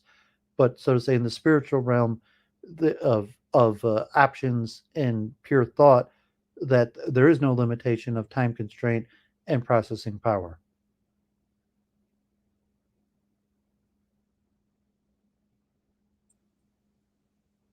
Yeah, I mean, that wasn't directly implied by what I said, but I'm pleased that you inferred that. Well, I mean, you're a dualist, so I'm giving a, you're a non-dualist. I'm giving a dualistic explanation of that and saying that, so if you're a non-dualist, you're saying the limitation is time constraint and processing power, or is there another limitation? Or you're saying the time constraint and so I mean, dualism seems a superior explanation because you say, well, time constraint. This is not an explanation. This is a model. I guess you can call it a definition, but to me, an explanation is more of a poetic or theological thing. Like, I don't need to explain why physics exists. And I feel like a fucking tool if I did that. Not all models are mechanisms, though. I mean, that's right. We want to bring also about mechanisms within a framework. Yeah, I mean, mechanisms are models, but not all models are mechanisms. Well, that depends on your metaphysics, right? Encapsulation is a matter of metaphysics. So you can think of each part as a condition, and conditions are presuppositions, and presuppositions are things that you need to have simultaneously operating in order to get a coherent result. So the rule of thumb is usually about 4 conditions until you can't conceive of it anymore, which is fine because you don't have to conceive of every step of the logic to use it. Like, you don't need to visualize the entire knowledge fork, which is what's on the screen right now. Every time you think about a boundary, you can just think about a boundary and just have like a metadata beside the thought that, well, there's this thing that I can look up if I want to see the context of this idea. And if I need to unpack it, I can see what my options are for unpacking it. And you would have cognition is thought in your model? No, thought is is a metaphysically primitive, irreducible notion. So the mind has as irreducible components thoughts. So you're a thought, I'm a thought, everywhere a thought. So thoughts are like irreducible in the sense that like half of Doooovid doesn't make sense, or 1.3 Doovids doesn't make sense either. That's irreducibility. But where's cognition in your model then? Cognition would be, there would be the epistemic cognition that's happening on the epistemic pathway. So mind, matter, boundary, subject, perception. And that's non-linguistic cognition. And then linguistic cognition departs from the subject and goes towards the right to behavior. And then language is a particular form of behavior. And then it connects back to matter because matter is the grounding principle of language insofar as conventional language centers upon the labels for familiar material objects. Say it again, where's cognition? There are 2 forms of cognition, non-linguistic and linguistic, and both depart from the subject. So when the subject, when the cognition is non-linguistic, it's motion from mind to perception. And when the cognition is linguistic, it's all the entire connectedness from subject up to behavior and back through matter.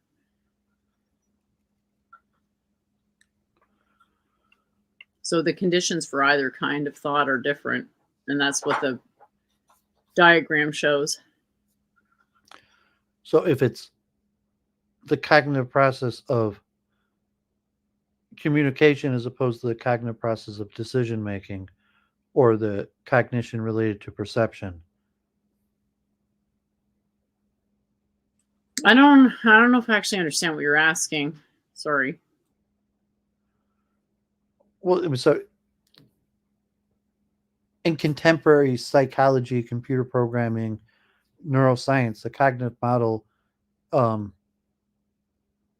hypothetically would describe all human functioning.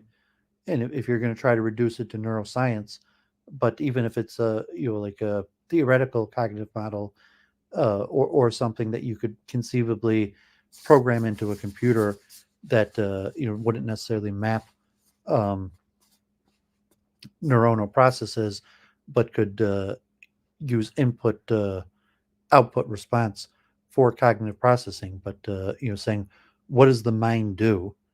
And if you're going to Unifies. It's on the diagram. The mind unifies, epistemology separates, and the mental pathway differentiates.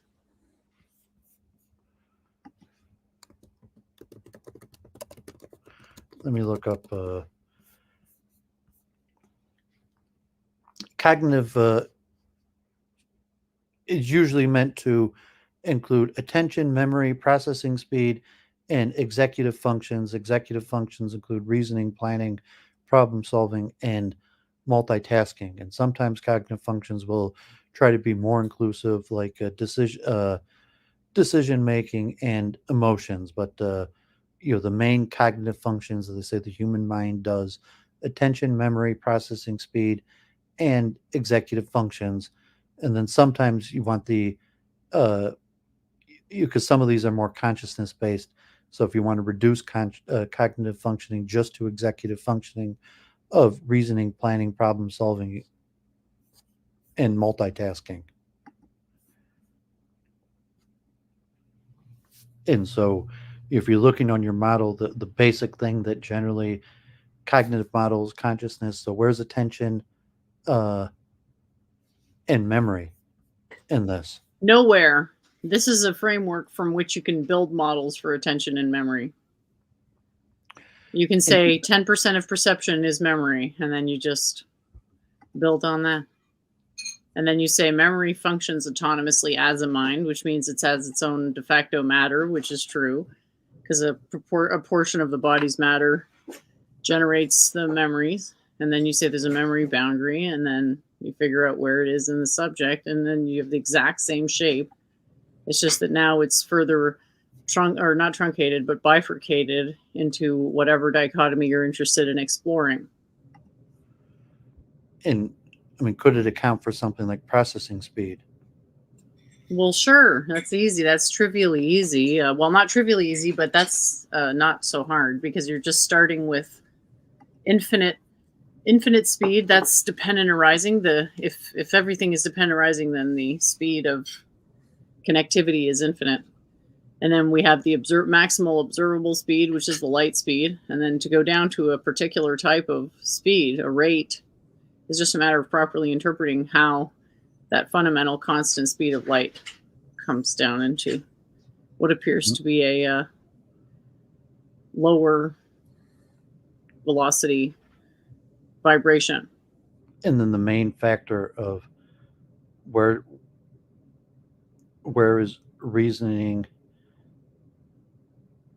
planning, and decision making? Oh, that's all in the mind. But decisions happen. If a decision requires differences, then it happens within a subject because it necessitates the appearance of a boundary. So, I mean, planning and decision making is connected to behavior, but the planning and decision making occurs in the mind and then is actualized in behavior. Right.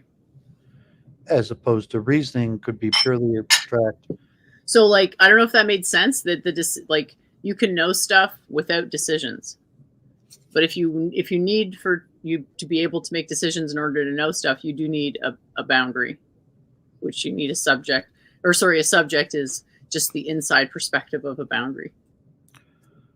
Even there could be abstract reasoning. Sometimes abstract reasoning could be pertinent to planning and decision making, although sometimes abstract reasoning has no direct basis to planning and decision making. It depends what kind of abstract reasoning, like Leela, if you want to say that's abstract reasoning. If you do that all the time, it's never bad. It always helps. You can always be more playful, happier, better at gaming. And if you wanted to try to add in things like emotion, where would emotion fit in? I have a different model for that, which I can pull up if you want. That's not something that would be considered philosophically interesting. No offense. I don't think it's not interesting. It's just that we would need to say, okay, we're gonna talk about just psychology, Well, because emotions are considered a psychological thing. Obviously, the emotions are, psychology is connected to theology and stuff, but the domain of emotions is considered psychology. But it's disputed, and you're saying In my metaphysics, it's not.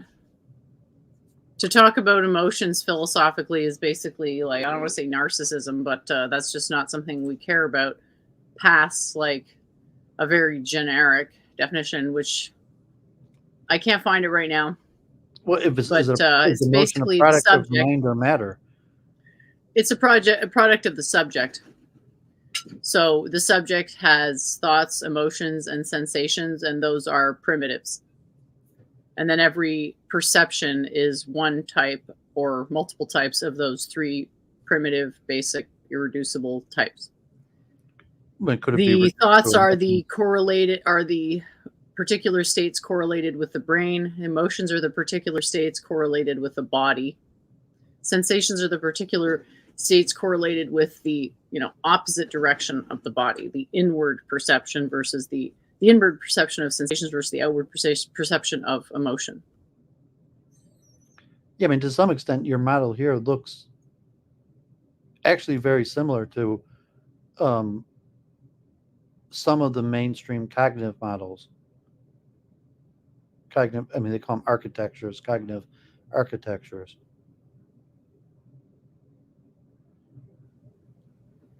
Maybe they don't use a unified mind as the justification for the connectedness of information. Well, I mean, cognitive architecture also should have some. But in terms of a mechanical model, yeah, it should line up. I mean, if they got a mechanical model wrong for consciousness, I'd be concerned. Well, I mean, cognitive architecture also has to have an input-output function. So if you just have here perception, and perception's your input-output function or behavior. So perception. Yeah, perception is the input function, and then output is behavior. Behavior is output, perception is input relative to the subject, yeah.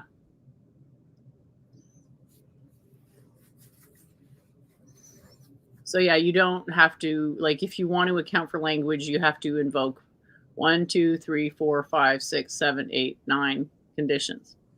Versus if you want to account for a subject, you only need to invoke 4 conditions.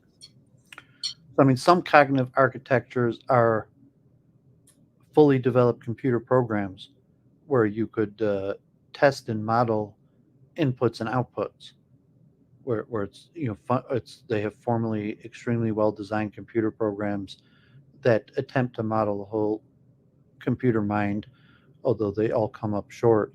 But some of them have been around decades. Some of them you can even download for free to work with.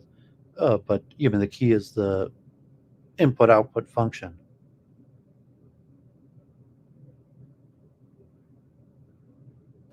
Well, they're not particularly interesting in this worldview because we don't privilege the subject epistemologically on that level. We do privilege the subject in a way, but not this way. It's not a fully predictive model unless it has input and output. It does. I already told you that what they are from the perspective of the subject. That's just not what I would consider interesting about the model.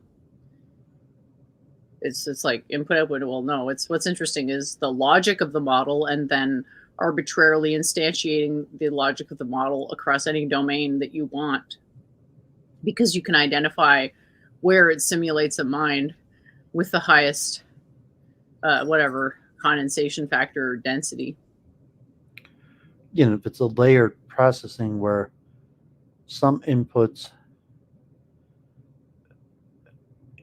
if your model here simply is, if you're going to say it's a 3 or 4 layered model, or depending on how you look at it, that some inputs could go straight to outputs only going through layer 1. More complicated inputs might have, go layer 2 or to the deeper layers to get from input to output. That some perceptions could lead directly to output just on the first most peripheral layer, although other inputs will have to reach the deepest layer to be processed to lead to an output. On the cognitive layer, it's more that the input is a perception and the output is an appearance. So there's sort of different, like there's within the subject and then between subjects. Well, I mean, there's two things. I mean, saying the only output is external behaviors. So you could say there's input, there's input, and then the input is registered in the system, but there was no output. So if you have a perception and that updates, like it's chunked and it updated the system, but there was no output behavior. But the input did change the system. I mean, that a lot of the cognitive models. There's actually a whole bunch of them, but the ones I've looked into the most are chunking. So you could have a perception that chunks, but there was no output, and then you could have another perception that triggers a chunk that produces an output of behavior. Or you could have a perception that triggers a cognitive process that doesn't have an external behavior but has an internal cognition function, and so the models are layered at the chunk. So there's the actual chunking that updates the mechanism, and then there's triggering of a mechanism. So you have to have both things. You have to have the ability to update the mechanism and then the ability to trigger the mechanism, and they might be internal mechanisms or they could be mechanisms that create an output. So these are the main, like on my channel I covered them, like ACTAR and EPOM. I have to check, and I'm going to go into more detail, but I said there's like 50 different main things of cognitive architecture. There might be like 10 to 15 that are the most popular, and about a third of them are chunking models, although they're not all chunking models, but like a third of the models are chunking models. So before I started doing my deep dive due diligence, I was only familiar with the chunking models, but they're not all chunking models.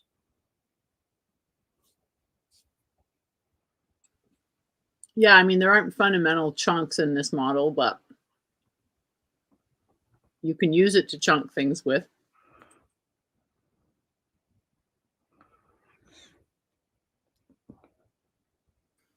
But yeah, the important thing is that, and it's not in this diagram, is that necessarily perception co-arises with appearance, and appearance is what we have direct access to, direct subjective access to.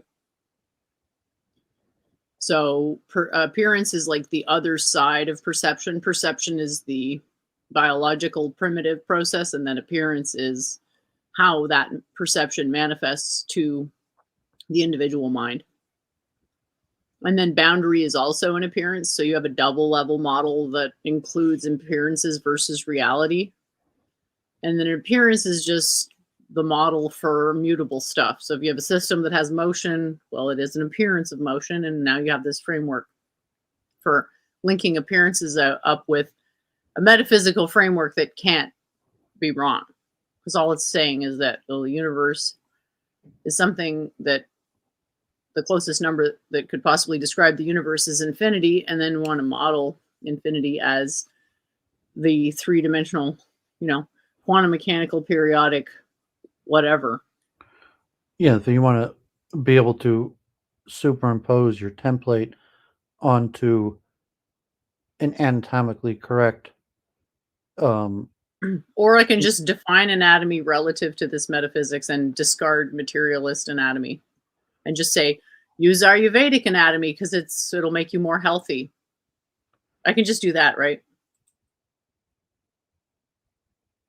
Well, I mean, conceivably, but it's like, no, because perception occurs on an individual level. So if it's the five senses, and so at all times you're having hundreds of millions of individual perceptions. So we're saying that that has to combine somehow into a larger, when we talked you just about the eye has like close to 100 million cones and rods, and many of them are activated by a single photon. So if you're talking about like my visual perception, that's combined of um, tens of millions of photons at any instant.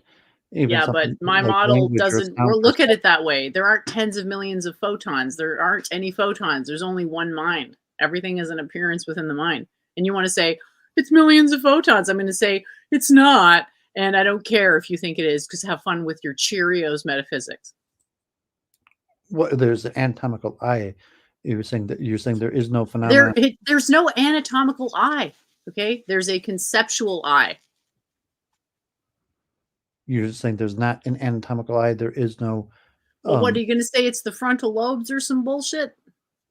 Well, if you're going to talk like molecular chemistry, and I'm not. That's a contradiction with my worldview. Separation into elements presupposes separation, which is contradicted by my worldview. There's no separation in this model.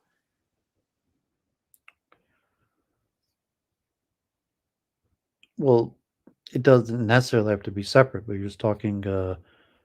Yeah, atoms presupposes separation definitionally. Otherwise, it'd just be an aggregate.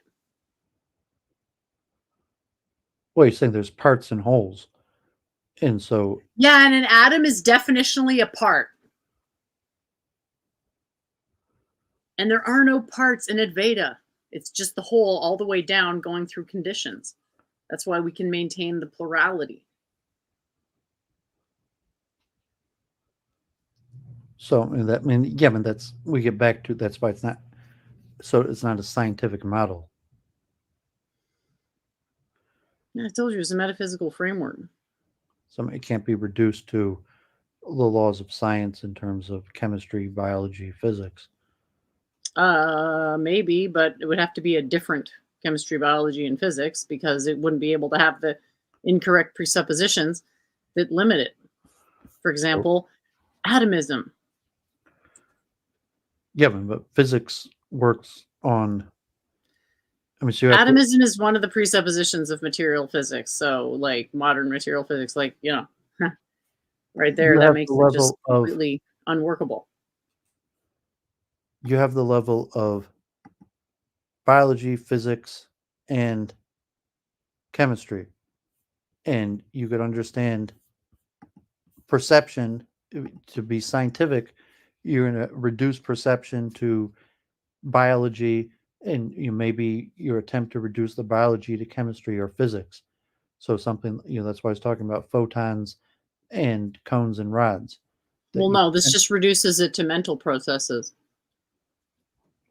because that's the only thing that exists. Then you're saying, why don't you bring in all these shitty things that don't exist to your beautiful, perfect thing? And it's like, it's perfect already, though. Yeah, but that's contrary to what you think. Do I care? well, it's contrary to Western science. So what? Western science defined itself as opposed to my worldview. I didn't define it. The opposition was its choice, not mine. That's karma, I'm afraid. Reality catches up eventually. Yeah, we've had these debates. Constantly talk. And I even covered my last philosophy of science. We call scientific objectivity, and the classical definition of objectivity means mind independent, and so right. Your model, at least within that terminology, you're saying there is no objectivity. Well, I have a definition of objects, but it's a mechanical definition. So if you want to say that that's mind independence, then no, everything's mind dependent. Yeah, and so if you want the classical terminology, you're saying everything's subjective. There is no objectivity. Not really. Subjective meaning everything's subject to mind. Objective meaning that I could also say it's objectively true that everything is mind dependent, right? So subjective, objective is a bit of a language game. Yeah, but I'm using the Western canon formulation that subject means subject to mind. Lying by using rhetorical tricks is part of the Western canon. It's not, I mean, because you're looking at subjective as a pejorative. You don't want to say that your system is subjective. Well, I know that the Western quote canon does pejorativize the subject, so I don't want to like inherit that metaphysical baggage and have to defend a straw man.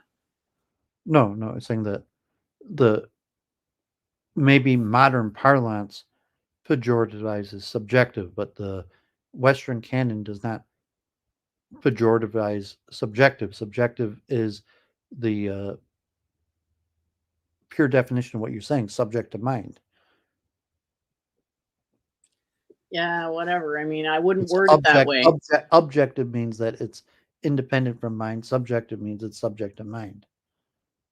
Again, just a word game. So the whole point of my philosophy is not to play word games, because that's not really philosophy. That's just masturbating to a picture of yourself.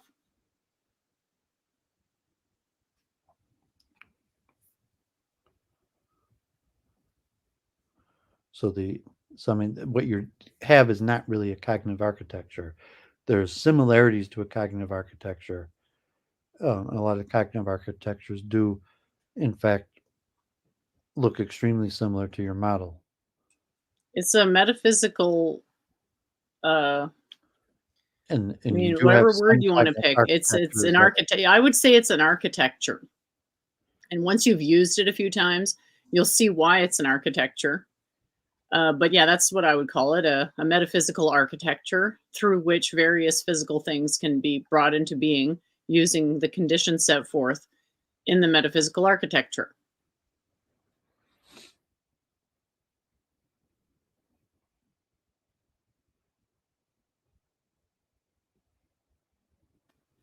So yeah, this would be, this would be the model. So the basic idea is that language actually gets in the way of epistemology. So you actually want to reduce your, like, trying to look for knowledge through language just by actually going through perception to get knowledge, which is the only place it comes from. So it's more that. It's not like, oh, I want to prove the model against other models, because it's like the model, the architecture is itself the thing that proves the things the way I want them to be proved. I don't really care about other people's interpretations of proofs if they have, a bunch of errors and aren't parsimonious and stuff.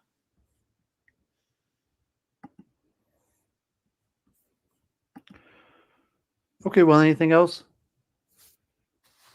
I didn't really go through everything. I realized like there's a bunch of stuff I didn't really talk about.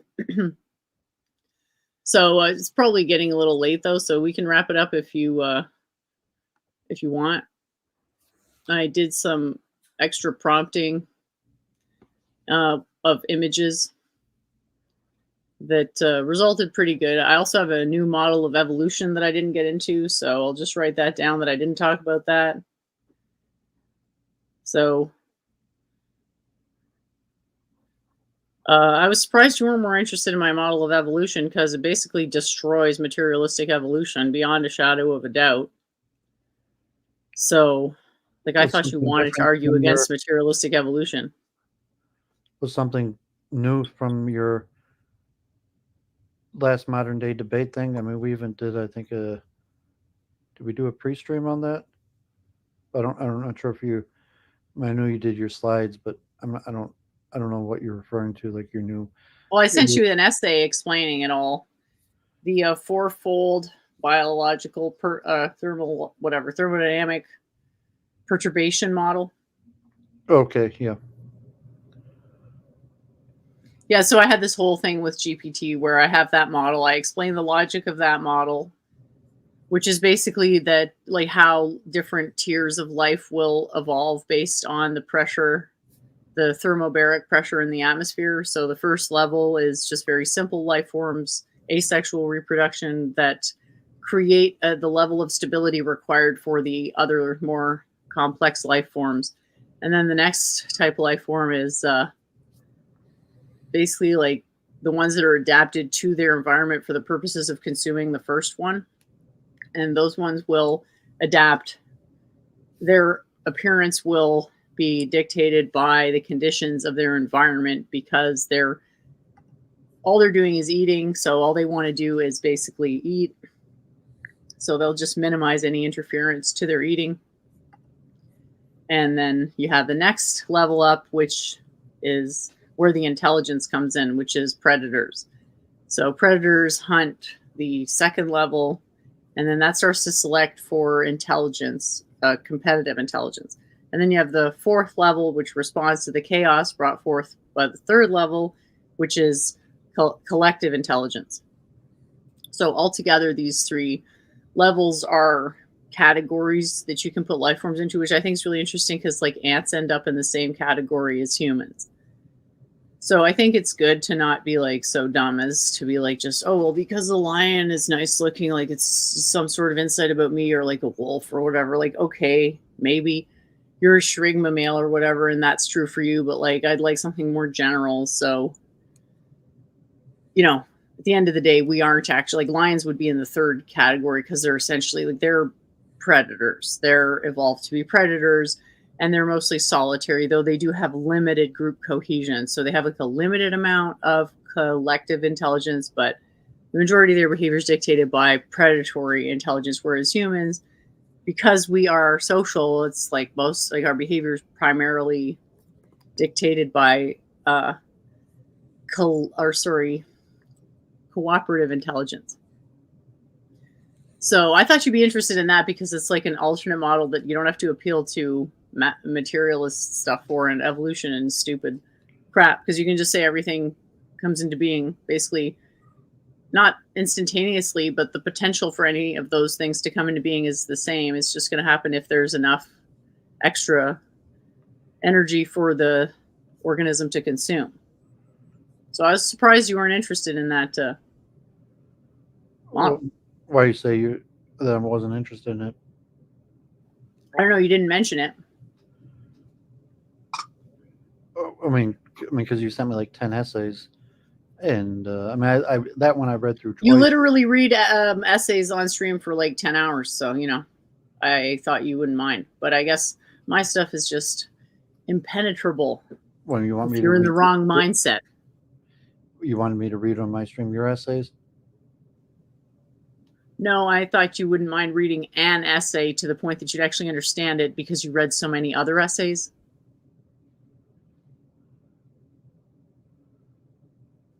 Anyway, the point is that what I did was take this fourfold model, and then I took the top level, and then I said, compress all that cooperative intelligence into one being, one entity, and then generate a divine archetype from that. Optimization of this optimal aspect of biology, and then get the GPT to just extrapolate the extremes of that logic for me. And then get from that extrapolation of the extreme embodiment of the fourth category prompts that I can then put into an image generator. This is one of them. I thought it was really cool. Like, this is just how ChatGPT called this like fourth level, what you might call like a supreme being that embodies the properties of the fourth level in their own subject. So I thought it was really cool. Like, I've never really seen anything exactly like this before. It kind of reminds me of some stuff. Like, I've definitely seen figures with capes, and I'm a big fan of capes, but it's kind of a new image to me. Like, I've never really, I don't know, seen it. This one, too, I was really happy about this one.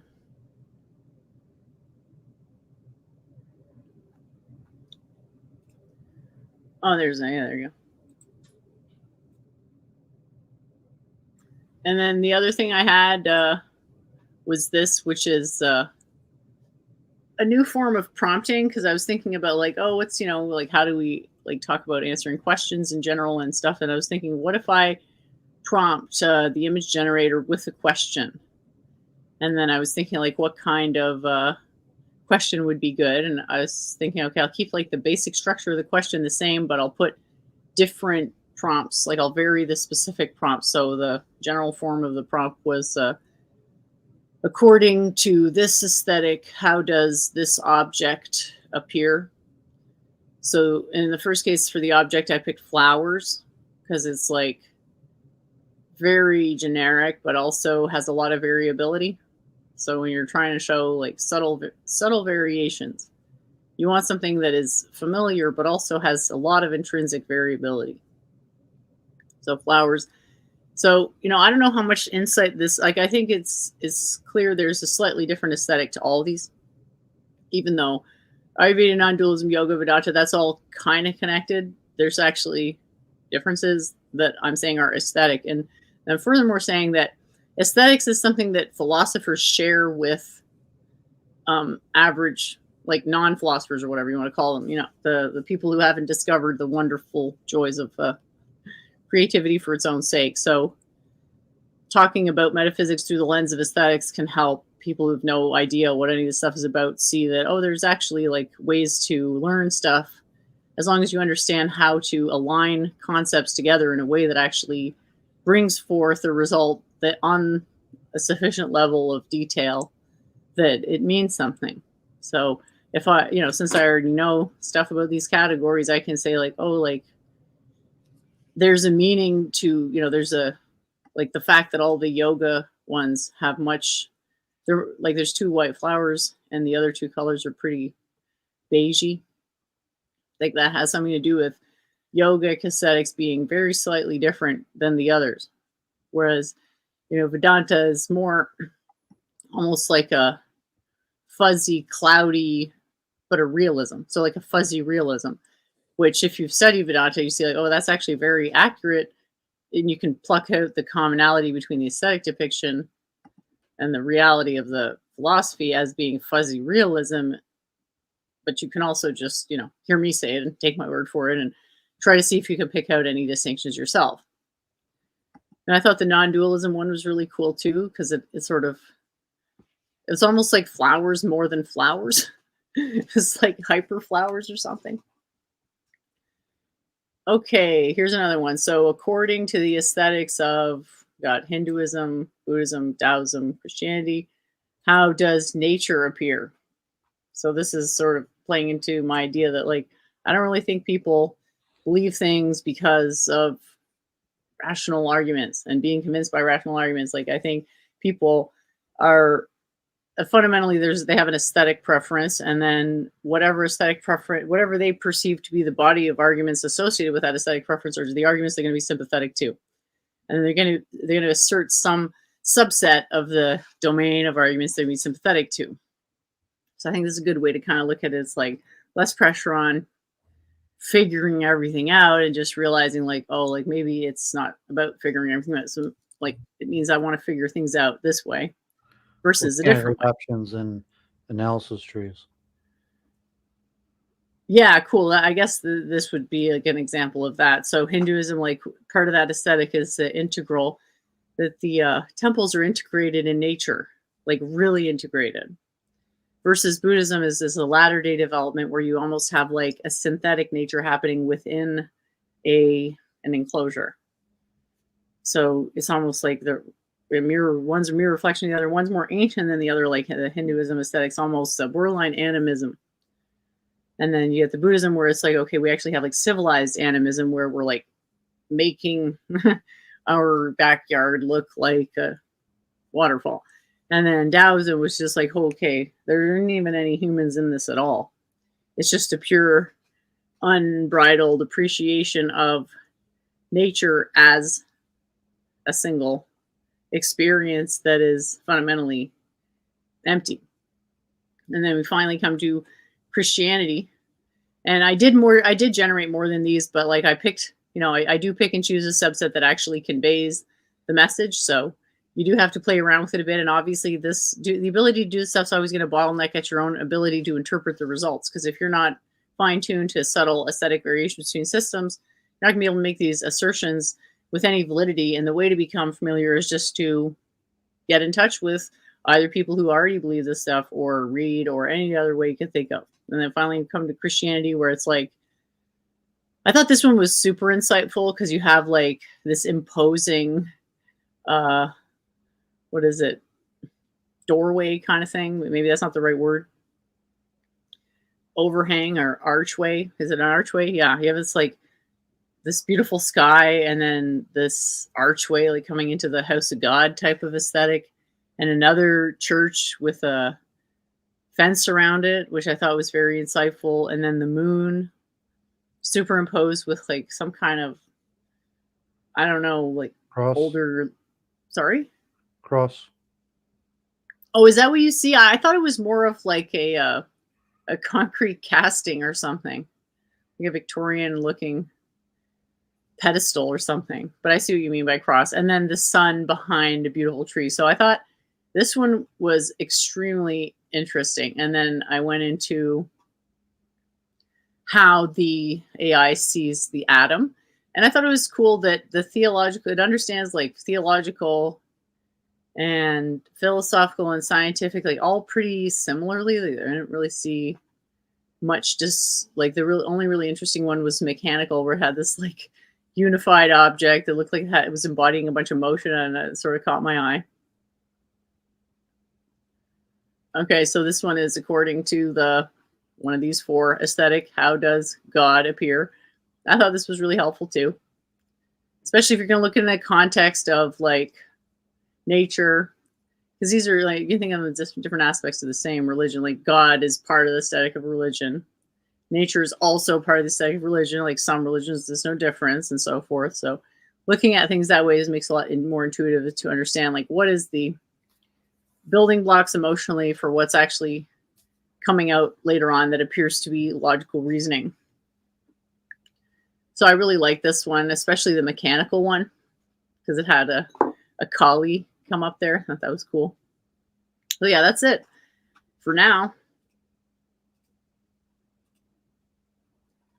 Yeah, so that was awesome. That's what I've been working on. And it's been great to have a chance to like talk to people and share everything, and hopefully present this knowledge in a way that is relevant to them. And best way to do that is just to shoot me your questions. So thanks again. Okay, well, great. Glad to see you making progress. I appreciate you sharing it. And you have anything coming up, like larger plans, trajectory this 2024?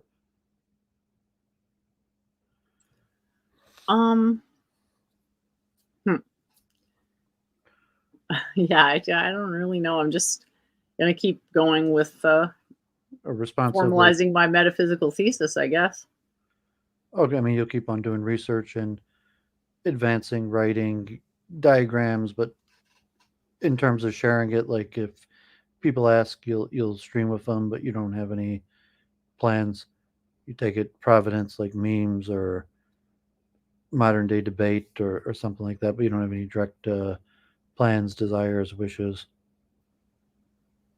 Oh, I'd love to go on anyone who's serious show and talk to them about my ideas or help them understand their own limitations of their ideas anytime.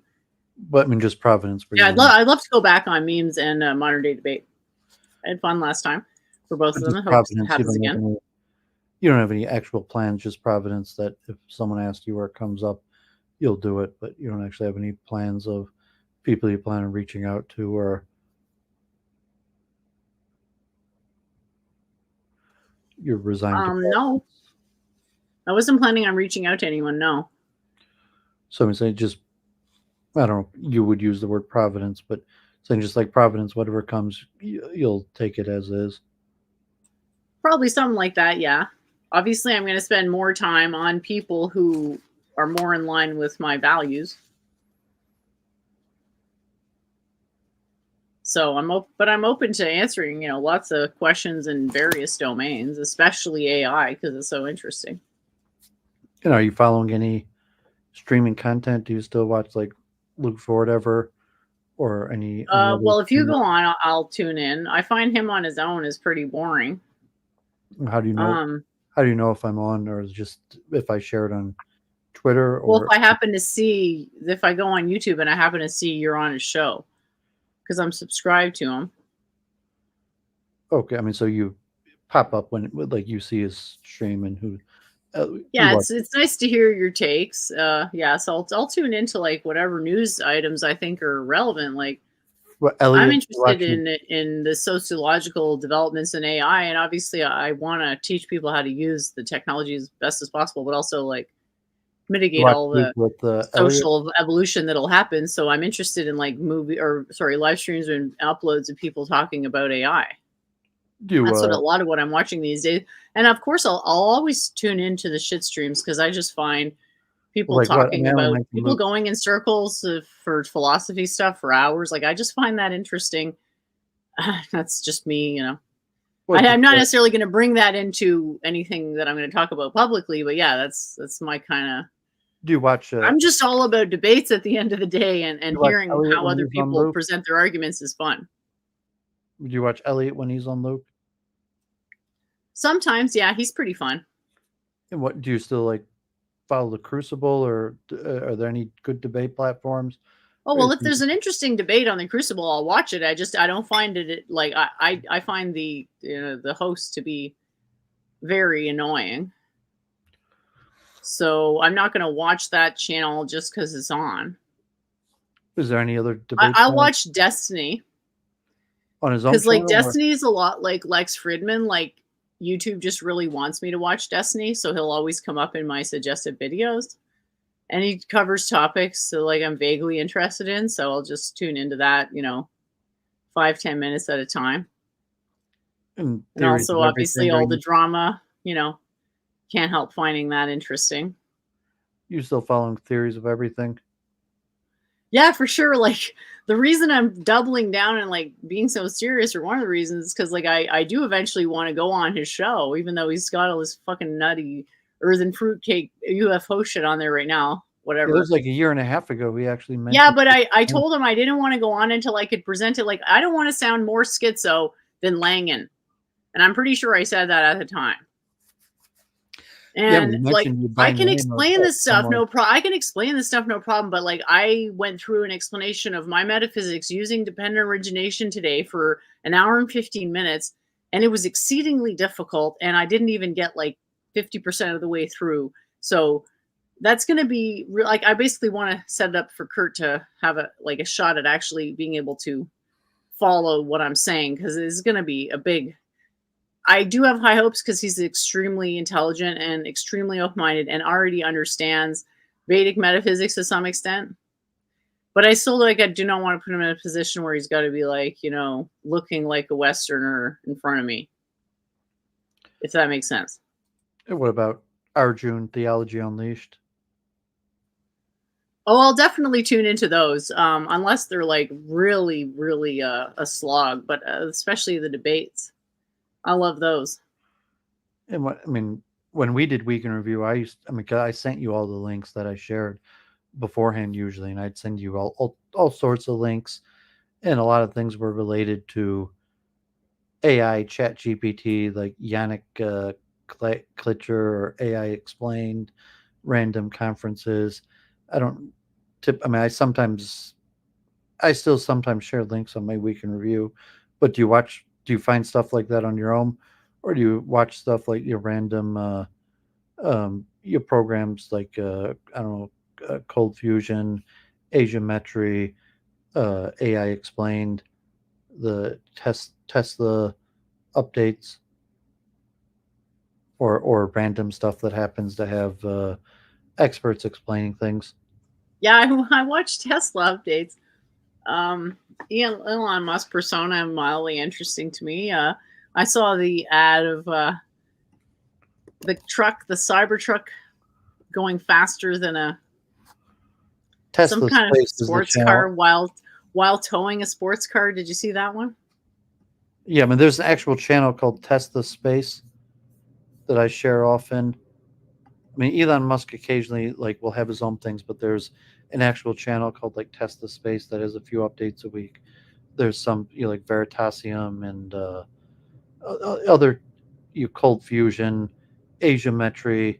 There's a whole bunch of channels I check regularly, and then occasionally there'll be a conference, and I'll watch the whole conference, or just some popular viral video explaining something that I used to share those all the time on Week in Review, and I'm not sure if you watch some of them, or if you find them on your own now that we're not doing week in review.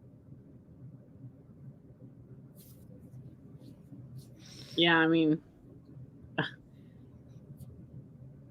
it's like debates and AI is mostly what I focus on.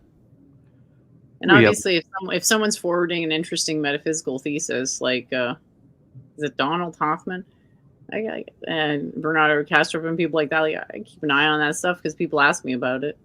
I mean, Sabina Hassenfelder, you don't watch any of that, or you? Oh, I do, sure, sometimes, but I mean, it's like it's like a dumpster fire. Or Brian Keating and Eric Weinstein. Yep, I'm watching that, you know, and all the fear mongering about AI. What about Science of Consciousness? Did you watch any of the uploads from? They finally uploaded that conference. I shared it when they did. I think I even messaged you on when they did. No, I don't think so. I mean, you know, I think I already know all about consciousness, right? You know, I don't think I can learn anything from civilians about consciousness. Yeah, okay. I mean, I still watch all of those. I mean, the Science of Consciousness conference, and they another conference in California with Hamerov organized, and I watched all those. And 2024, I think April already will be the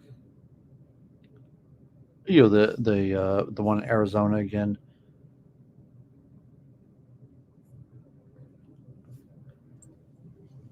Are you gonna My go? family,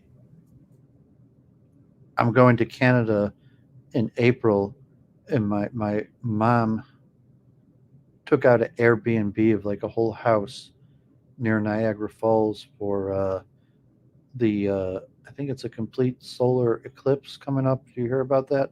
Oh, that sounds really fun. And So I guess you're going to be there. Yeah, and I guess like it's going to be the most clear to see near Niagara Falls. So my mom, like even she already did like 8 months ago, because like now the prices have gotten really expensive. But like a full year in advance, she booked a whole house Airbnb in Niagara Falls. And in fact, I think it's even like a big house. I don't know if you're ever in Canada, or but the I think it's in April.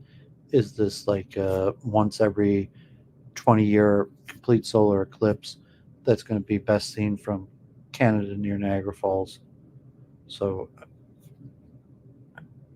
I got to find out if I need my passport renewed by then. But yes, I'm going to go to Canada for that. Sweet. So that's at the same time as the conference? I have to check the date. I'm not sure the day of the conference or the thing. I don't think it's the same time, but I mean, it's possible it is. I have to. Are you thinking of going to the conference? Because it's, pretty close to you physically. 2020 solar eclipse is April 8th, 2024.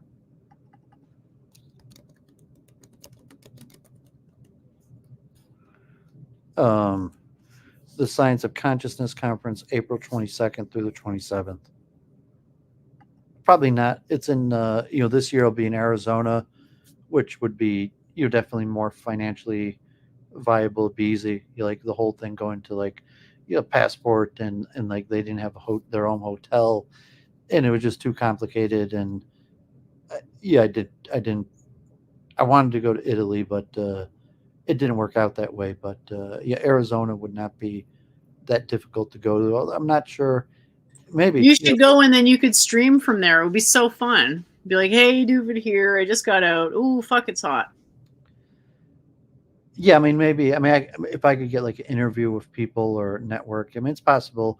Saying the Italy one. I mean, plane tickets are expensive, even to go to Arizona. But yeah, I could probably even wait till like March, as opposed to like the Italy one. Like you had to like book that like months in advance, and the plane ticket would have been like thousands of dollars. You could probably buy tickets at the conference. They'll just cost more. Usually the ticket prices go up as you get closer to the date. And then if you're buying them when you show up, it's probably like twice the price. In my experience, anyway. I think the conference is the same price online as in public. It's like $400. But I mean, so the main expense would be airfare and hotel. And so, Italy was just, I mean, it would have cost, I mean, it'd still be expensive, but it's saying I could probably go to Arizona for $2,000. To go to Italy would have been like $4,000 or $5,000. And plus, like, it's like I've never been to Italy, like international travel, and there was complications, like you got to take a bus and book the hotels that they didn't have like a hotel. I think Arizona, there's like a hotel connected, or it'd probably be much simpler to go to Arizona. So I was saying it's more likely, although I hadn't thought about it. It's possible. I'll see where my research is going, because if I went, it'd probably be more related to networking. Well, if you do that, I'll tune in. Because you would what? I'll tune in. Okay, well, yeah, might do a night recap stream, or try to get an interview, or walk around and do a ramble. I mean, I don't think I wouldn't stream the conference. I probably can't even stream because you have to pay to see it. But like, yeah, I would try to walk around, do a few interviews, then do like a night recap. But yeah, we'll see going forward. It's possible, and I guess we could even do a joint stream that if I do go and did like a night recap or something. Yeah, holy shit! Like, partying in conferences is fucking awesome. I hope that you do it and then like come and stream with me and back in the hotel when you're drunk, because that'll make me feel all nostalgic for when I used to hit up conferences, and like it was intense. Like, there's a lot of guys that were married that like this was basically their only vacation from their life type of thing ever. So they tended to be okay with staying up quite late, even though we had a lot going on during the day. I was like in my early 20s, and I was the one saying slow down. So anyway, I'm not a partier, although I know. Oh, come on, you told us about your party days in New York, so don't even pretend like you wouldn't. Okay, sure. I promoted, and but like, I mean, I do dance a little bit, but they actually, I mean, I do karaoke. Like, we used to sing, and I think the last day of the conference they do like karaoke or have a band. But I haven't thought of that. Like, if I do the eclipse, I'm not sure if I'll be able to film, but yeah, maybe I'll probably stream like a random stream, but no special plans.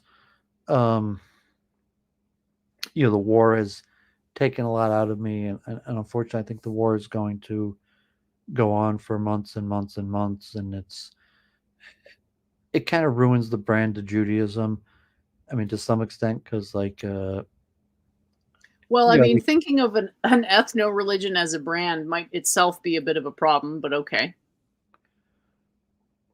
Well, it's a spiritual system, a religion, and an ethnic group.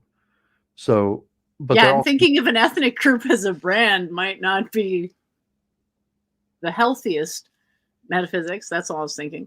Well, it just as a metaphor, it's saying that you were saying, like, to talk about like like Jewish meditative practices, and that are that's separate from the war or the ethnic group. You could just like, oh, well, there's Jewish meditative practices, there's Kabbalistic systems of consciousness, but the war ruins the brand, because I honestly don't think the war affects the aesthetics of Kabbalah like hardly at all. Maybe I'm just in a bubble, but are you sure? Yeah, because it's just the affiliation.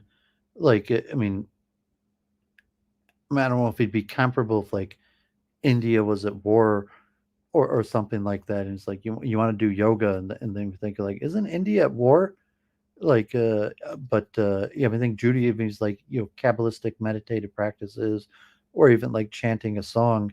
Yeah, I think the war overshadows that, and maybe Judaism more so because it's a ethno religion than like Vedism. So even if India was at war, or was like committing ethnic cleansing or doing horrible things. Well, if India was at war, it wouldn't have anything. It wouldn't necessarily be a stain on Vedic anything. If they were at war for the wrong reasons, that would mean they were not conforming with Vedic principles. So the mere fact of being at war doesn't change that you're a philosopher, and Brahmins are traditionally not involved in warcraft. So the presence of a war is not relevant to the practice of philosophy. If India was in the middle of an unjust war, and like all the people on TV were self-proclaimed Brahmins that were claiming that the Vedas justify the war, it might, or were like doing yoga in the middle of like war. So you like turn on the news every day and you'd see like these like yoga masters who are talking about the necessity of the war. It would stain the brand. So it's just like Judaism, like you turn on Depends if the war was just, right? Like, give me a break.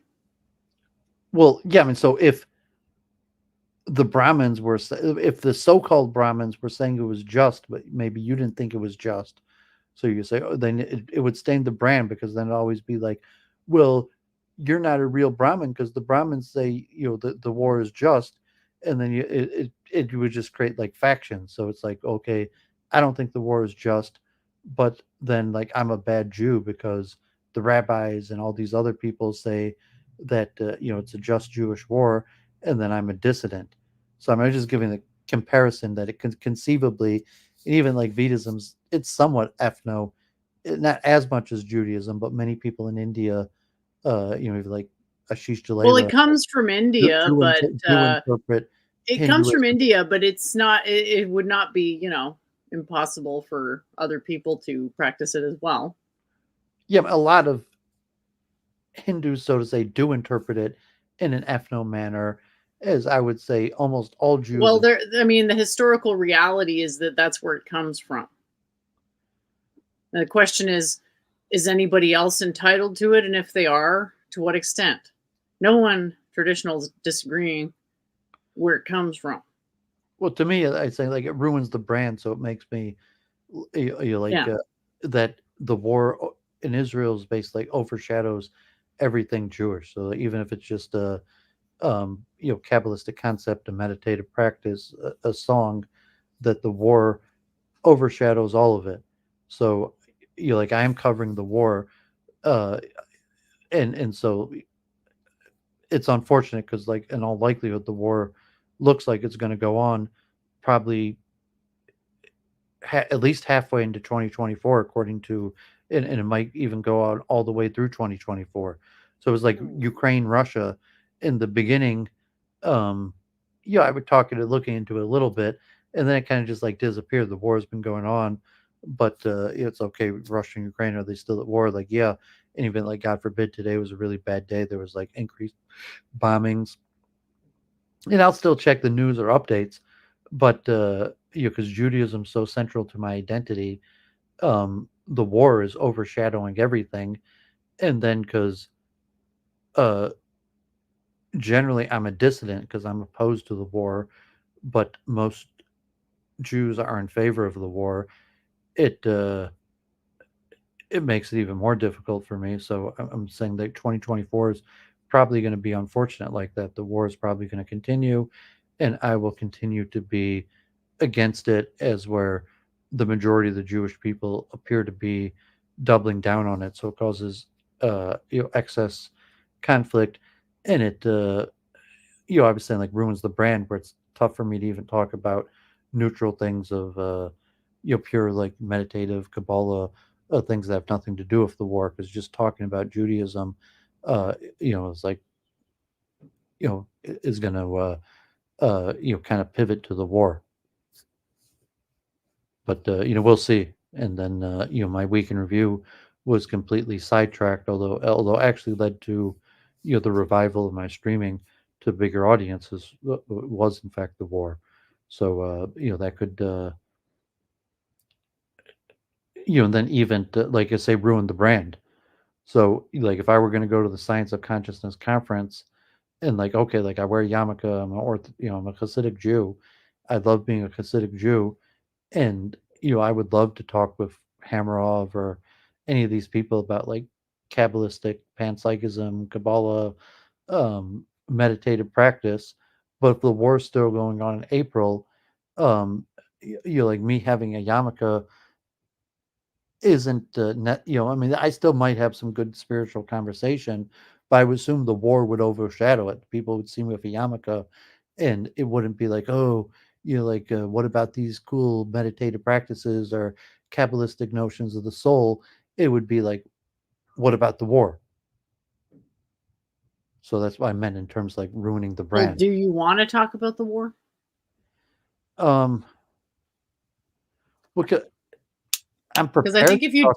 don't want to talk about it, and it's fine if you don't want to, you can either don't wear Jewish clothes or wear them, and if people bring it up, say you're praying for peace, but you don't want to talk about it because you don't think that that's going to lead to more peace, but that you can point people in direction of resources if they're interested. I don't know.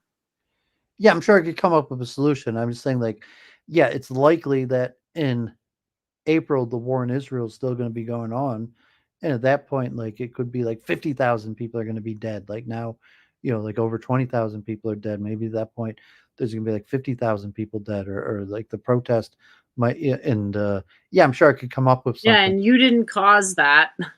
You know what I mean? Like, That's it's why I not your use the job term to ruin. justify that to some random person you just met, like, unless you want to. Yeah, but that's why I use the term it ruins the brand. I give an example.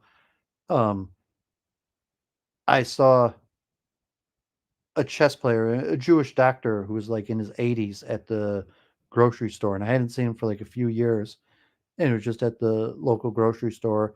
Where I've actually bumped into him a few times over the past 10 years, and we were walking out, and I said hello. We noticed each other, and like the first thing he said, like like God forbid, like the war, and um 'cause, I mean, it overshadows everything, like, especially in Jewish identity, like, so, I mean, but, like, yeah, I'm confronting reality head on, but, it might make it like, no, I don't wanna go all the way to Arizona to talk about the war, and I'm not gonna, like, hide my Judaism because of the war.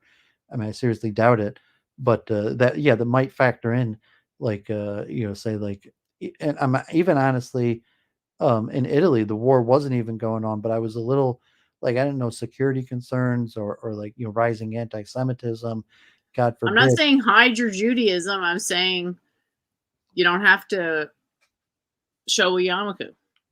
Well, I Is it probably would kosher to wear always, something on top of a yarmulke if you really want to yeah, wear that would one? be such like an identity change for me to change my identity because of the war.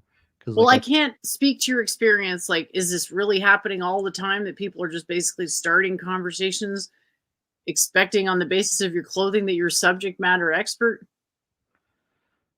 um, well, I purposely use the word it's ruining the brand. Because I love being Jewish. I love talking, chanting, rituals, spiritual things, meditation. But the war is so all encompassing that it's ruining the brand. That like I love being Jewish, walking around and like wearing Jewish garb entices people to talk about the type topics I love to talk about.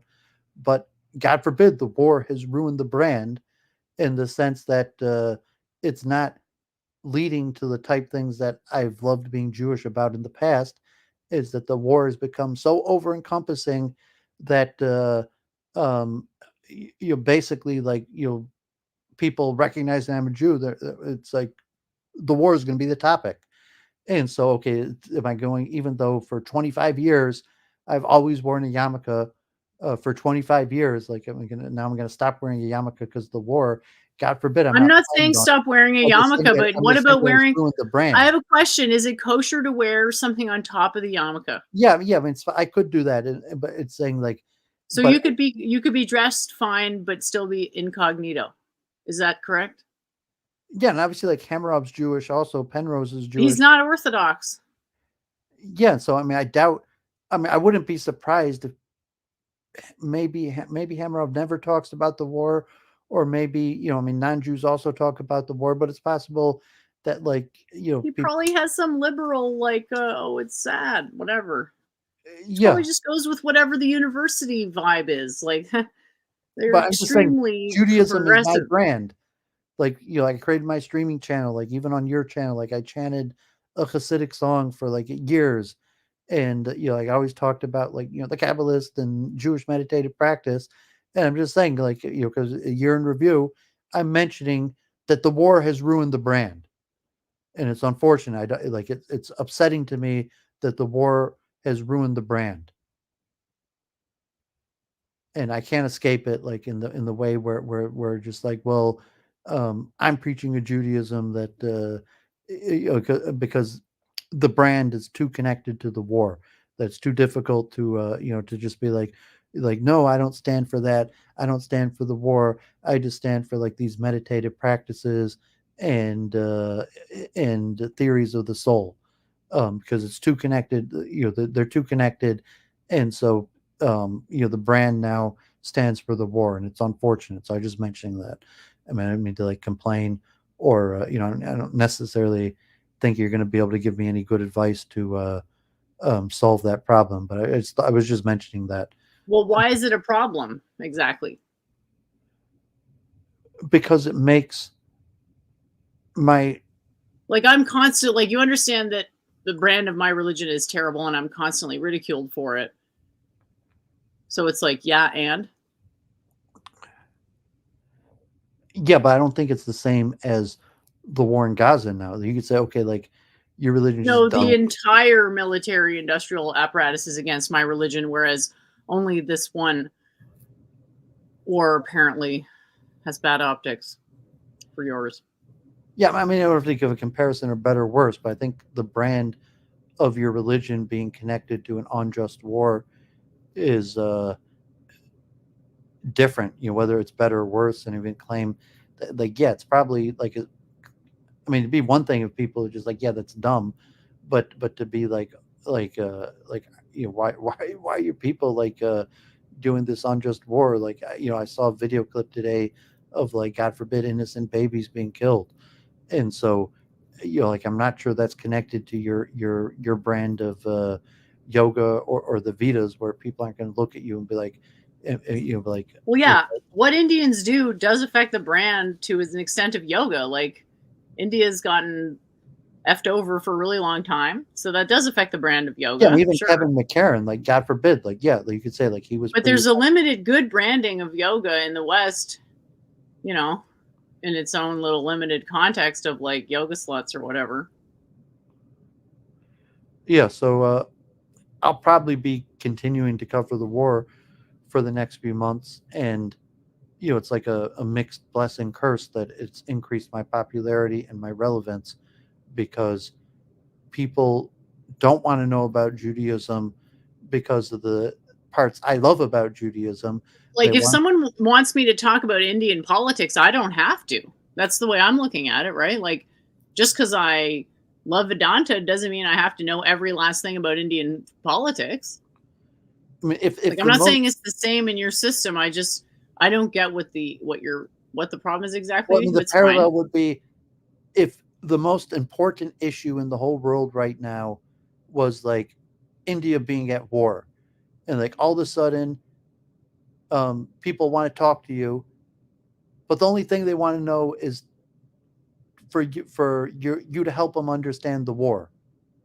So like they not really care like, oh, your theories and your pictures and your diagram.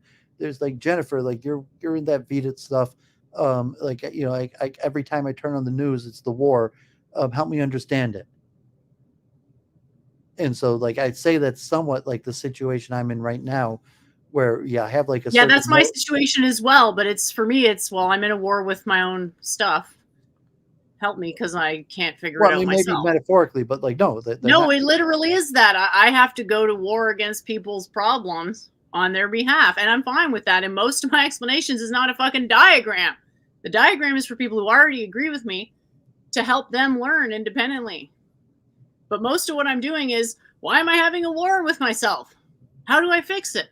How did it happen? And why is it your fault? Yeah, I can relate to that. I'm just saying that's what it is to be a public intellectual. So if you're not complaining, if you're humble bragging, that's cool. It's just like I might be too goyish to understand the reference. Well, no, I just think it's unfortunate. And it's okay. Like, yeah, I mean, I do agree that war is metaphorical and the war is against my own bad character, or, the war against my mind. And basically, no, I don't think it's against your bad character. I think you have good character because you're willing to hold to your truth in the face of adversity. I'm saying Well, that you're you seem perplexed. Pause for a second. You seem perplexed that the majority of people are coming to you with questions about a war, but that's all anyone's ever going to come to you unless they're coming to you to be your student, which means like you basically have to adopt them. So, how many people do you want to adopt? Yeah, and I would say like, okay, if I have good character, it's because I waged war against my bad character. I was explaining to somebody the other day. Because you were able to make peace with certain aspects of the internal struggle within yourself. Use that language, but like, no, I waged war against my bad character. I waged war that's how you make peace, is by waging war. I waged war against laziness. Like I waged war against my own mind. And like hopefully I won a lot of those battles, and it made me a better person.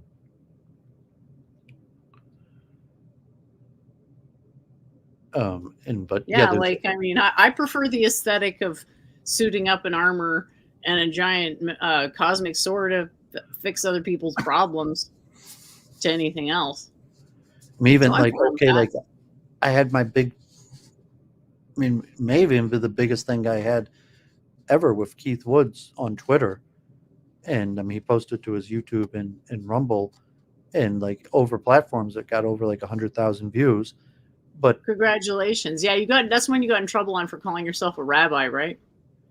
Well, I mean, some people push back, like, yeah, that was probably the biggest negative, feedback, especially some like fellow Jews, because I wasn't giving a view of Judaism that they agreed with, especially in terms of the war. So there's pushback on my credential, or the terminology, the rabbi, or pushback. But even besides for the some of the negative feedback, just that the whole reason he wanted to speak to me was he didn't necessarily legitimately want to understand Judaism better, except in relationship to the war. Judaism, like, he's like, oh man, like, look what's happening to the world and the war.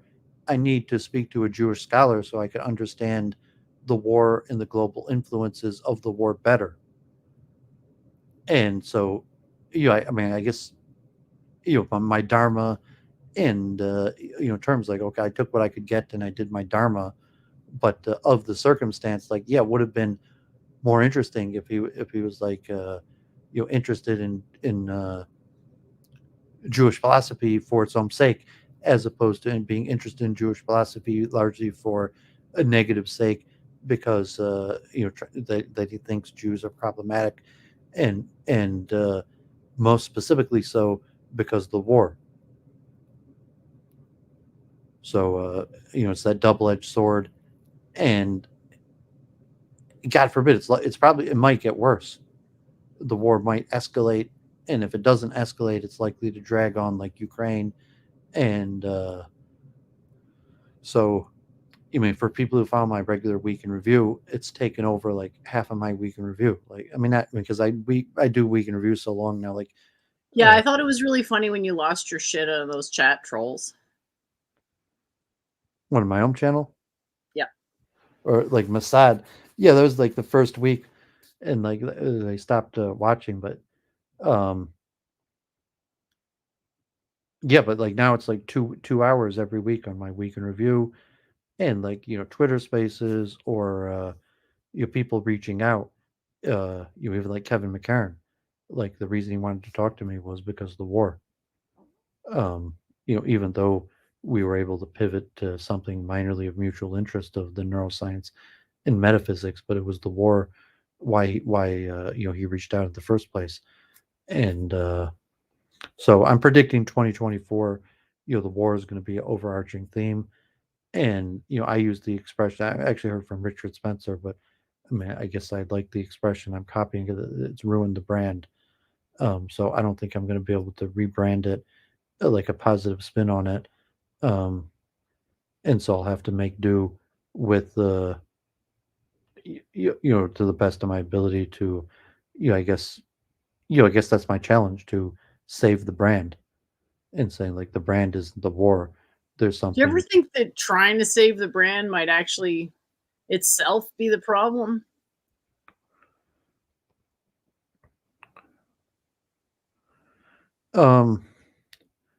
Well, I mean, I'm saving the brand that, like, no, I mean, I think the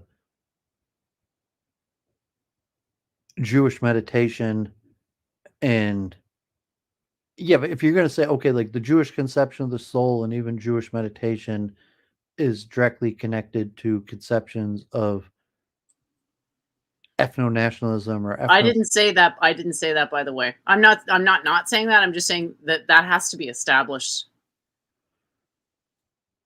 Yeah, so I mean, even on like my own channel, like half the people that come talk to, like that's what they're, the pushback. It's like like the Jewish conception of the soul is like even like Jewish meditism. Like you think you have the third soul that the goyim don't, and um or even Well, I just mean, stuff like that. I just say, like, I'm sorry, but if you're not a religious scholar, your opinions on religion are not relevant. and then But I mean, if you're coming at this from the perspective of like damage control, it's like, I think it's counter effective when you explicitly say that that's your intention. yeah, I'm not sure if I'm capable of doing damage control, but it's saying can Well, I? that's how I'm basically interpreting what you're saying here. You're like, I need to work on or on improving the brand. To me, that sounds like damage control. Sorry, I just like I'm having trouble following your logic here. Well, I mean, there's also like okay, like Abrahamism is apocalyptic. And so like war is part of the theology. And so like it can't, I mean, yeah, I mean saving the brand is probably a poor metaphor because saying like no, like Armageddon is nigh and like sin has increased too much and the end is coming. God forbid that's part of biblical theology. So if it, it's part of the belief system that you're saying no factually, um, I thought it human. was like the Moshiach, or is like the apocalypse supposed to happen before the Moshiach? Well, there's two separate things. There's a belief in an eventual Messiah utopian society, but there's also an apocalyptical understanding of a jealous, angry God that punishes his people with a strong hand for sin. That okay, like what's happening is God is To me, punishing. the whole God being vengeful versus regional squabbles over trade routes. I don't see the link. Granted, I don't follow this stuff too closely. But it's theological conception of God, and that is it someone here trying to add on? Um, I hate me. I got someone trying to come in. I hate me, but I'm not sure if it's a troll or going to get bombed or something negative to the stream. But yeah, I was. Let me see, private chat. Yeah, I don't know. I hate me seems like a weird name, but it's not old. I'm I not would say for age, I think it's 13 or 14 legally to be. Yeah, I don't know if you're like a little kid or something. I'm just worried that I'm not familiar if you're or just I don't mind talking to a new person. I'm just Okay. worried that Yeah. I'm So, gonna get trolled or someone's gonna like porn bomb me or something like that. oh, okay. Yeah. Yeah. So maybe we can talk privately and or something, but not for today because 14 sounds a bit young. But please stay in touch. You'll wait. Is 14 old enough? No, 14 is fine. Is 14 okay? Sorry, I got mixed up. That's fine, right? Kappa is 13, right? Um,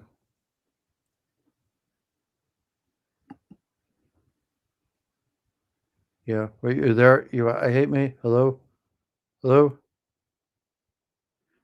Sorry, just a little paranoid that because I hadn't seen you before. Your handle that you may not be real.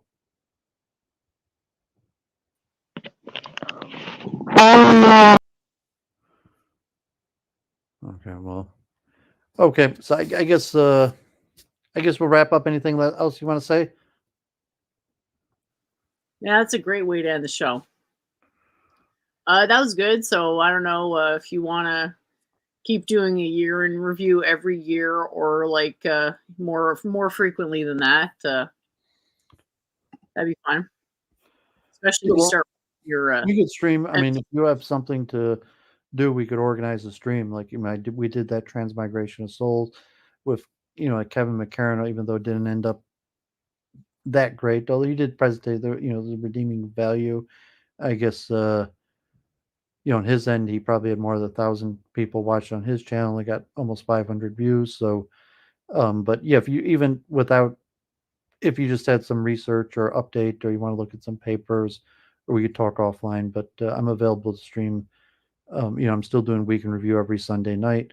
And if that doesn't fit your schedule, but if you had the time slot available again, we could probably go back to doing Sunday, or just every month or two. If you wanted to do a stream, I'm sure we could do it on a related topic, especially if you have new research or writing.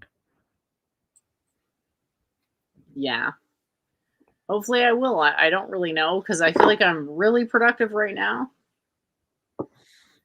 But sometimes there's been months where I wasn't particularly productive. I was just doing a lot of stuff that just didn't really go anywhere. So I can't tell. But yeah, thanks for being open to it, and same to you. And I guess I'll let you know when it feels like there's enough. It would make more sense for me to like predetermine it as like either quarterly or annually, but like at minimum, we can do a once a year review. Okay, so well, it's sort of like about like if, let's say, a specific problem comes up in AI that I have to devote a lot of resources to because it's like a bottleneck. Well, I can't necessarily predict when a bottleneck is going to come about. I just have to like train myself to identify when a bottleneck is forming, and I like either release the pressure before it forms, or fix it as fast as possible once it's there.